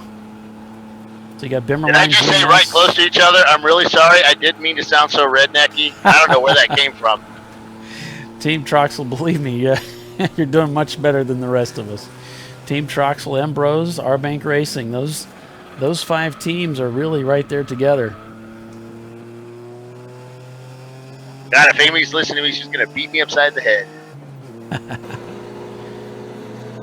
Now, she's a lot smarter than we are, though. She's one of those medical professionals. She's the one with the master's degree, and hopefully in the future here she'll be working on her doctorate. So, yeah, I'm not.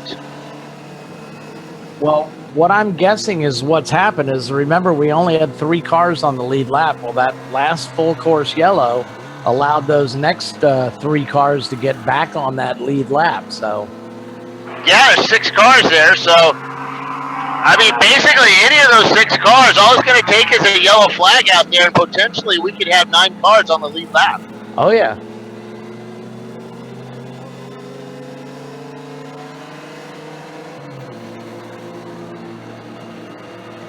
Actually about 11.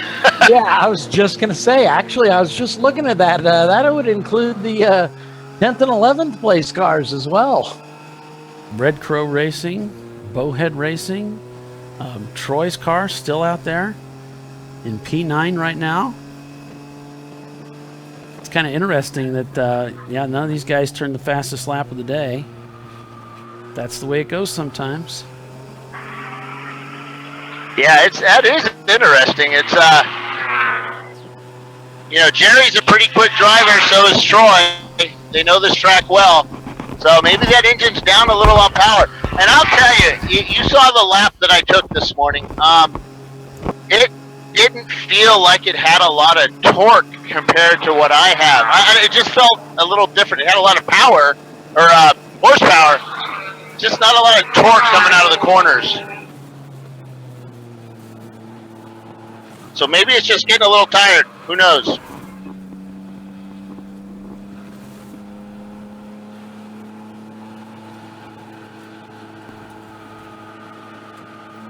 So we're back on board with the Team Jackie Yates team as they're working their way down the chute here, heading into the boot, catching up with one of their competitors, the E36.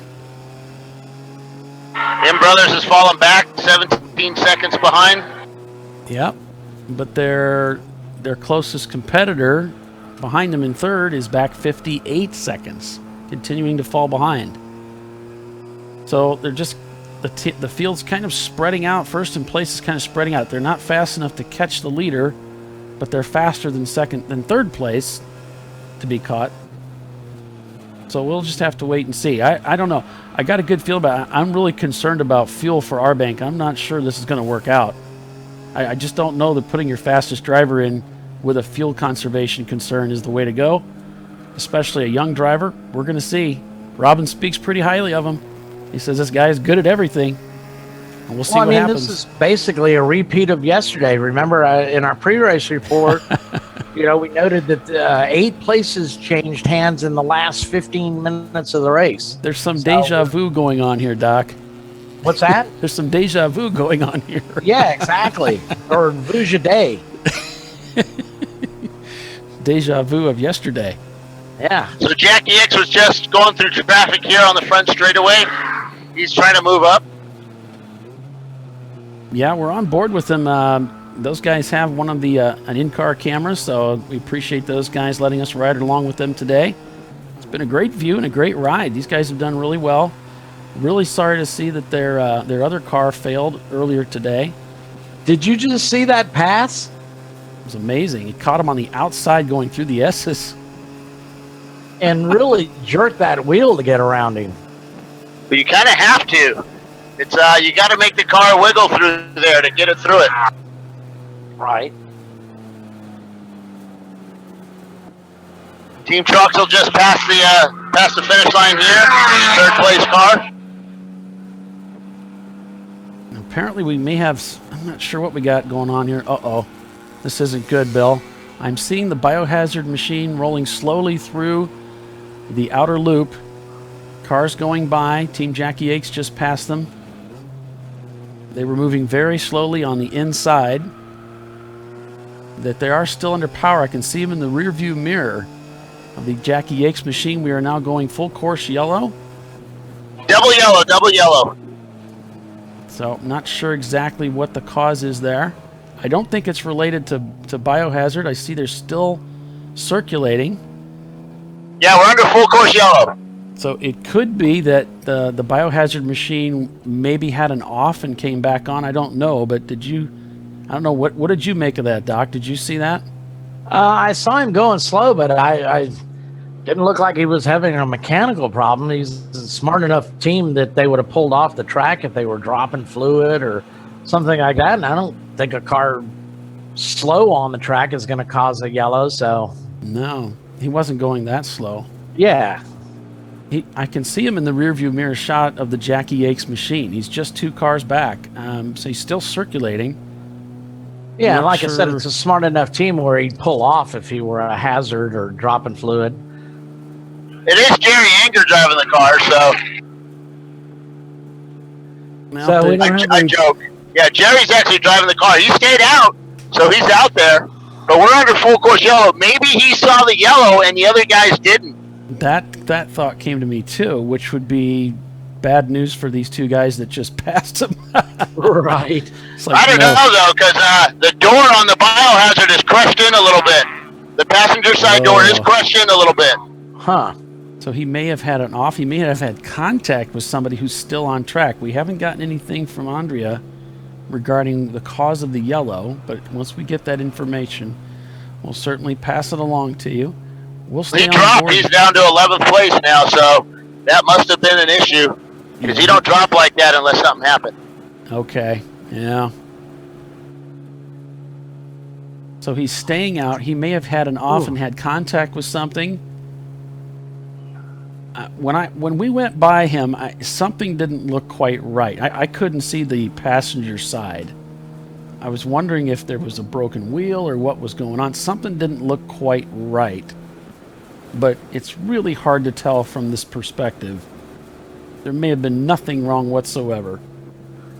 But now Bill telling us there was the right side door looks to be pushed in, so something's going on right along with Jackie. It's come to the same area here.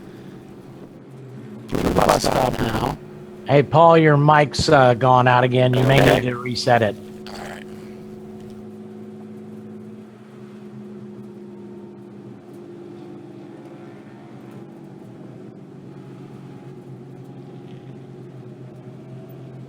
I didn't tell you to leave.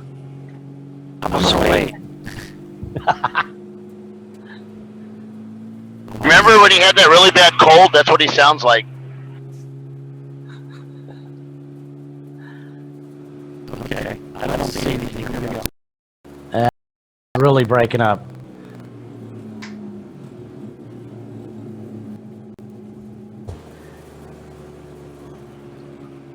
So why don't we just call to the truck and have them bring up the instant replay? Oh wait, we have no truck. We'll be there. We're working on it. We've been looking for. Jimmy was looking at trucks all weekend, so who knows? Maybe soon. Oh, it probably wasn't for a truck for us, but we might be able to commandeer it. At $100 for a camera per race, it's going to take us about 1 million years to get enough to afford it. Well, I asked, what happens to all this old 1980s NASCAR TV stuff? Where can we find this stuff? Because that would be perfect for us. I know some guys would love to have a 400-pound camera mounted into their car with a big TV antenna on it. Oh, there I saw a car is off. That car may have been there for a while. That's at the top of 9, where 9D is, I think they call it, where the NASCAR section comes in play.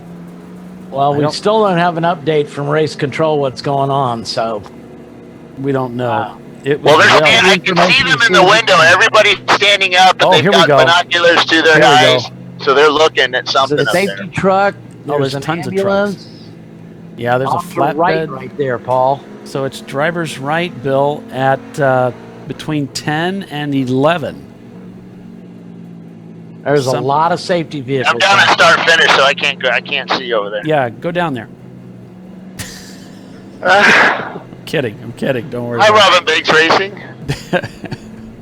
Hi, everybody. I don't want to walk. Hey, Bill, you got another couple of takers for in cars. MSN. Awesome. Coming in. Biohazard's coming in. Let's see if he gets penalized here. Or is that penalized? Nope, they're going to the pit. Yeah, I think he hurt that car.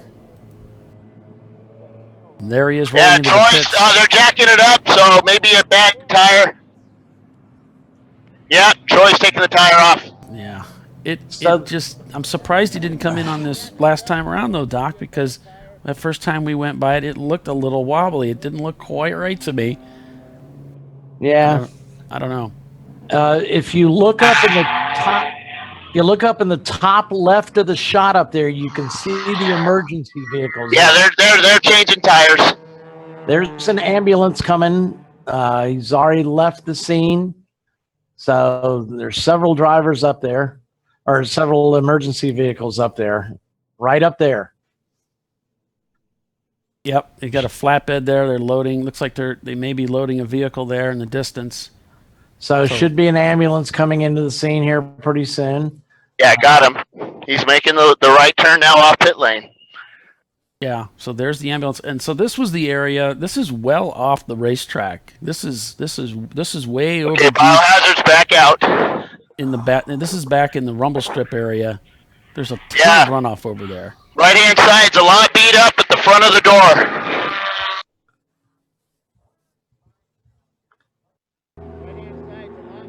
There they are heading out. So our immediate concern is this car that's out there. Yeah, he's coming in. He's coming in on the back of the flatbed. I got him.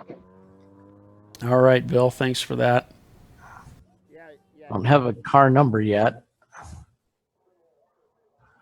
Oh, it's the 213.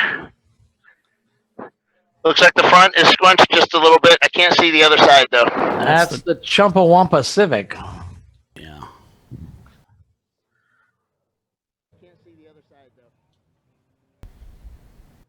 Let me go talk to Troy, see what happened. All right, Bill. Thanks for that. So we are full course caution at this time for a car that is off track and disabled. And flatbed usually means there's some sort of a fluid issue or the car is broken up enough where they don't feel they can roll it back on a rope. So they picked that up on a flatbed, and that's why we're under full course caution right now. So officials will get that taken care of here. We're going to hear from Troy Trulio. I don't know why our broadcast has just been interrupted on Facebook again. We'll get it going here again. I'm not sure why they did that. I don't think the timer that they used didn't set right. So what happened, Troy? I think we had a caliper. The pad is really worn down. A caliper piston came out and it jammed the pad a little crooked, and it locked up the rear wheel. And he didn't know to slam the brake to unlock it. And the wrecker was pulling up. He was sitting there for 5 minutes, and but he's in the bus stop hole, so he couldn't hear me. Oh. And then I finally thought it was that tire. Yeah, I was just thinking the same thing. I wonder if we changed the correct tire. I guess we'll see. Can you turn up your mic? Can you turn up your microphone, Bill?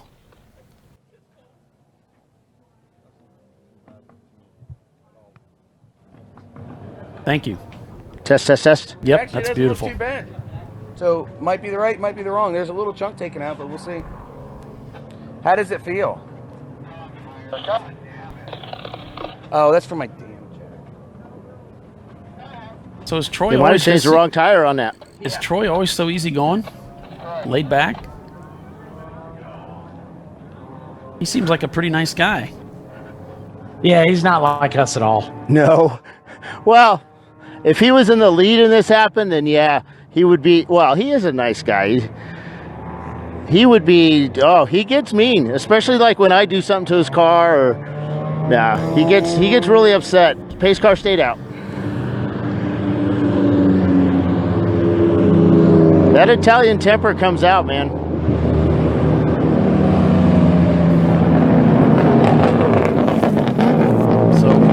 Biohazard currently in P12.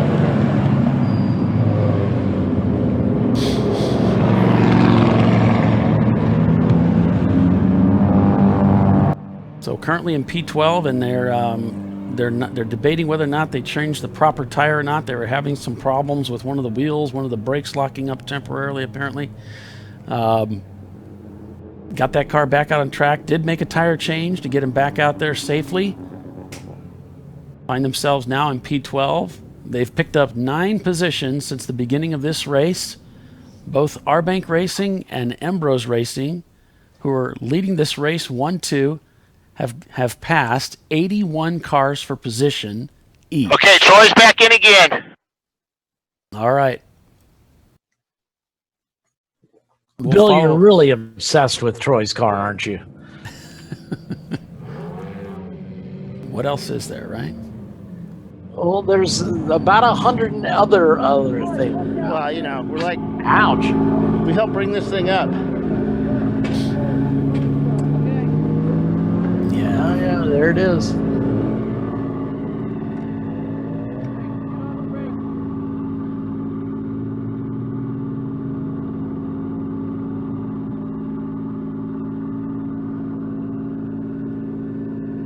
So we are full course caution at this time, and we're in the pit box with McGibbon's Biohazard Racing Team MR2, and they're heading back out for an inspection, apparently, just to check out that left rear while under yellow.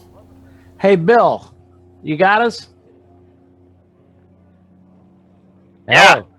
Hey, can you kind of give us? We've lost Andrea for some reason. Can you kind of give us an idea of what's going on with those top cars? Like how many cars are in between the leaders and stuff? I can. I'm got to get to my truck real quick, and then I will go back out. And my truck's just right here.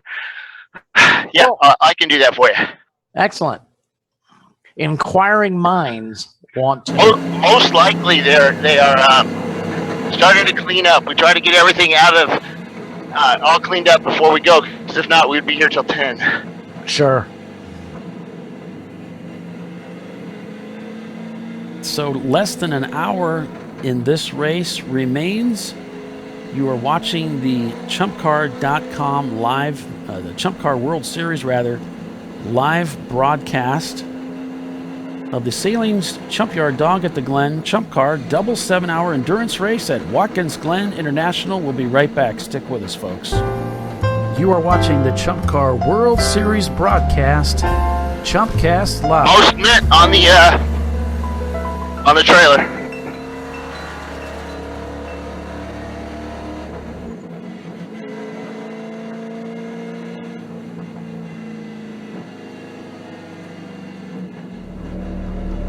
Hey, most men, they heard an explosion in the front.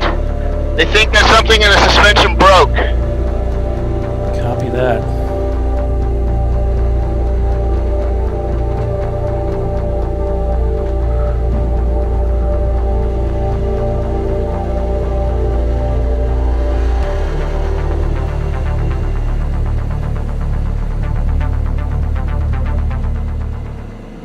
So a special thanks goes out to Cool Shirt Systems today and this weekend for helping us out with a camera that we mounted in the McGibbon's Biohazard MR2 machine. Got some battery problems on our end, so we're not able to show you those views now, but we appreciate those guys helping us out in all the ways that they do. So tip of the hat to Cool Shirt Systems for sponsoring ChumpCar and helping us out with cameras this weekend.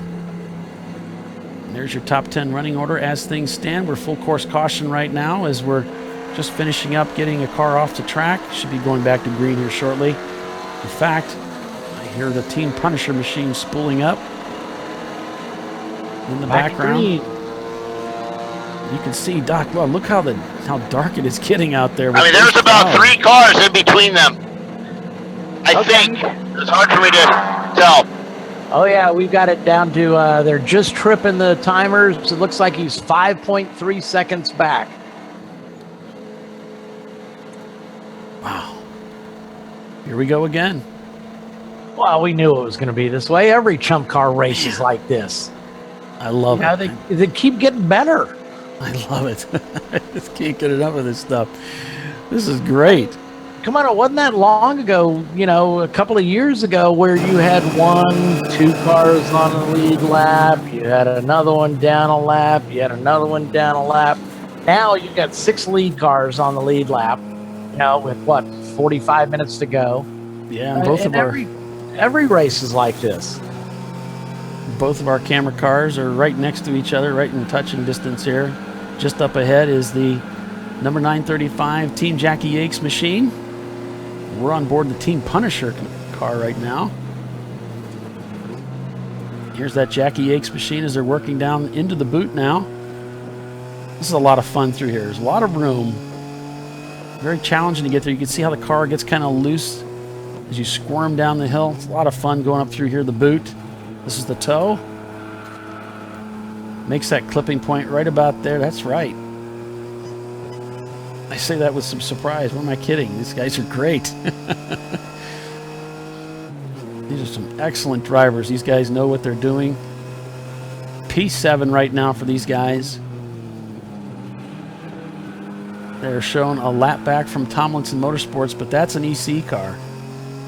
So they're about a lap and a half behind the GSM. Wow, our bank got a real big lead there. Really big lead. Yeah, we'll see what it is. We should see M Bank coming across there, or M Brothers coming across. See what the gap is up to. No cars between them. No cars between them. It's only 7.9 seconds, Bill, so it wasn't that much. It seems like that when they're going that fast, right? Yeah. Yeah, back in the days when I was bracket racing, I found out that 1/10 of a second is a car length at 85 miles an hour. So if you do the math, you take that out, so a full second would be 10 car lengths. So 8 seconds at 85 miles an hour, if you do the math, that's about 80 car lengths. It's pretty amazing. Oh, math hurts, though. That's a big gap. Yes, it does. It's painful. That's why I keep all my little charts and stuff, so I have to do less math. I'm a visual kind of guy. Well, you're a smart guy. That's no, let's not go into there. That's uncharted territory, my friend. Yeah, so Jerry just went by in biohazard, just working through the traffic. It looked pretty cool. So he's going to catch back up to them pretty soon, but those cars he has to catch are pretty darn quick. A view from the front straightaway here. Looking at turn 11, we've seen quite a bit of action there this weekend. Both days we've had some cars that got into some trouble coming out of 11.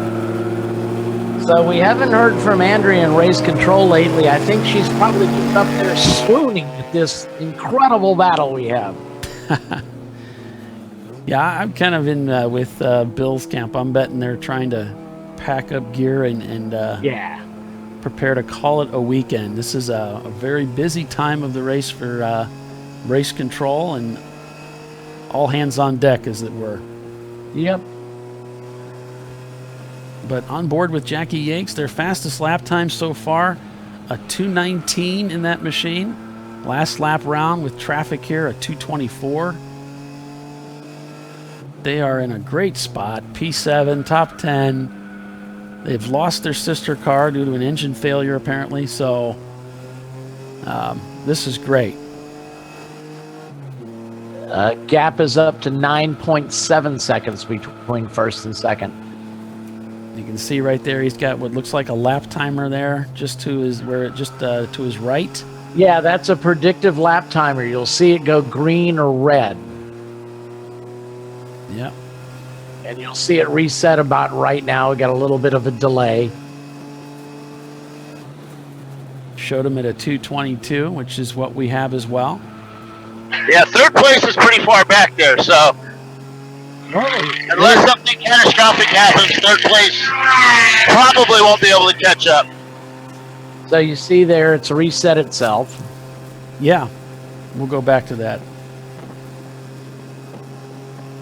So you notice it's red right now, then it goes neutral gray. So red, he's not quite as fast as he was last lap. I think that's gray, so that's kind of neutral. There he's back into the green now, so he's picking up time.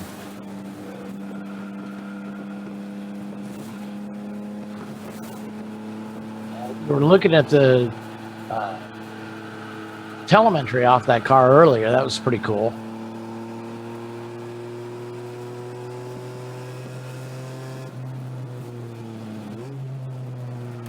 Yeah, this shot here.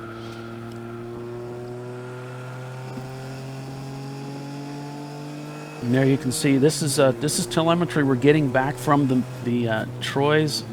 McGibbons Biohazard Racing MR2.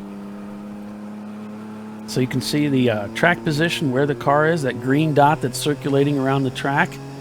He's heading through the outer loop right now, which is at the very end of the back stretch. And there you can see fuel pressure, oil pressure, throttle position sensor, speed, RPMs, the G loads the car is going through. As he heads down, he should hit the brakes here, dive in. You'll be feeling some G forces there, squeezing the driver onto the right side of the car, and now heavy braking here. Notice his predicted time up there on the left. I don't know if he's in traffic or what, but it's considerably slower, 5 seconds.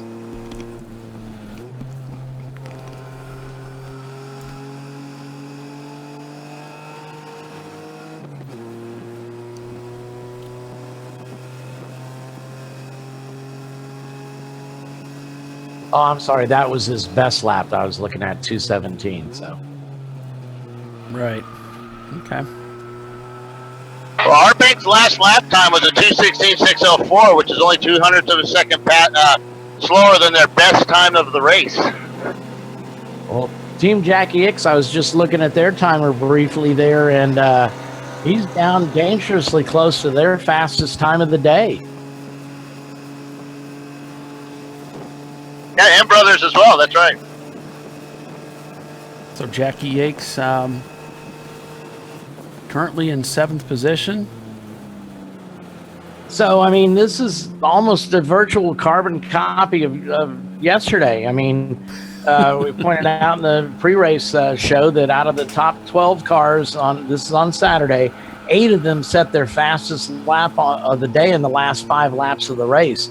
So they're already stepping up their game today.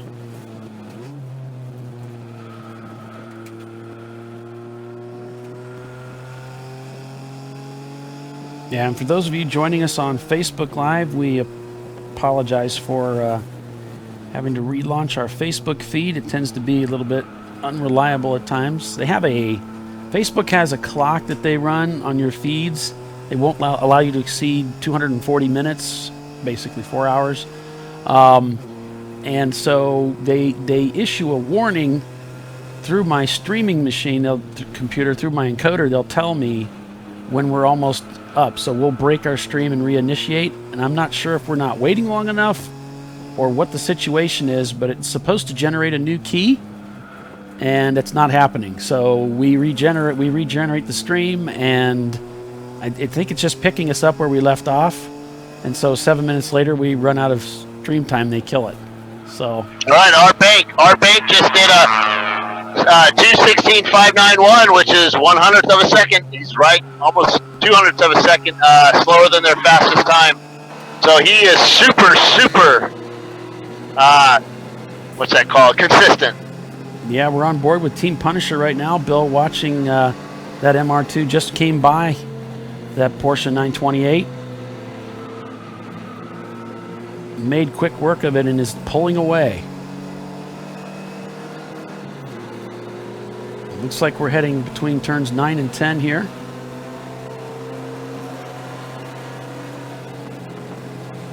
So if you're joining us on Facebook Live, thanks for joining us. Our feeds that go out through Facebook aren't quite as reliable as the feeds we're sending out through our YouTube channel. We really want to encourage you to head out to our YouTube channel. Just do a search for ChumpCar World Series and look for our videos out there. There's a lot of videos you'll find, channels that reference ChumpCar, but ours is ChumpCar World Series. And make sure you like our page and subscribe. It's really important for us on YouTube. And don't wait. Do it now. Do it now. Now. Not I'll get around to it tomorrow. You'll forget all about it. Well, speaking of tomorrow, tomorrow is, most of us get to take the day off. It's Memorial Day weekend. And, of course, we are grateful to all of our fallen soldiers and their families who have sacrificed the ultimate price for our freedom and the things that we enjoy, such as auto racing. So our hats are off to you, and we honor you with this race today. Thank you so much.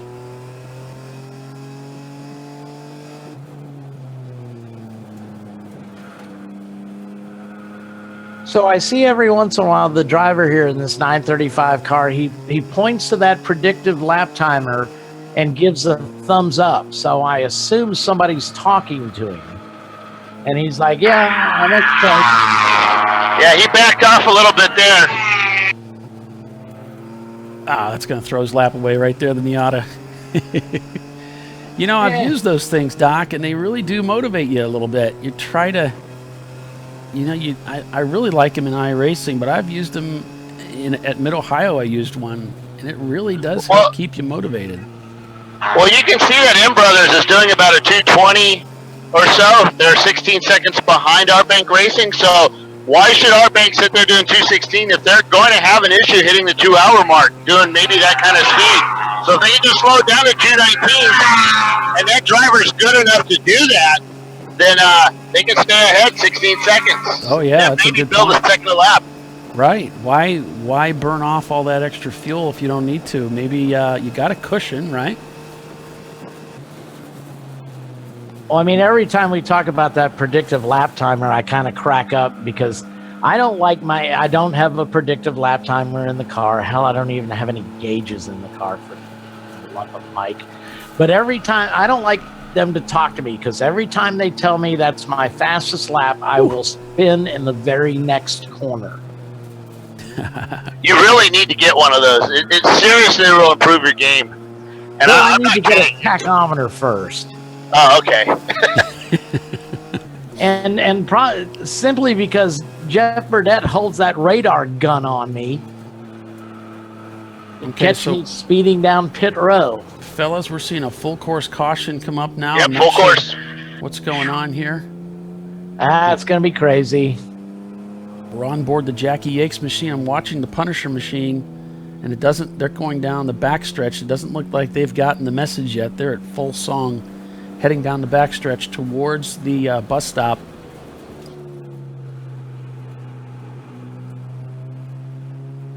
You'll see a lot of drivers acknowledge the corner stations. It kind of lets the corner station know, yep, I see the yellow, and I'm cool with it. If somebody passes me, it's their fault. Yeah. Well, I've had many times I've tried to wave drivers off. You'll see other drivers do that, try to get their attention that something's wrong. So there's nine cars in between our bank racing and M Brothers. 9 cars. Yeah, I don't see him catching them. I mean, all credit to the M Brothers, but I just don't think they can catch our bank. I don't know what M Brothers' track record is, but our bank knows how to win these races. Well, and with all those cars in between them, this yellow isn't really going to play into the hands of Ambrose as much. Oh, no, because our bank's going to have a clear track in front of you. Yeah, this is exactly like we saw yesterday. It's a reset of what happened yesterday, and only this time our bank really does have the decisive speed advantage. Well, and he's going to be able to save some fuel here during this full course yellow as well. Absolutely. Yeah. The 325 car probably has about 7 or 8 cars in between him, but he's pretty far back. And the field's all spread out, so they're not bunched up. So the only way to catch them would be to have the field scrunch up like if the safety car went out. So I don't know if the safety car went out. Well, we're seeing waving yellows heading through. I'm not sure where we are here. I've kind of lost track. Watkins, Glen. Yeah. I believe this is heading down the chute. See the driver shaking his wrist out.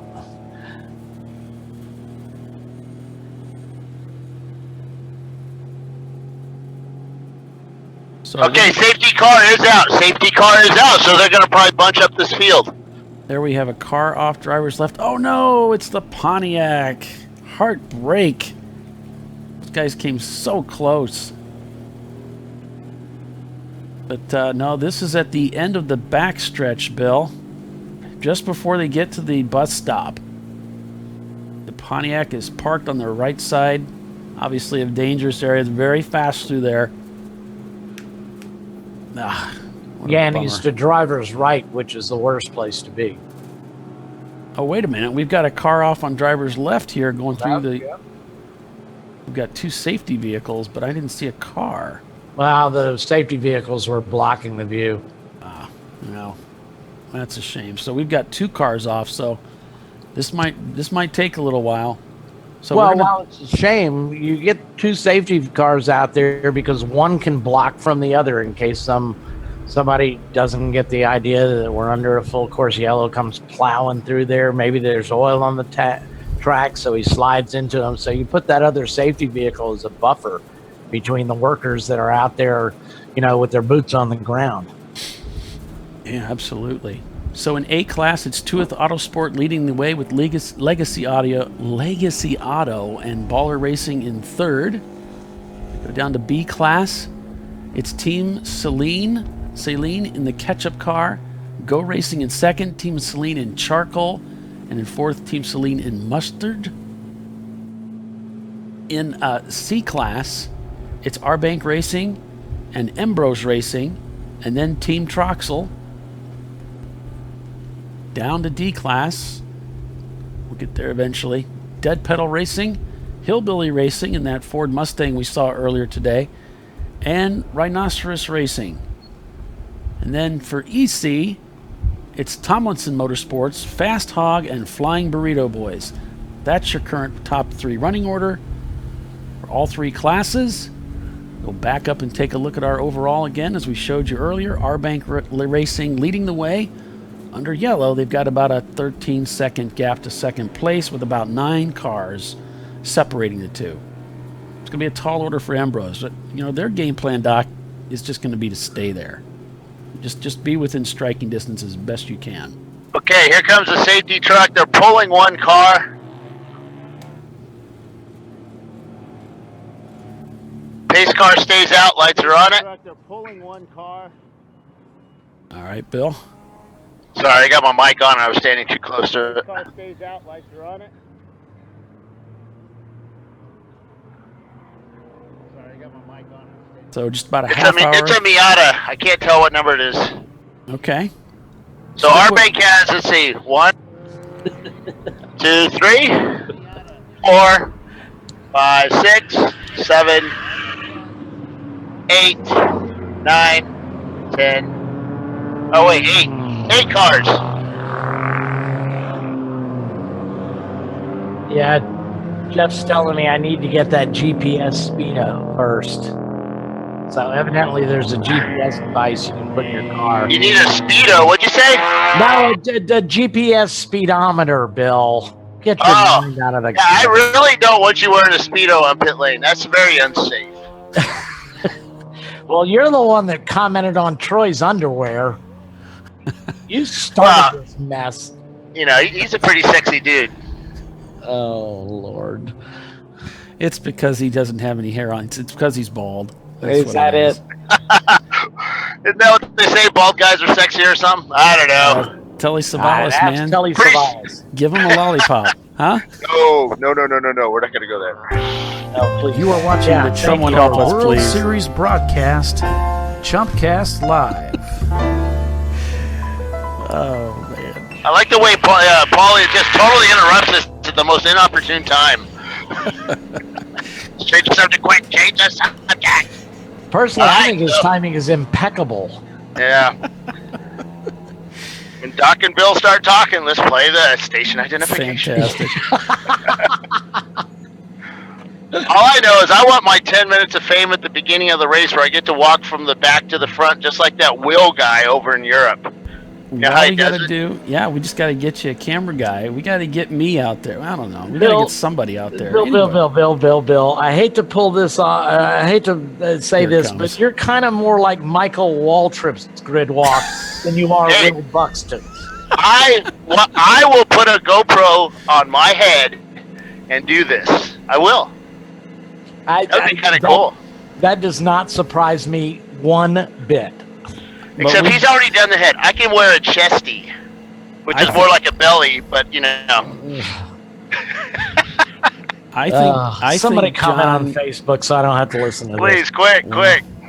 My buddy John, I think, would do it for you. So we just got to get him.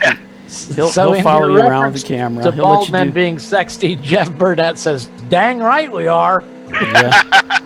Well, he's a cop, so hell yeah, he is. We gotta keep him on our side. Here was his next comment: "Was God only gives a man so many hormones? If you want to waste yours growing hair, I'm fine with that." Yeah. So many inappropriate jokes, but I'm just gonna go back to racing. Hey, Most Men is going back out. They're coming by me right now. The 50A car.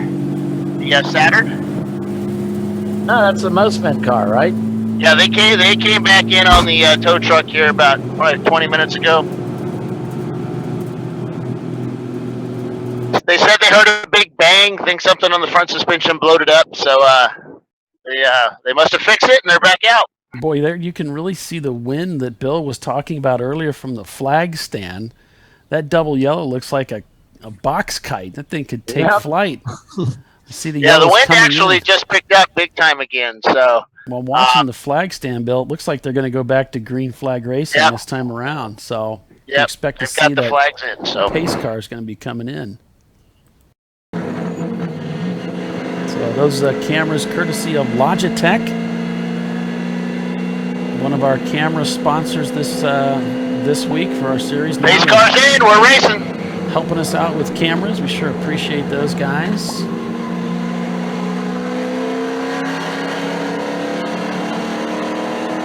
Thanks, Andrea. We appreciate it. Doc, if you didn't get that message,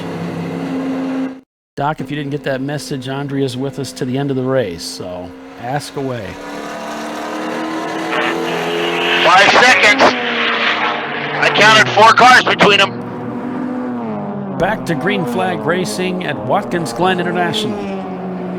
25 minutes remaining in this race, and they're going for broke. This is it. All the cards are on the table. There's nothing left to be held back.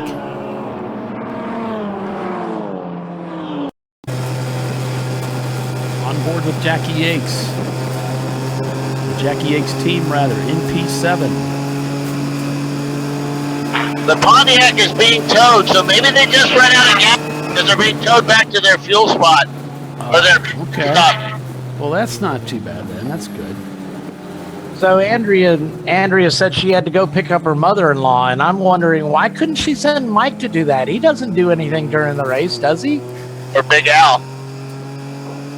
That's Al's wife. Doc, you really don't understand how this works. Yeah, no, I'm trying to get some time off, okay? Hey, here comes Rich San Diego. He's walking down the pit lane right now. I'm just kidding. Mike probably works harder than anybody out there. After all, he's got to keep all of us in line. Not only the cars on the track, but Bill, Paul, and I. That's pretty much a full-time position. I'm sorry, I was reading something. I'm easily distracted. Squirrel. Yeah, definitely.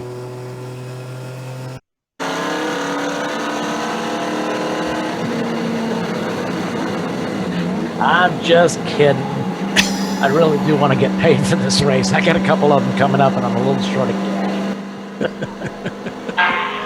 Hey, Rich from Motorsports Media just asked me that. He said, hey, they sent me out here to take the picture of the checkered flag. Can I just use yesterday's picture? Yeah, pretty much. Yeah, probably could. As long as you can't look up, right click and look up the details, because it's going to timestamp it. Yeah, but the finishing order, it's going to be about the right. If you can just keep the front runner, don't look behind. That heart rate at 215. That's insane. Yeah, he's not holding back. That was his fastest lap.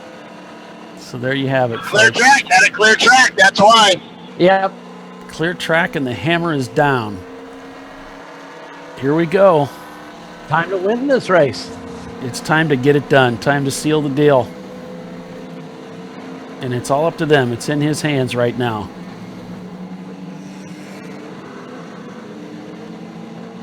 We're on board with Team Punisher right now in that Porsche 928 with that V8 under the hood. Heading up into the S's here at the iconic, legendary Watkins Glen International. This Memorial Day weekend, a glorious day of racing, a glorious weekend of racing. Just been fantastic. Over 100 cars took to the track this morning. And it all comes to an end here in 22 minutes. We'll see who wins this race. It's not over yet.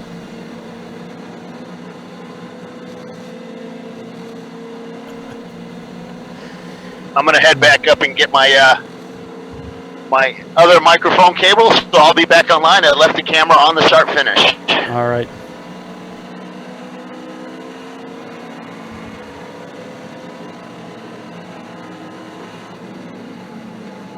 So here's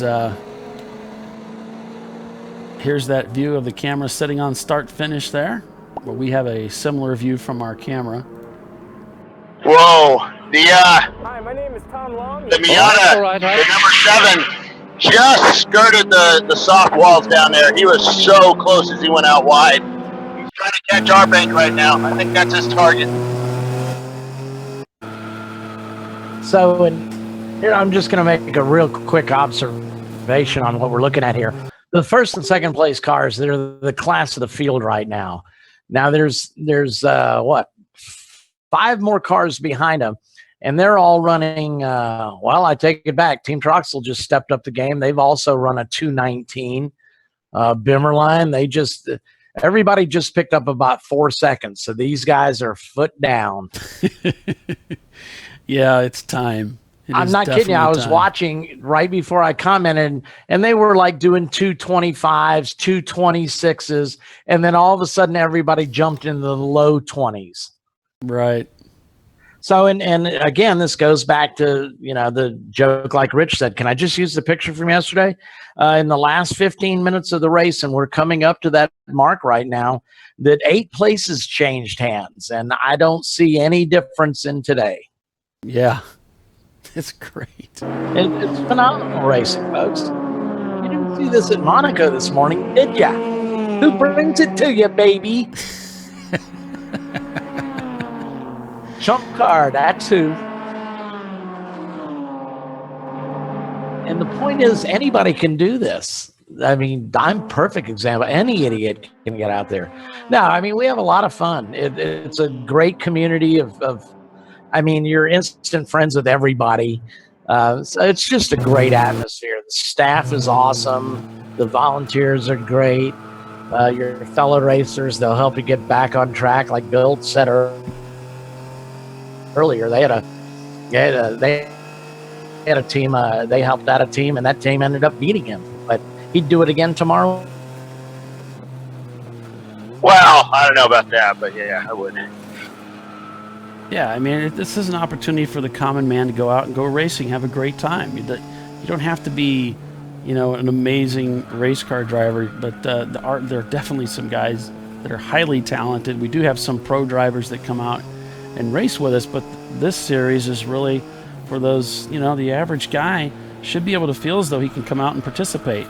And it's a great opportunity. It really is. And it's not, financially, you don't have to have loads and loads of expendable income.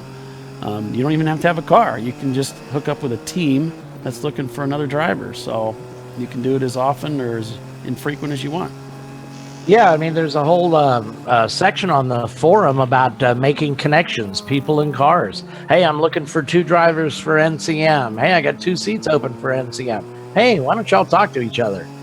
Yeah, like when I was racing with the SCCA and the VSCDA, which is a vintage group, we had to maintain our licenses. We had to maintain so many races in the course of the year in order to not have to go through a school again.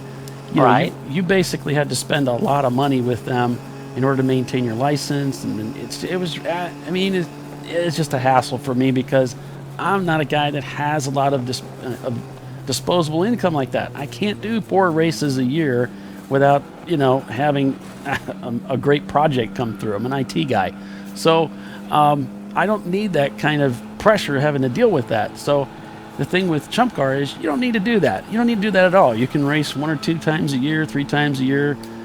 You can go all the way in like Shri does, for instance. He's got a multiple car team, runs it as a business. He's got a lot of drivers. You can do this any variety of ways. ChumpCar gives you the avenue in order to do that. So anything from just the casual weekend racer goes out as a hobby to a guy that's taking it pretty seriously. You can do that in ChumpCar. There's not too many series you can do that, and it's like maximum bang for your buck. It's just a great deal. It's a lot of seat time for a very reasonable price. Hell yeah, I mean, you can't go to Andretti's Speed Lab without spending a couple of $100. You might as well do it in a real car. Yeah. Why not? Why not? All you need is some gear. In fact, there are places we've talked to that rent gear. You don't have to necessarily go out and buy it. There's a lot of opportunity out there for you. You can find out this information if you're wondering about it on our forum. You can get a lot of that information. Go to chumpcar.com, go to the forum. You'll have to register so that way they can, you can keep track of yourself and people that respond to you on the forum, right? So you register. Well, the nice thing about the forum is it's not tied to your membership. Right, they're totally separate. So so you can visit the forum without being a ChumpCar member. But I mean, seriously, ChumpCar membership is $50. You get into any race you want to go to just by flashing your e-badge for free. Right. So if you're gonna plan on going to 3 races, get the license, become a ChumpCar member. They'll let anybody in. For instance, like me. Yeah.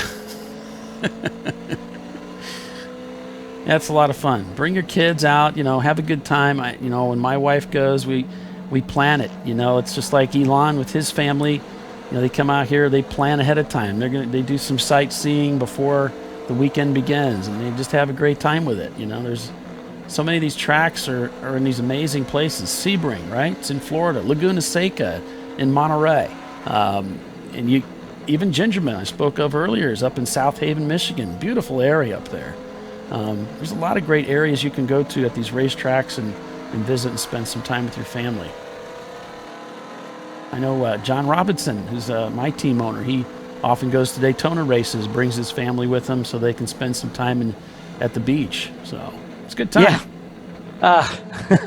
Yeah. Jason did that the last time. He spent a couple of days at the beach, and I knew he was going to do that. It was kind of funny. The next time we had a work day on the car, we pulled out the Easy Up, just checking, and all this sand fell out. And he's like, well, I might have taken it to the beach, okay? Every chair we had sand in it. I love that. And he's got 2 young kids, they had a blast. Great.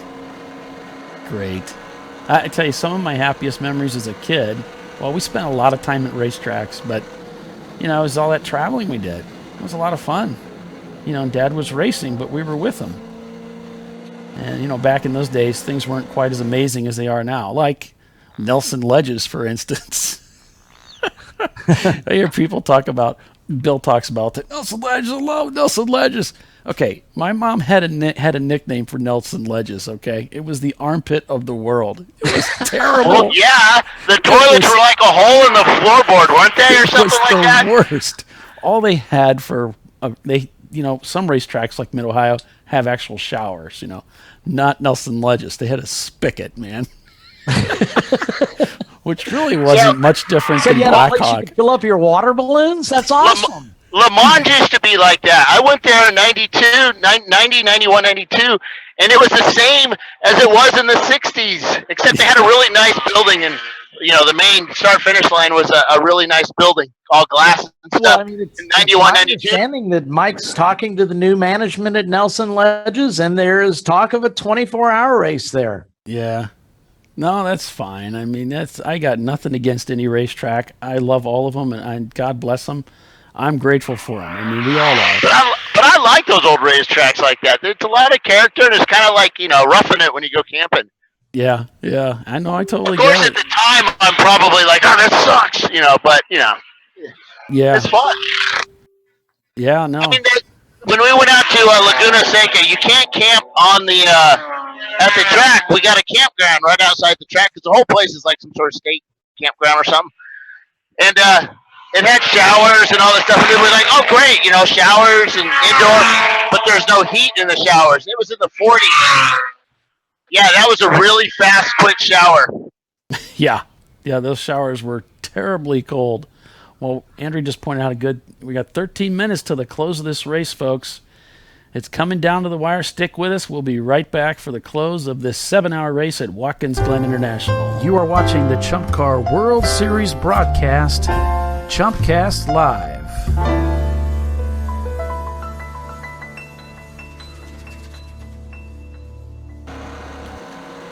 Sailing around this iconic racetrack in a Porsche 928 on a Sunday afternoon on Memorial Day weekend. I can't think of a better way to spend my weekend.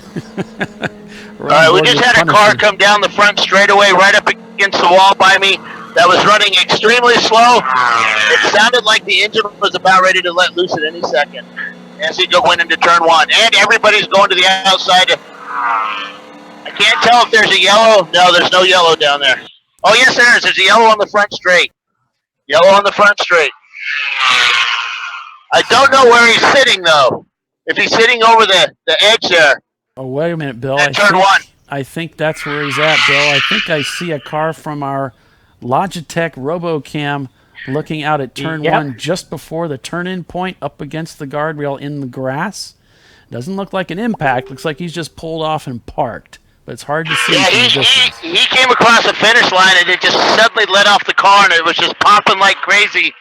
Stayed up against the passenger or the right side wall and it looked like he coasted down there. Was looking for a way out to get off track. And we have an important message coming through from race control. Andre's telling me he just limped to a stop and he's parked there, and they are going to leave him there for the remainder of the race. They're not going to pull him.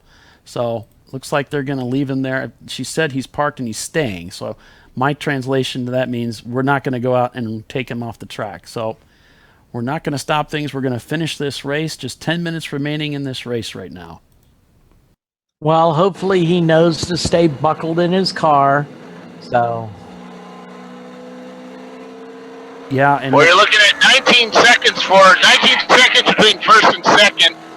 And then about, 20 seconds between second and third? And third and fourth is only 10 seconds. So the Bimmer line can actually catch Team Troxel. Maybe. All right. Team Troxel cut a last lap was a 2:20 and Bimmerline was a 2:21. So you're going to have to step up his game to catch him.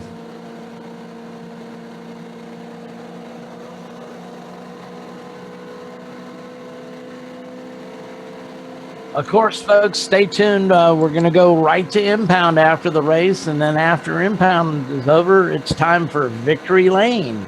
And that is sponsored by Maxxis Tire Company, Victory Lane. And we'll see if somebody ran some Maxxises and Maxxis gives away free. Whoa.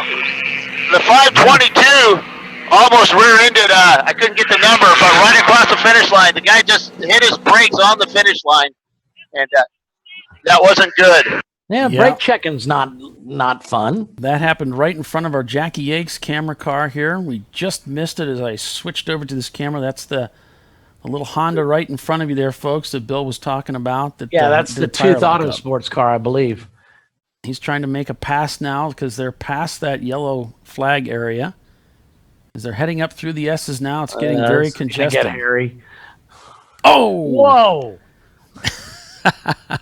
I'm glad that Jackie Hicks team saw that car because that could have been ugly. He came flying through there. Just as you said that, it did get a little hairy there.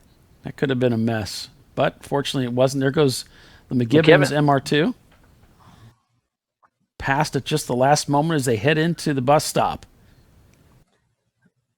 Now, here's the thing. I mean, we know the 935 is a fast car.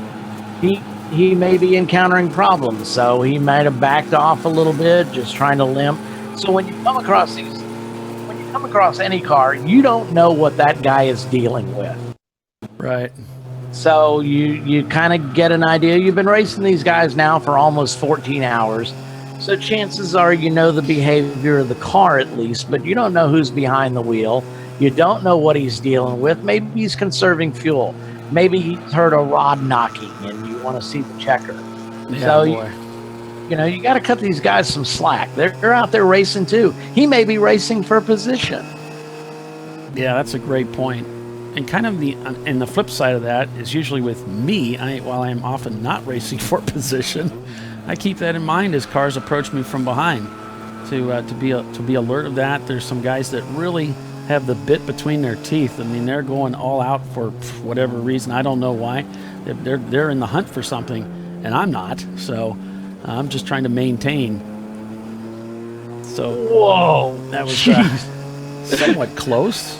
Yeah, it's close enough for me sitting here in my office chair. They're going to split a car here, going in down to 11. Oh. Wow. And that's the same place yesterday where we had a bad incident with the GWR car. Yeah. Two cars battling for the lead. GWR took the inside line around that corner leading onto the front straight. The second place car took the outside, and they split a car in the middle.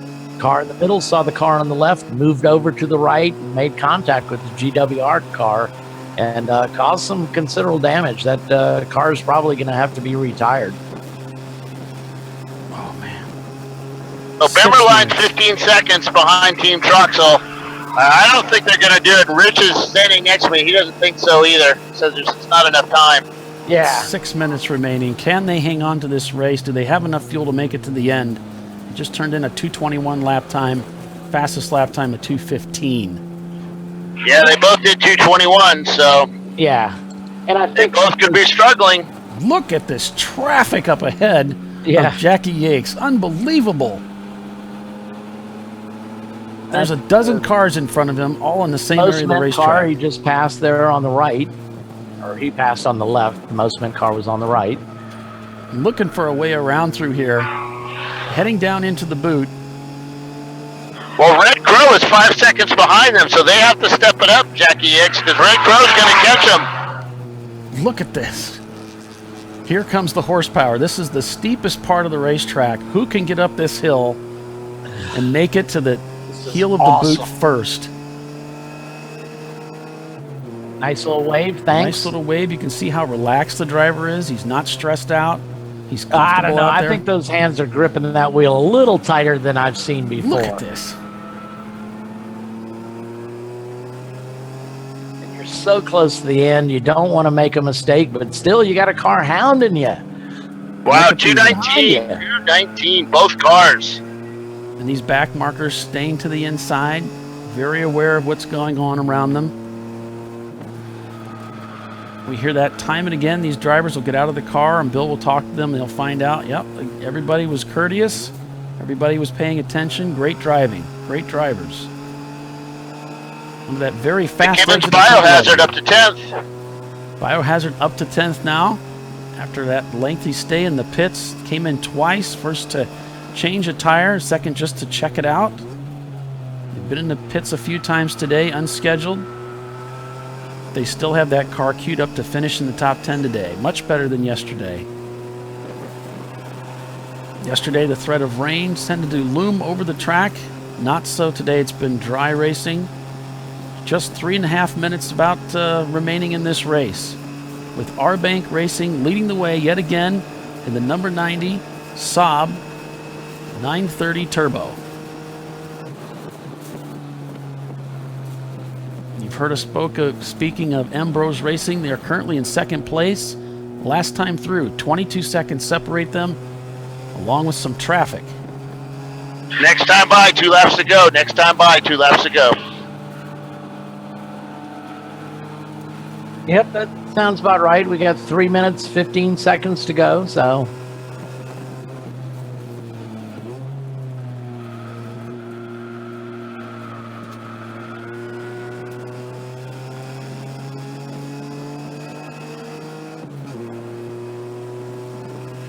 And the 190 Mercedes back out. Hey, how about that? On board with the Team Punisher team in the closing minutes of this race. The fact that we haven't had as many yellows and the weather's held off.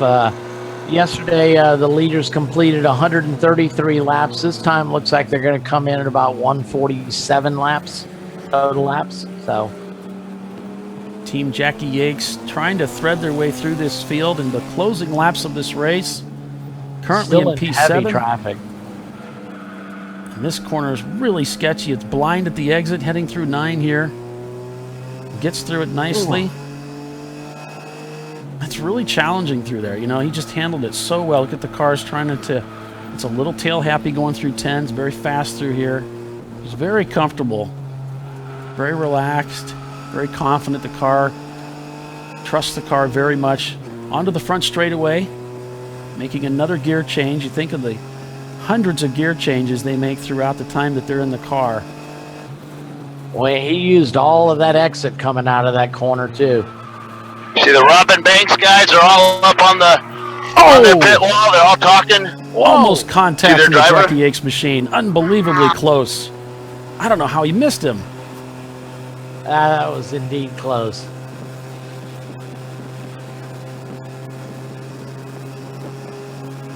Well, again, I mean, this guy's got a car hounding him. He's only 5 seconds behind him, so he can easily see this Jackie X car in front of him. Great perspective there from the Punisher machine of how dark those clouds are looming above. Now, of course, this Jackie X car has been threading through traffic. Well, you know the Red Cow guys are going to have to face that as well, so it's how you move through traffic. Absolutely. There's that start-finish line. We're going to be seeing that 1 lap to go here shortly. Looks like Phil McKinney there in the flag stand, along with probably one of the track officials. I don't think that's Phil. Phil's normally got a ChumpCar shirt on. No, that's not Phil. Those are the track officials. Those are all track officials. 1 lap to go. 1 lap to go. All right. There's the signal. Just 1 lap to go.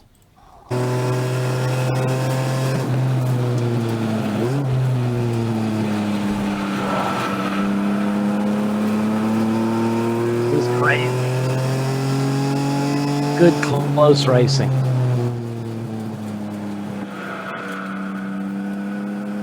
And you can really hear those towers tiling. Yep. Hey, Paul, it's time to wake up. Your alarm just went off. Oh, yeah. Getting rid of that.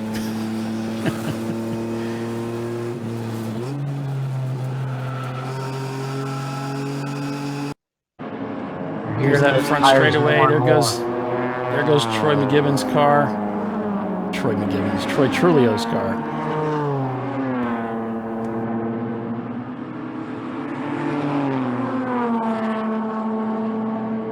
Guys getting their cameras up to do either video or still. Team Jackie X had a great picture yesterday showing the margin of that they lost to that. What was Brothers Racing team on the last corner?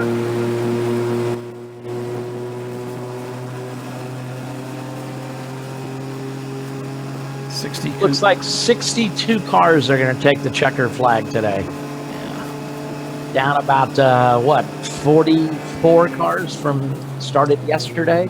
Bill, tell us when you see the checker so I can throw to that camera. Roger that. Thank you, sir. Got to be coming up here pretty soon. Yeah, we're on board with the Jackie Yates team, a special interest for a lot of teams. A lot of people follow these guys. They do a lot of racing around the United States. Their other team car, unfortunately, fell on hard times mechanically. But this car looks like they're going to make it. Here we go. Here we go. In good style. Going to the start-finish line here.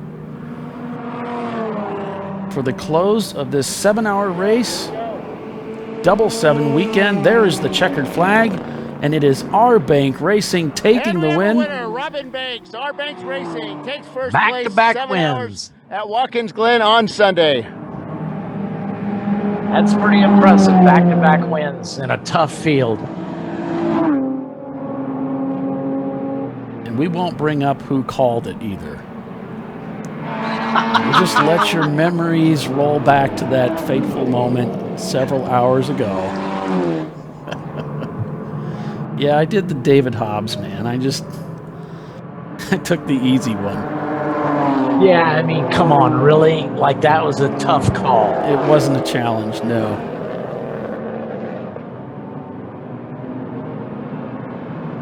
But I will say this. Hats off to McGibbon's Biohazard for getting that car in the top 10 at the end of this race with the adversity they faced both yesterday and today.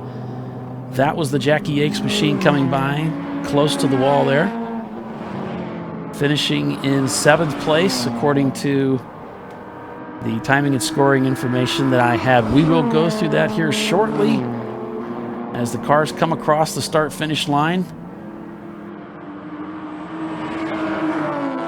Cheering these drivers on, men and women both, to finish out this 7-hour race and this Memorial Day race weekend in Watkins Glen, New York.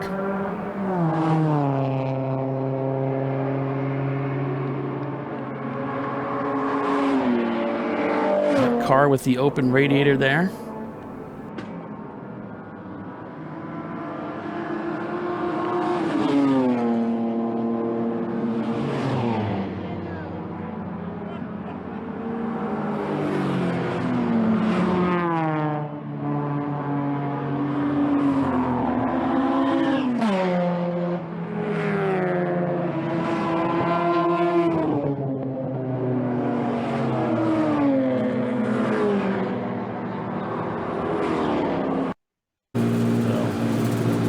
So some great racing was had in the scene today.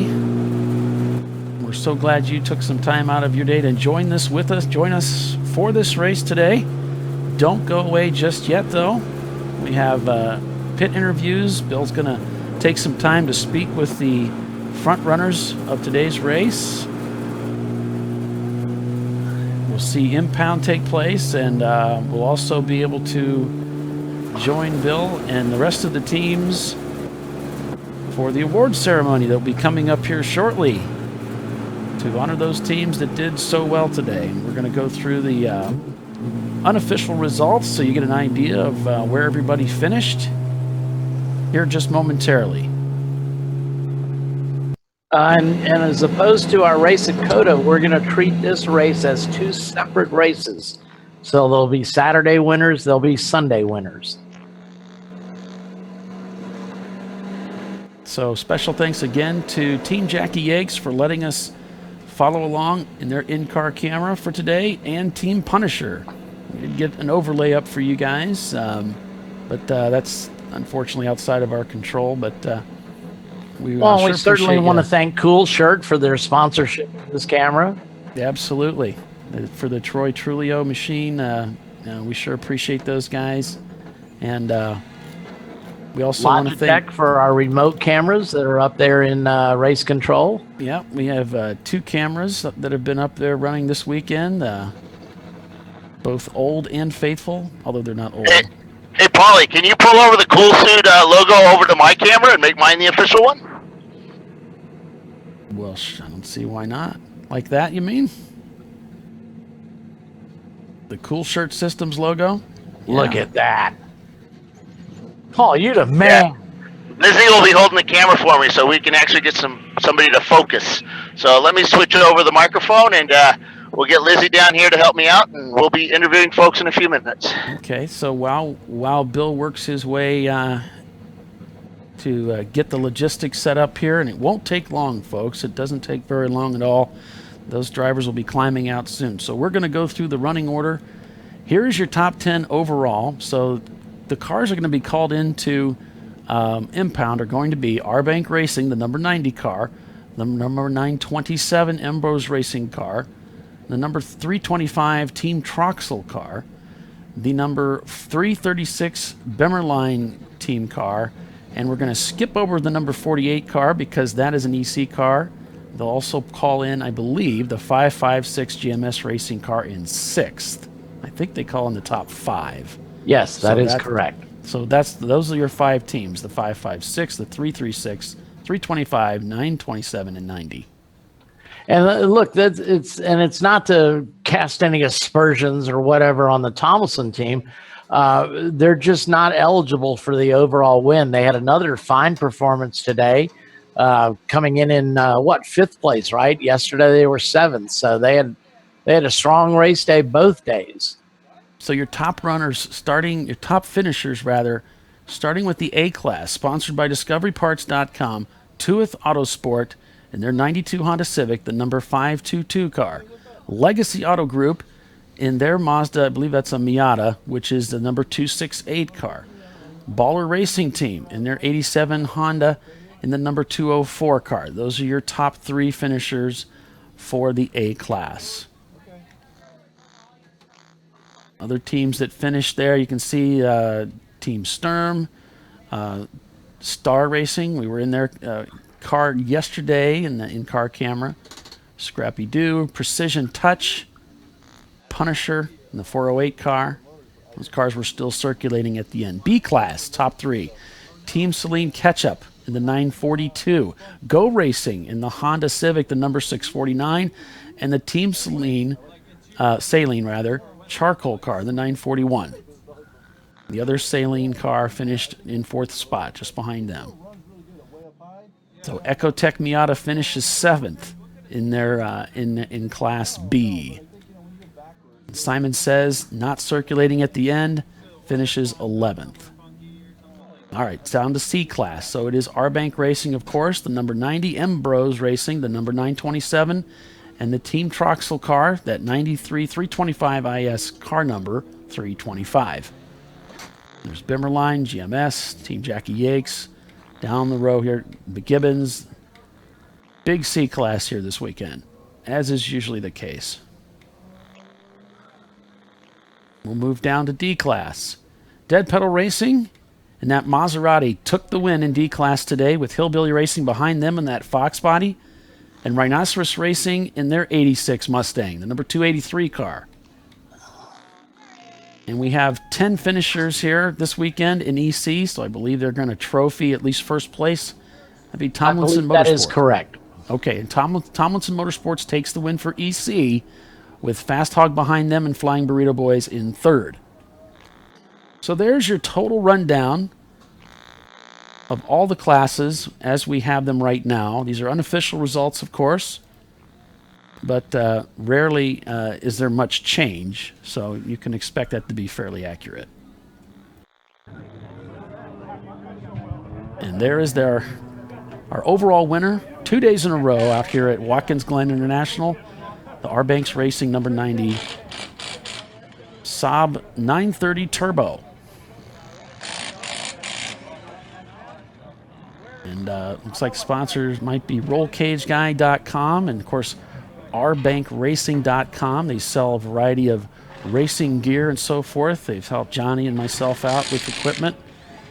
We bought our fire suppression system from Robin. Let's see, we got a steering wheel from Robin. Our Schroth belts we got from Robin.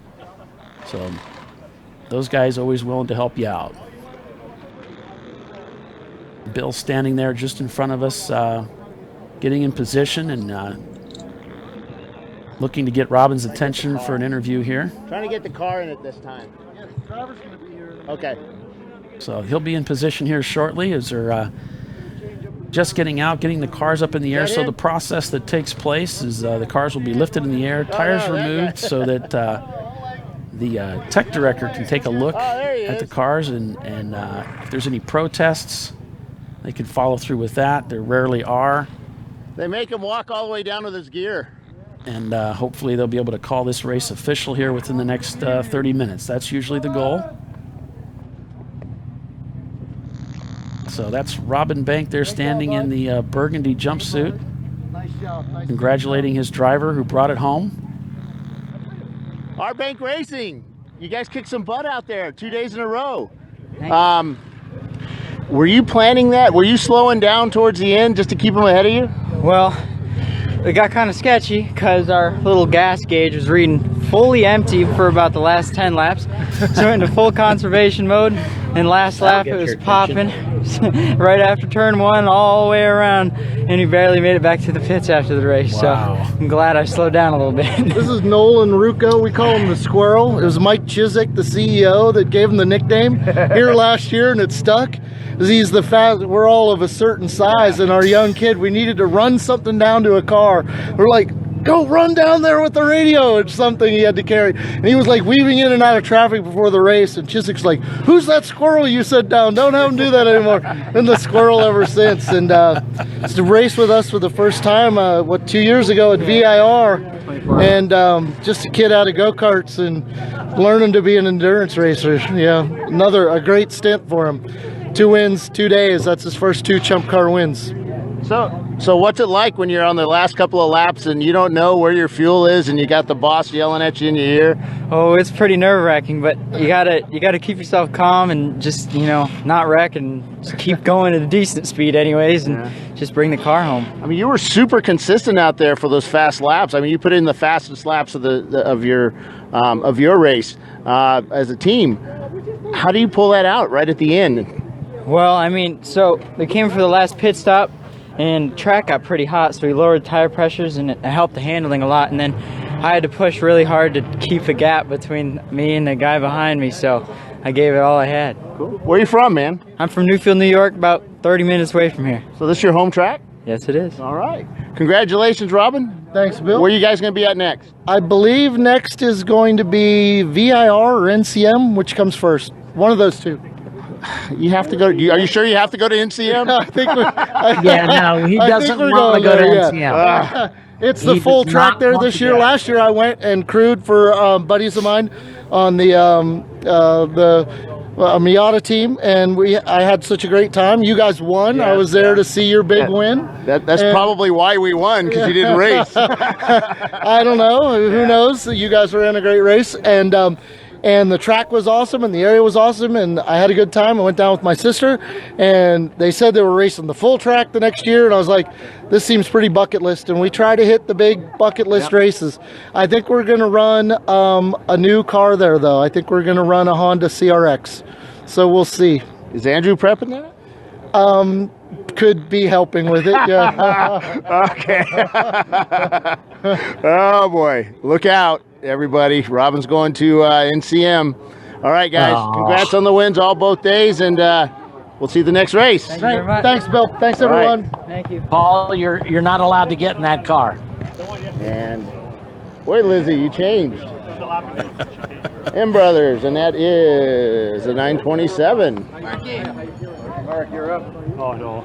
Oh, yes. I'm just a driver. I don't do interviews. Just a driver. You were catching them. I was trying hard. I was trying real hard, but we had a lot at stake, so we kept her clean and stayed ahead of everybody else, and nobody made mistakes, unfortunately. Could you have done it? I mean, were you pushing on? I mean, did you know if you had enough fuel? Fuel was not an issue. It's all the car had. You know, they had no fuel left. They barely made it back here. No, you tell me that. Well, it would have made a difference. We were going all out for the whole day. Okay. We were turning consistent times. We were 2/10 off our fastest we had all day, and the car was solid and didn't let us down in any way. And great teamwork. What could you guys have done differently to change today's standings? Anything? No, I can't think of anything. I mean, we're all like the four of us.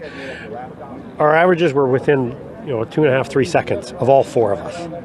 Can't ask much more for our team. No. And I think that's the key to our team. There's not a real weak link in the whole process. So, no, I couldn't have done anything else. So where are you guys from?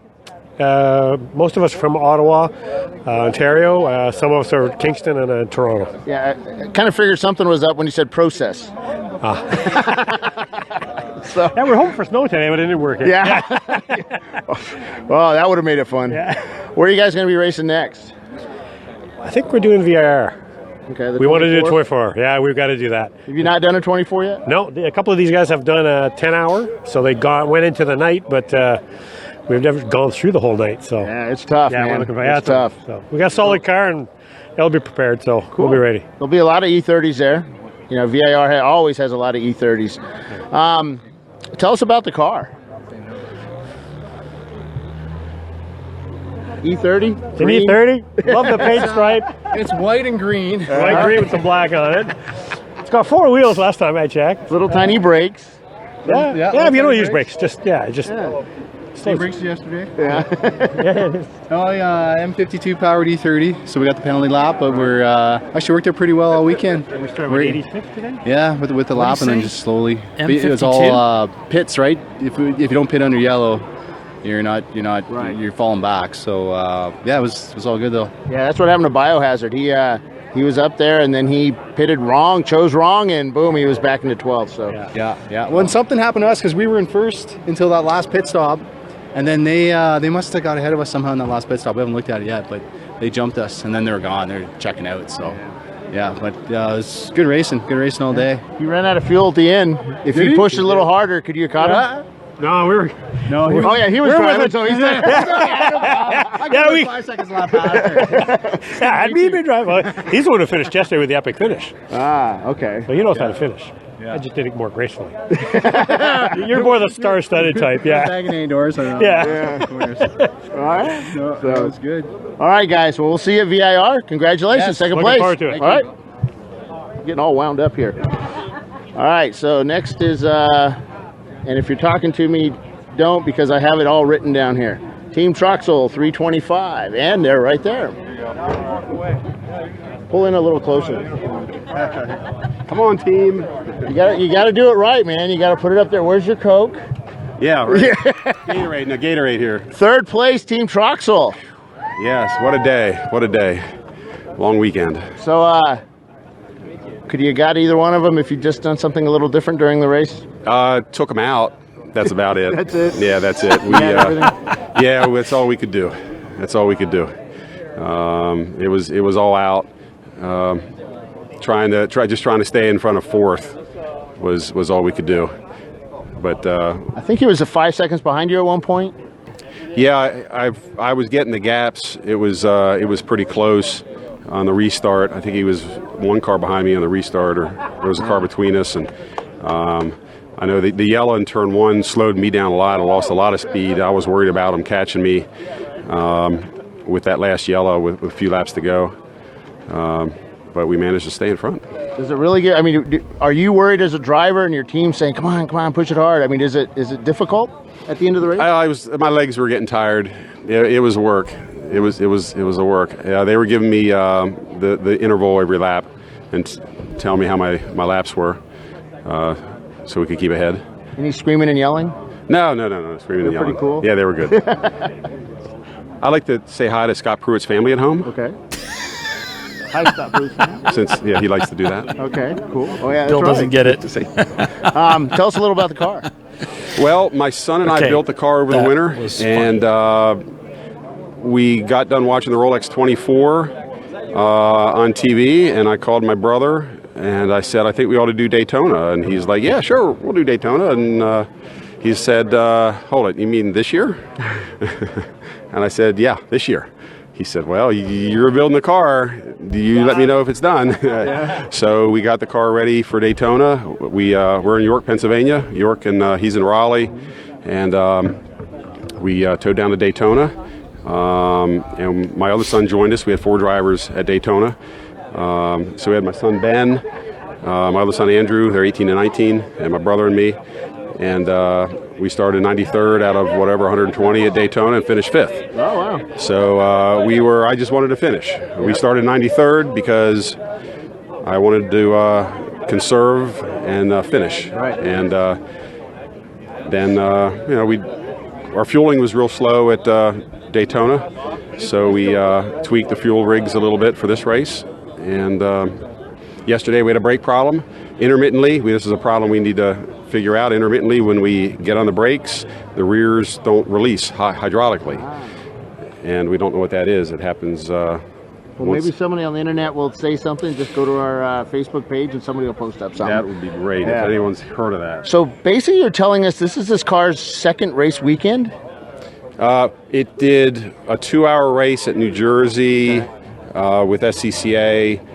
So it's actually the third race weekend. And you're on the podium for 2 of those. Did you podium with the SCCA?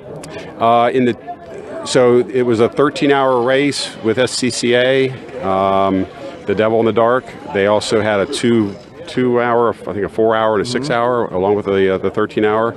And we did finish first in the 2-hour. So you guys are pretty good drivers, good car preparers, pretty good. You going to do the VIR 24? We're going to do the VIR 24. I think that's next for us. Cool. We'll see you down there, guys. Okay. All right. Thank you very much. Congrats. Thanks to ChumpCar. Thank you. And I think Bimmerline's next. Where's Bill? Yep. Bill! Let's get the car too. Where is he? Well, who else is here? I'll do it. All right. Wait, can I stand on your wheel? Because you're like really tall, man. We'll make sure we get the sponsors in the way. Yeah, we will do that. So Bimmerline finishes 4th place. 4th place. How'd you do that? We drove as hard as we could, as fast as we could the entire time. So anything you could have done differently to maybe move up a couple of spaces or one? You know, we talked about it after the race. Man, we didn't have any mechanicals. We didn't miss any pit stop windows. I think we pitted under yellow every time, and we drove as hard as we could, man. I really don't think so. The car was fantastic. Phil and the guys at Bimmerl did a great job getting it set up. We had no troubles, you know, and we had really good drivers. Mm-hmm. So we were all within 7/10 of each other, and you know, ran some good times. But you know, that's all we had. Tell us a little about the car. So this is Bimmerworld and Redline sponsored shop car, really, for the Bimmerworld crew guys. Phil manages the car, and they put some of their employees in it in most every race. And I'm just a buddy that I was lucky enough to get the call. Some BMW Club Racing friends that got together to run this one. Yeah, it's a shop car. Those guys work on it, and they get to put you know, their knowledge on the phones and selling parts actually to the rubber, to the asphalt, and get out there and race what they sell. So do the pros get a little jealous of these guys? Well, I think so.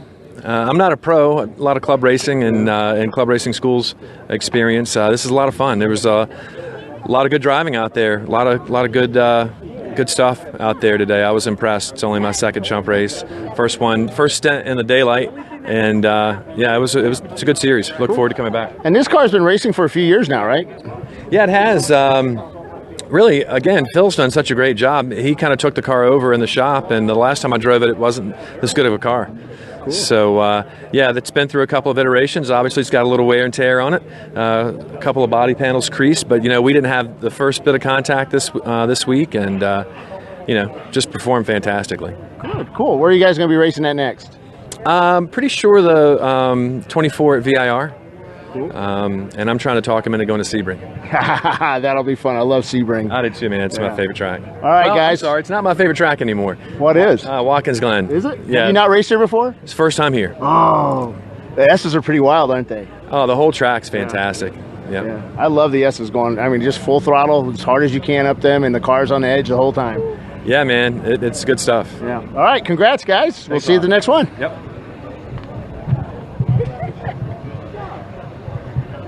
Look at Bill, all proud that he's got a cameraman.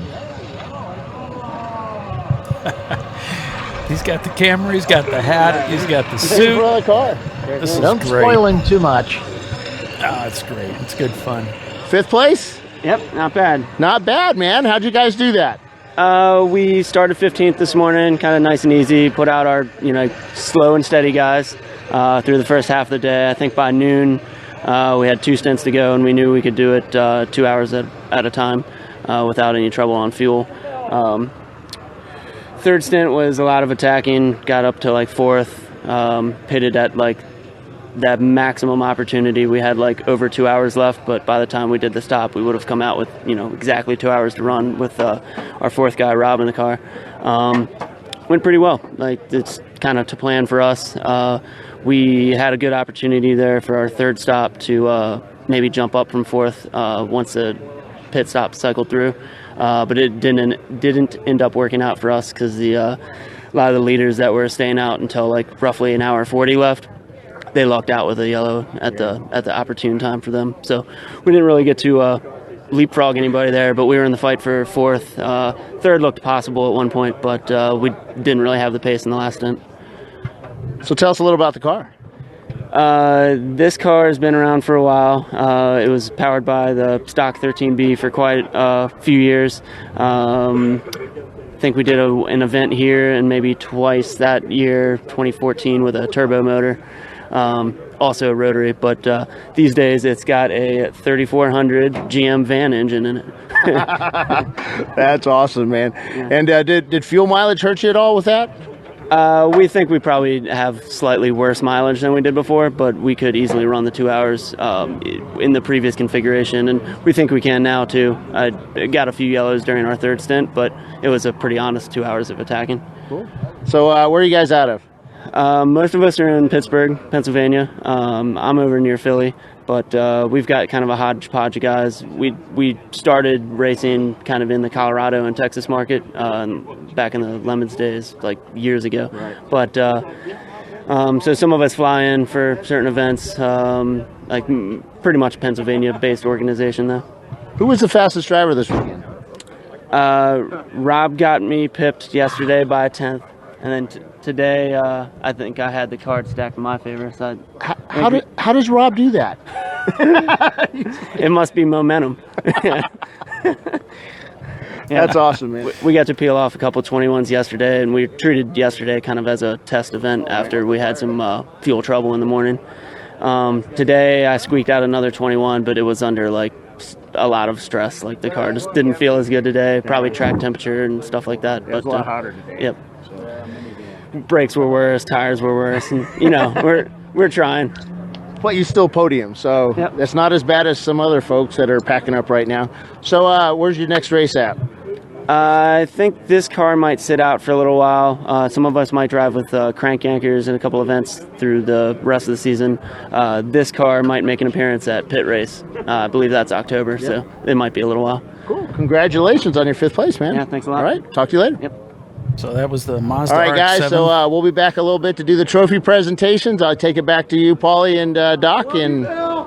And Tyler says he loves me. I like Tyler. He's a good guy. Go sit on his lap He again. didn't race this weekend, did you?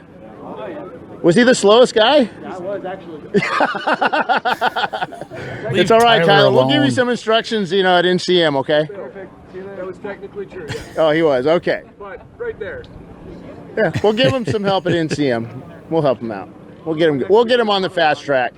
Huh? We're next week on Autobahn. Yeah, I won't be there. I'll be working. All right, guys, back to you. Bye. We'll be back a little later. Bye. See you later. All right, Bill. Thanks for that report down there. That crack reporting that we have there from our consummate reporter. Our ace pit reporter. Yes, he is every bit of that and more. So obviously, that last interview was with the GMS racing team in their 1987 Mazda RX-7. You can see, this is so much of what the sport is about. We're not seeing these highly polished professional race teams winning these races. We're seeing buddies that got together from where they lived, some years ago, and they just come together for these races. It's wonderful. And totally lost their minds, of course, like all of us. Yeah. When I started racing ChumpCar, it was with a guy that lives about 3 hours away from where I live, and we got connected through Facebook. Never met the guy, never met the team, never been ChumpCar racing before, and we got together at Road America, and it was unbelievably cold. It was early April, but we went out and raced. in a 94 Mazda Miata. And spent a lot of time in that little Miata. Went through a lot of races with it. But I met some pretty cool people, and I've had some opportunities to drive in several different cars in ChumpCar, but it's always been a great time. And but this is so much about what it's like, and I think that one of the reasons my dad likes it so much, it reminds him of the old days, all that grassroots type stuff, like what Bill was talking about a little bit earlier, Doc, about places like with Nelson Ledges. It's not all fancy and clean and neat and like Coda. It's roughing it, man. but there's something about that. There's some character, I guess you might say, something that's really cool about it. Well, I mean, Nelson Ledges, my gosh, that's the 24 Hours of Nelson Ledges was legend back decades ago. Yeah. So I don't know. We may have to get up there for that. Sounds like I haven't checked the entries yet, but sounds like a lot of people are going to be at VIR for the 24. Yeah. Our bank said they're going to be at NCM, so that doesn't bode well for me. You're not allowed to get in that car, by the way, Paul. I'm not sure that you're going to have much to say about that, Doc. Oh, man. Come on. What? We may have to go to a handicapping system. It's an unproven, untested car. We don't know anything about it. And I did notice that, and it's I don't know if you heard it, but there was an audible sigh of relief. Mm-hmm. Same thing happened. Yeah, I mean, if he's going to bring the Civic, that's going to be like the first race for that car. So who knows what's going to happen? Well, and Bill's in a new build, so there's a chance I may sneak in there and surprise y'all. Bring in old Mr. Reliable there. Yeah. I don't know about old Mr. I was going to say, things didn't work out so well at Daytona, but yeah, we got that problem fixed, my friend. You did, huh? What was the story? The story is we checked fuel. It was either fuel or electrical. We checked the entire fuel system. The car at the end of the Road Atlanta race was sputtering a little bit. So we opened up the back where we had our surge tank sits right next to our high-speed pump. We moved it out from the frame rail. And we had a hose that was a little short, so it was kinked a bit. So we replaced the short hose with a longer hose, so it makes a bigger arc. And where I test my car is in an office park, so you can only get up to 70 miles an hour or so. And when we got out there at Daytona with our foot to the ground, the car would just sputter. So we brought it in. We did a fuel flow rate test. We took apart every connection. We got about a gallon a minute, which is what we expect. It transfers into something in liters, not very much difference. So we finally started looking at electrical, and we've had a problem with the coil before.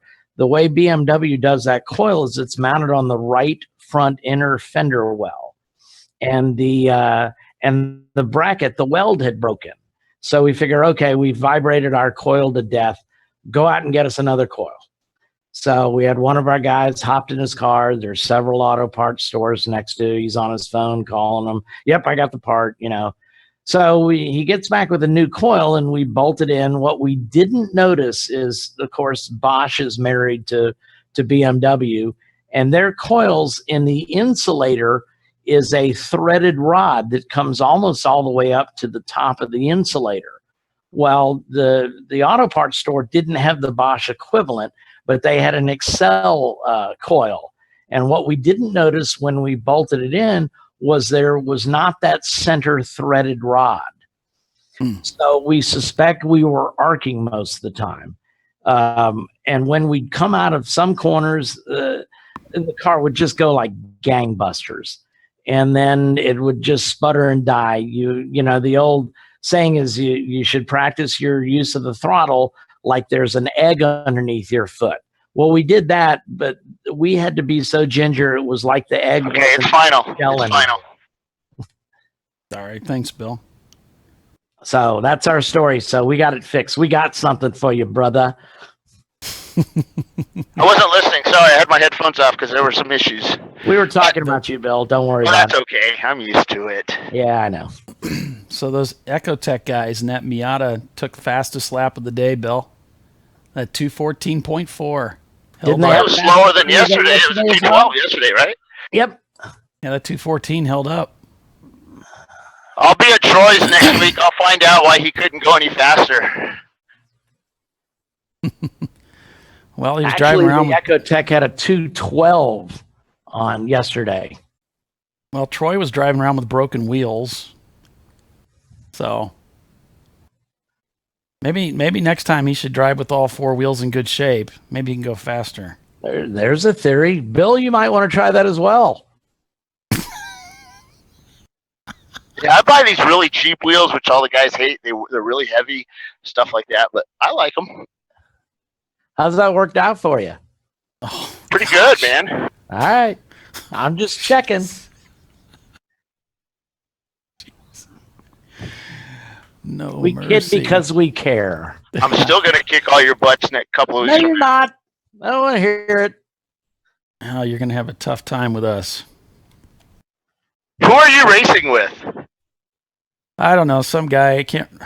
Wait a minute. I think his name is. He's sandbagging us, Bill. I think his name is Raleigh or Raleigh or Robin or Robert. I hate you. I don't know. I can't remember. Okay, so now I know what car to take out. You know, I'm really good at taking cars out. Oh, okay. All right. I'll write Robin a check beforehand. The funny thing about taking cars out, Bill, is you got to get fast enough to get close to them. Oh, we have a Supra. Supras are fast. Hey, I see you on TV. Yeah. I just silenced you. Did you? That's probably a good thing. There's probably people cheering right now. Probably the safest thing to do, huh? No, I can see all your whole work schedule back there. Is that true? Gynecological what? Yeah, that's a calendar that we use here at. I keep track of all the video work that I have to do for the firm. So yeah, which as you can see, they don't have a whole lot going on there. That's more time for racing, then. That's what it is. So well, Doc, I think sorry we need your to car's team up. not going to be built in time. I think Doc, we need to team up against this guy, Robin Bank Racing or R Bank Racing. What are they named? Yeah, R Bank Racing. Oh, what have they ever done? Oh, nothing. It's just beat me many, many times, and you. And then the beatings are going to continue. I have a feeling. Years driving for him. I don't like this. This is unfair. Well, I believe I mentioned the same thing, Bill. We may have to look at some sort of handicapping system. I think what I ought to do is get my car together and bring my car there. How are your hubs? Whatever. Jeez. Hey, you had to bring up the hubs. Yeah. Bring that MR2. I ain't afraid. I would have to wash it. I really don't want to do that. Oh, no, it might fall apart. Actually, Derek Supra should be able to kick butt on that thing. I'm serious. It should do well. Is that really I thought that was a Buick. No, it's a Buick. It is a Buick. And we all know that in the 80s, the Buicks were, top gun stuff, man. Well, I'm about old enough where I should be looking at a Buick, right? Well, that It's Pontiac. not just your daddy's car. Well, that Pontiac held true all day long. They just ran out of gas once is all. Yeah. The car stayed out there. You could see that car is probably the widest car out there. It's certainly the only one with a chrome rear bumper. That was cool. Carrying that So you 40-pound really bumper around. don't know what car you're going to be driving, right? So potentially you could be driving the Honda. It sounds like he's bringing the Honda Civic to NCM. So. Well, that's a front-wheel drive car, so that's not going to do well. It's historically front-wheel drive cars don't do well, right? Yeah, let's see. Coda. I'm trying to think here. It's amazing how well those front-wheel drive cars do. But yeah, you can just tell yourself that. Go right ahead. That's it. Yeah, they don't do very well. Well, Bill, Paul and I have an advantage because we are going to do the test day there on Friday. Oh, so are we. So are we. Oh, okay. So No advantage. It's going to earlier be fair. you poo-bod that idea. Oh, we don't need no test day. Yeah, We're listen to him. racers. No, it's going to be fair. Well, I haven't driven Derek's car before, so I have to go through there and tell, Troy drove it last time, so I have to make it right. Ah, gotcha. So no, I guess we were trying to talk about the Chumpcast Commentators Cup, and you said let's wait till after Watkins Glen. Guess what? It's after Watkins Glen. We got to figure out how we're going to pull off this broadcast. Well, I don't know. Here's the idea I have so far. I don't know why we can't just kind of halfway wing it. I mean, that's what we do anyway, right? Well, yeah, and although we kind of have more or less of a plan with people being always there, sure. But we saw, a Racecast did something really cool, guys. They were doing a lemons race at Sonoma, and they just had some people coming up and helping out throughout the day. It wasn't always the same guy or same guys. Right. I think there was like a guy like me that was pretty much there a lot, but not all the time. Sure. I don't know why we couldn't, find some people to help push the buttons once in a while. I don't know. Right. Well, I mean, I know Bill's going to work with Mike to see that we're all pitted next to each other. Oh. And it's my understanding we're going to be near control because it's got the best signal. Yeah. So yeah, we're gonna have. I just need electricity for my air conditioning unit. That's all I need. Bring your cool shirt, buddy. Well, I have it here. I have it here too. I didn't wear it today because my battery's in one of my old bags. You have batteries. Well, I think we're gonna have guys. Aren't we gonna have somebody that's gonna be at the track helping us out with cameras anyway? Yeah, we're gonna have a bunch of kids. Well, my son said he'd help. Your son said he'd help. Yeah, and he can be up in race control listening to them. We went out to dinner the other night, and I said, what we need you to do is tell us, just kind of listen to race control and text in a number, car number 79, BF, black flag, PUI, passing under yellow. So, and he can handle that. He's a pretty geeky kid. He could probably handle the remote cameras and probably get a kick out of it. Yeah, we just need, I don't know, we'll get somebody to help us out. Right. To switch the cameras. I know that I won't be able to do a lot of it because we'll be racing. Sure. Be paying attention to what's going on. We've had a couple of people volunteer to help us, so we can talk about that. Yeah. With a pit reporter, because Bill can't be running up and down pit row. Yeah. Supposedly I'm only running one stint. I'm running the first stint, so I'll have it all the time after that, unless I run faster than all those guys there. So. Well, and you're probably going to fall out of the race about 30 minutes in. I'll have it all the time after that. I think I just lost all communications. I'm sorry. test 1 2. That's not true. I can see the little thing that says Bill's talking. We can hear you breathing. We know you're there. Whoa. Hyperventilating. Don't kid yourself. These guys are tearing apart all our equipment in here. Oh, there goes the camera. You clearly lost your camera. You get all these ruffians in here. Ruffians. Ne'er-do-wells. You got the Group W bench in there? Yeah. That's why they have chairs. Bill's old enough to remember what the Group W bench is. W bench. Oh, yeah. Wait. He's at a table.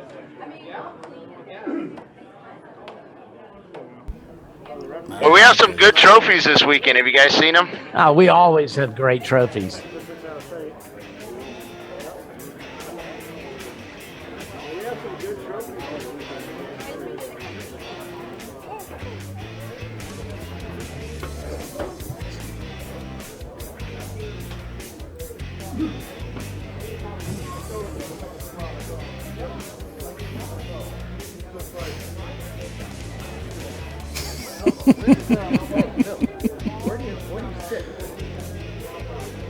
feed is fine. Is it just general brand store feeding or something, or what?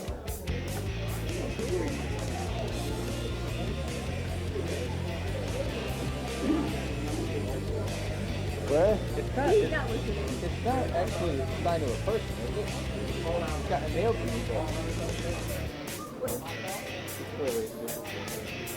I don't know. It doesn't say. Pretty cool. That's the thing. Not front or back. The AT-AT Walker over there looks like the Terminator. I don't know what. Oh, the hot dog's there because of the saline. To the 6 hours at the Glen, we're trying to figure out how they're supposed to work. How what's supposed to work? Well, they're $60 tickets. Where are they? So weekend gate price $60. WGI IMSA weekend $60 at Watkins Glen International. That's all it says. Does that get you everywhere on the track? Like you get to race? Doesn't say. Yep, so he's giving those away as prices this weekend.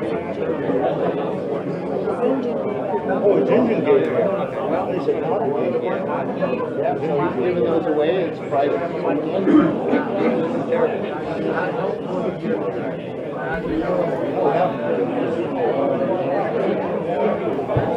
Alright, we're gonna get started so we can all go home. It's been a great weekend. Y'all have fun out there in track this weekend? Yeah! We did a few less yellows today. I thought it was like way less, and then timing said, well, hey, we're 2 behind what we were yesterday. I said, that's it? Just 2? But it seemed like guys had longer green flag runs out there. And what? Shorter yellow flags and longer green flag runs. It was a better balance, and personally, from what I saw upstairs, it was better today. We didn't have any impacts in the walls. We had to go send tow trucks out for them. We had less trouble between cars, so I thought today was pretty good. I think you guys give yourself a round of applause.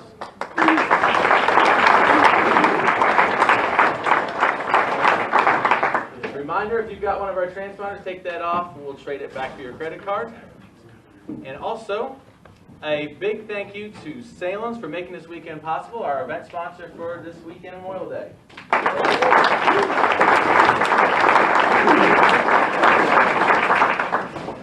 Lizzie wants you to buy one of the last t-shirts too, so if you haven't gotten one yet, she will gladly hook you up.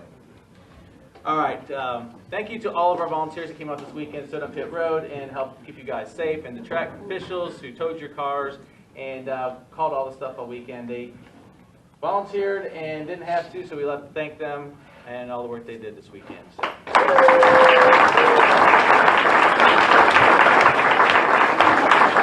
We got some extra awards, some of the we call it fun stuff we like to start with. For starters, whenever we have more than 5 cars in the EC class, which this weekend we had over a dozen, we like to award a trophy to our winning EC car. This weekend, the same team won EC on both Saturday and Sunday. So I've got a trophy for car number 48, Team Tomlinson. There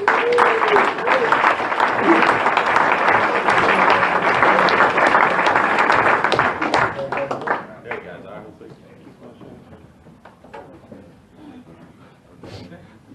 Fast car. You actually were leading for a while there, weren't you? Take a picture in front of that. One up back there, guys. Oh, Bill's cheating using the tripod. No wonder the picture isn't moving around like crazy. Congratulations, guys.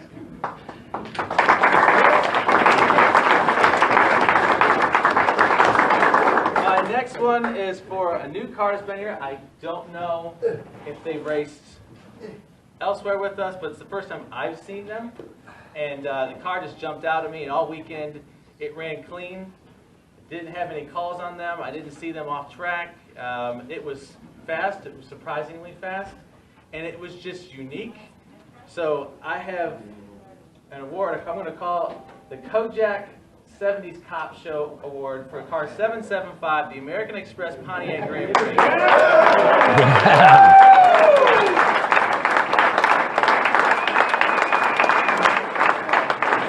All right.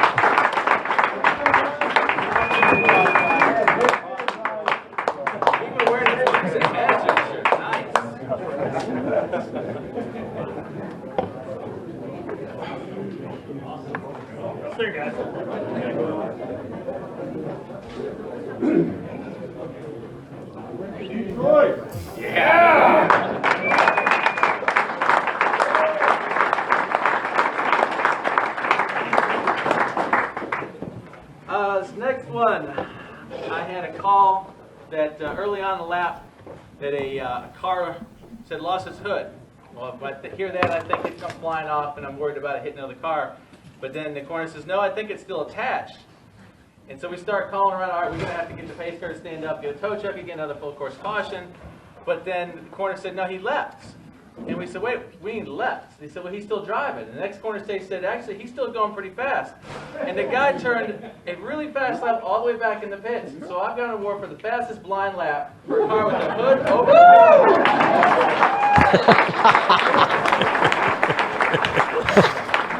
the continuous rotation racing. There you go, Bill. There's an award you can strive for. Like 230. Normally they run at 220. They didn't slow down. If you see them out there, you know, we got a trophy for them. It's awesome. It was good. All right. Yeah, that's got great. a couple sponsor awards. Our title sponsor, RVA Graphics. They have a gift card here. Let's see, what is that for? Oh, $100 store credit, so you can get one of those fathead wall graphics of your car, a team picture. You can get maybe a hood wrap for your car, put it towards your helmet. But I've got $100 in store credit for something at RVA Graphics. And our sponsor awards, I like to put them in the hands of people that want to use them. If I give it to you and you throw it in the trash, it doesn't do any good. So who would like to put something up in their office or their home? I see a hand over here. There you go. My assistant will hand it over to you.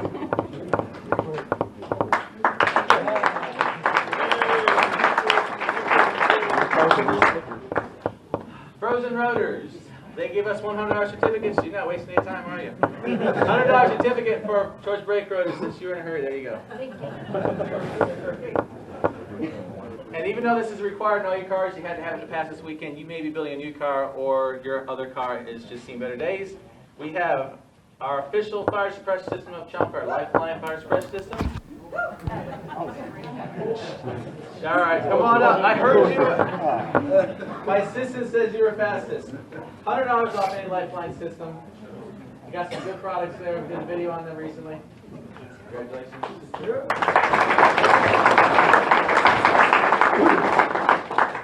And when I write a check to rent this facility, the track is gracious enough to give me tickets.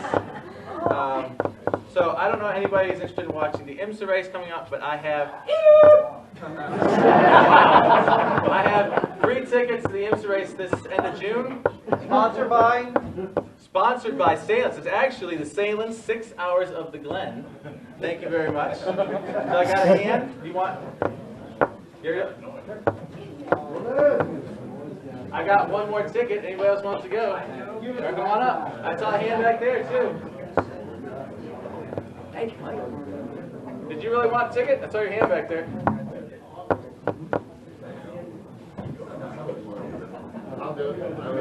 And I don't know what seat they're for. I've never been, but you've got a ticket in your hand. It's like the golden ticket. That's before your time. All right, our class award. We award class winners each day, Saturday and Sunday. If the class winner was on the podium, they get a plaque on their trophy, which, by the way, did you pull some more of those out? If they went on the podium, we got a separate trophy for them. So on Saturday, the only non-podium car was our Class D winner, car 17, Hillbilly Racing.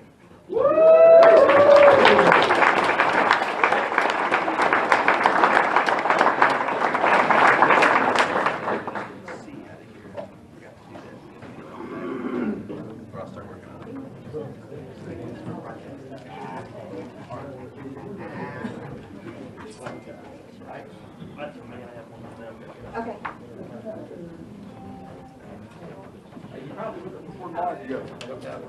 I'm taking the picture.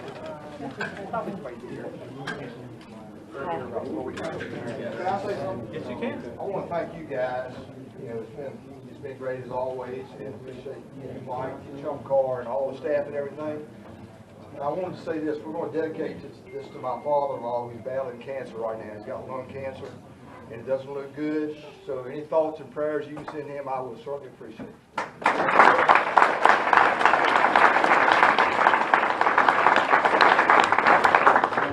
The backing on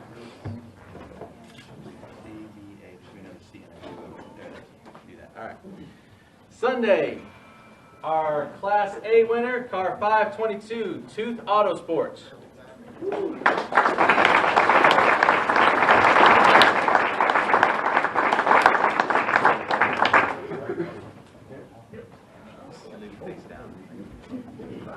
we get the hot dog? You can take hot dog. Guys, just get over this way. Slide down, guys. Slide down. All the way over. Grab your hot dog. Bring the hot dog.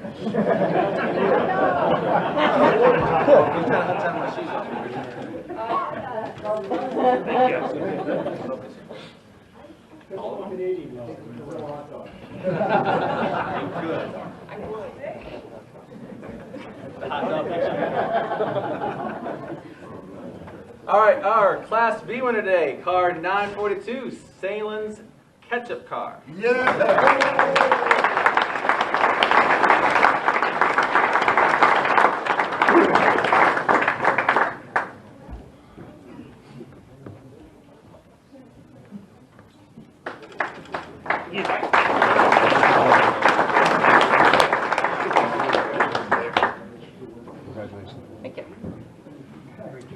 Today's D-Class winner, car 185, Dead Pellet Racing and a Maserati bi-turbo.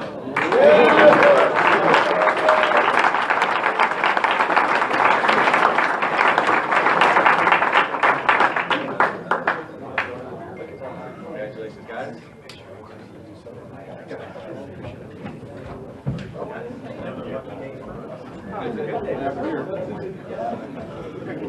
Somebody's a little tired. I'll be the short one. All right, guys. Thank you. Thank you. Yeah. Took a few. Threw me off, actually. Was it? So, on to our podium finishers. Saturday, and we're going to do, we got 2 first, 2 second, 2 third here. Saturday's winners, we say, get to pick their choice of the trophy they win here. Saturday, our 3rd place finisher, they're running out of gas and getting towed in, they still managed to hold on to 3rd. Car number 7, Ecotech Miata, also our B-Class winner.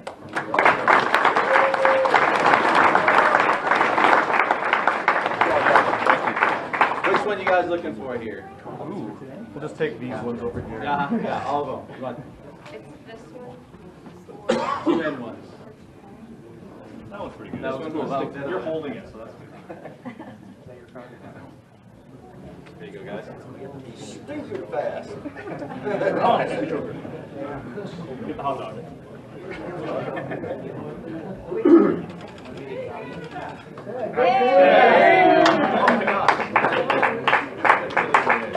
Thank you.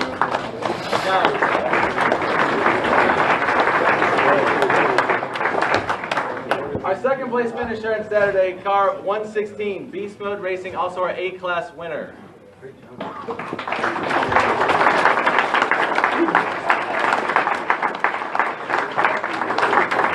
Leading the race for a while today, and then unfortunately ran into some trouble. Which 2nd place skull are you guys interested in there?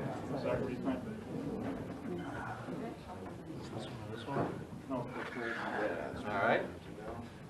It's a little light, eh? Oh, it's a lot of iron. Miguel's got it.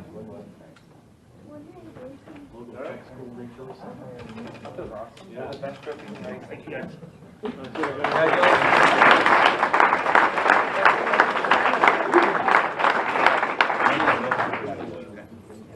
And Saturday's 1st place winner, car 90, our Bank Racing, also the C-Class winner.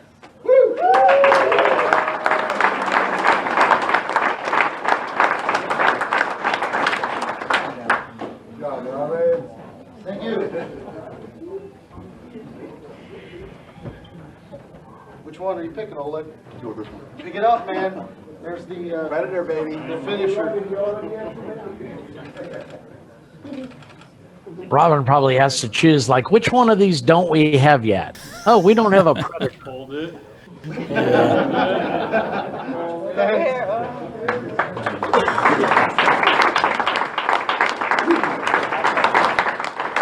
That does Kind of bring like up a the good Jackie X team. Yeah, none of our trophies look the same, too. That's kind of cool. They're all kind of unique, and they're not all like a stamped out, you know. They all look the same kind of thing. So that's cool, too. The Jackie Yates team.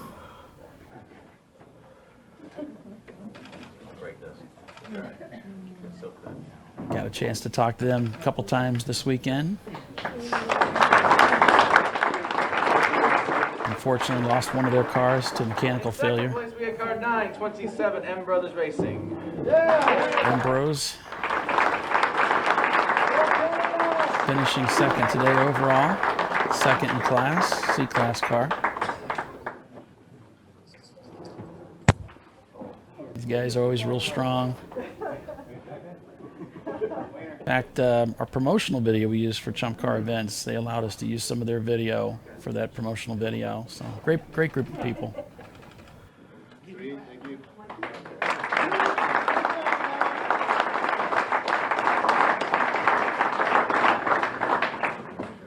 Before we get to first, I'll mention, I think this is the first time ever, doing this 7 years, we've had the top 6 cars were all in the same lap, a minute apart.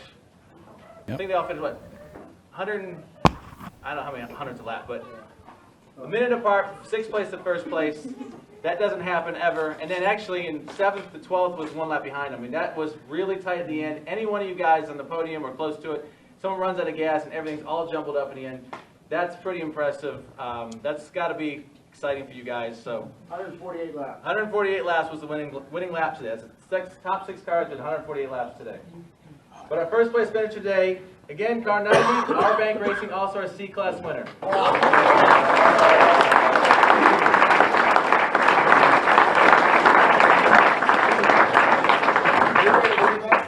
You were. Single your motor. The closer in this one. That's right.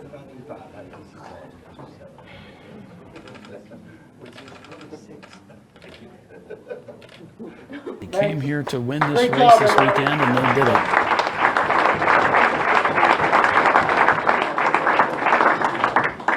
All right, before we get our last award, I had somebody just walk up to me. They won these gift certificates last summer. They don't make a part for the car, so he wanted to get them back in somebody else's hands. They expire at the end of July this year, so I've got 2 $100 gift certificates for Wilwood brakes. Anybody looking for some new brake stuff? I saw a hand. I saw a hand in the back first, actually, a little before you there. Put them to good use. And I've got some Maxxis chamois towels here if you'd like to keep the car nice and sparkling clean. Bill, you should grab one of those. You can come up, you're interested in one of these Maxxis tires, or Maxxis tire. We should tell Mike to give Bill one of those. They're free. Make sure he gets one. Pick one up. Final award, or Chump Award, we'd like to give, I'm sorry, my notes are wrong here. It is the Chandler School Sportsmanship Award. That's new for this year. I should know by now. It's May.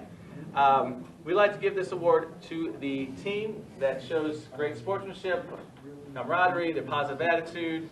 Just nothing gets them down.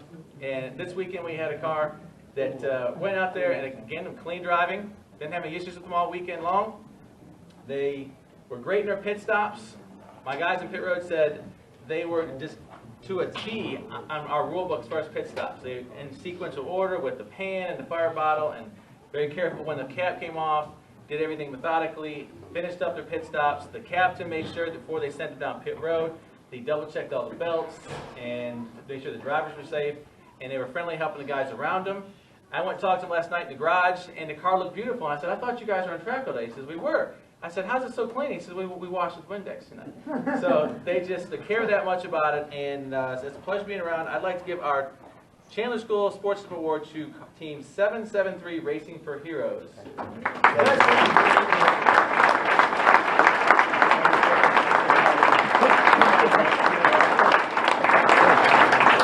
Anybody sees that white E30 in the garage. Tell them I've got a trophy for them. I don't really They're want to gone. take it home. What's that? They're gone, I They think. left already? I think so. Wow, they're methodical. They get All right. All awards today come with an invitation to our championship race at AMP this fall, October. We have another race coming up. For me, it seems like every other weekend I'm on the road. But if you haven't got enough driving yet, we'll be at National Corvette Museum in 3 weeks. That's over in Bowling Green, Kentucky. A gorgeous facility, and the first time ever we're going to do the Grand Course, not just the West Course, but the full Grand Course. So if you've got it in I'm you, sure he's going to mention the ChumpCast Commentators Cup. Bucket. We'd love to have you out there. We're on Otherwise, pins guys, and don't forget needles. the transponders. It was a pleasure racing with you this weekend, and I look forward to seeing you guys at the next race. Thank you. Bill, you have to have a long talk with Mike there.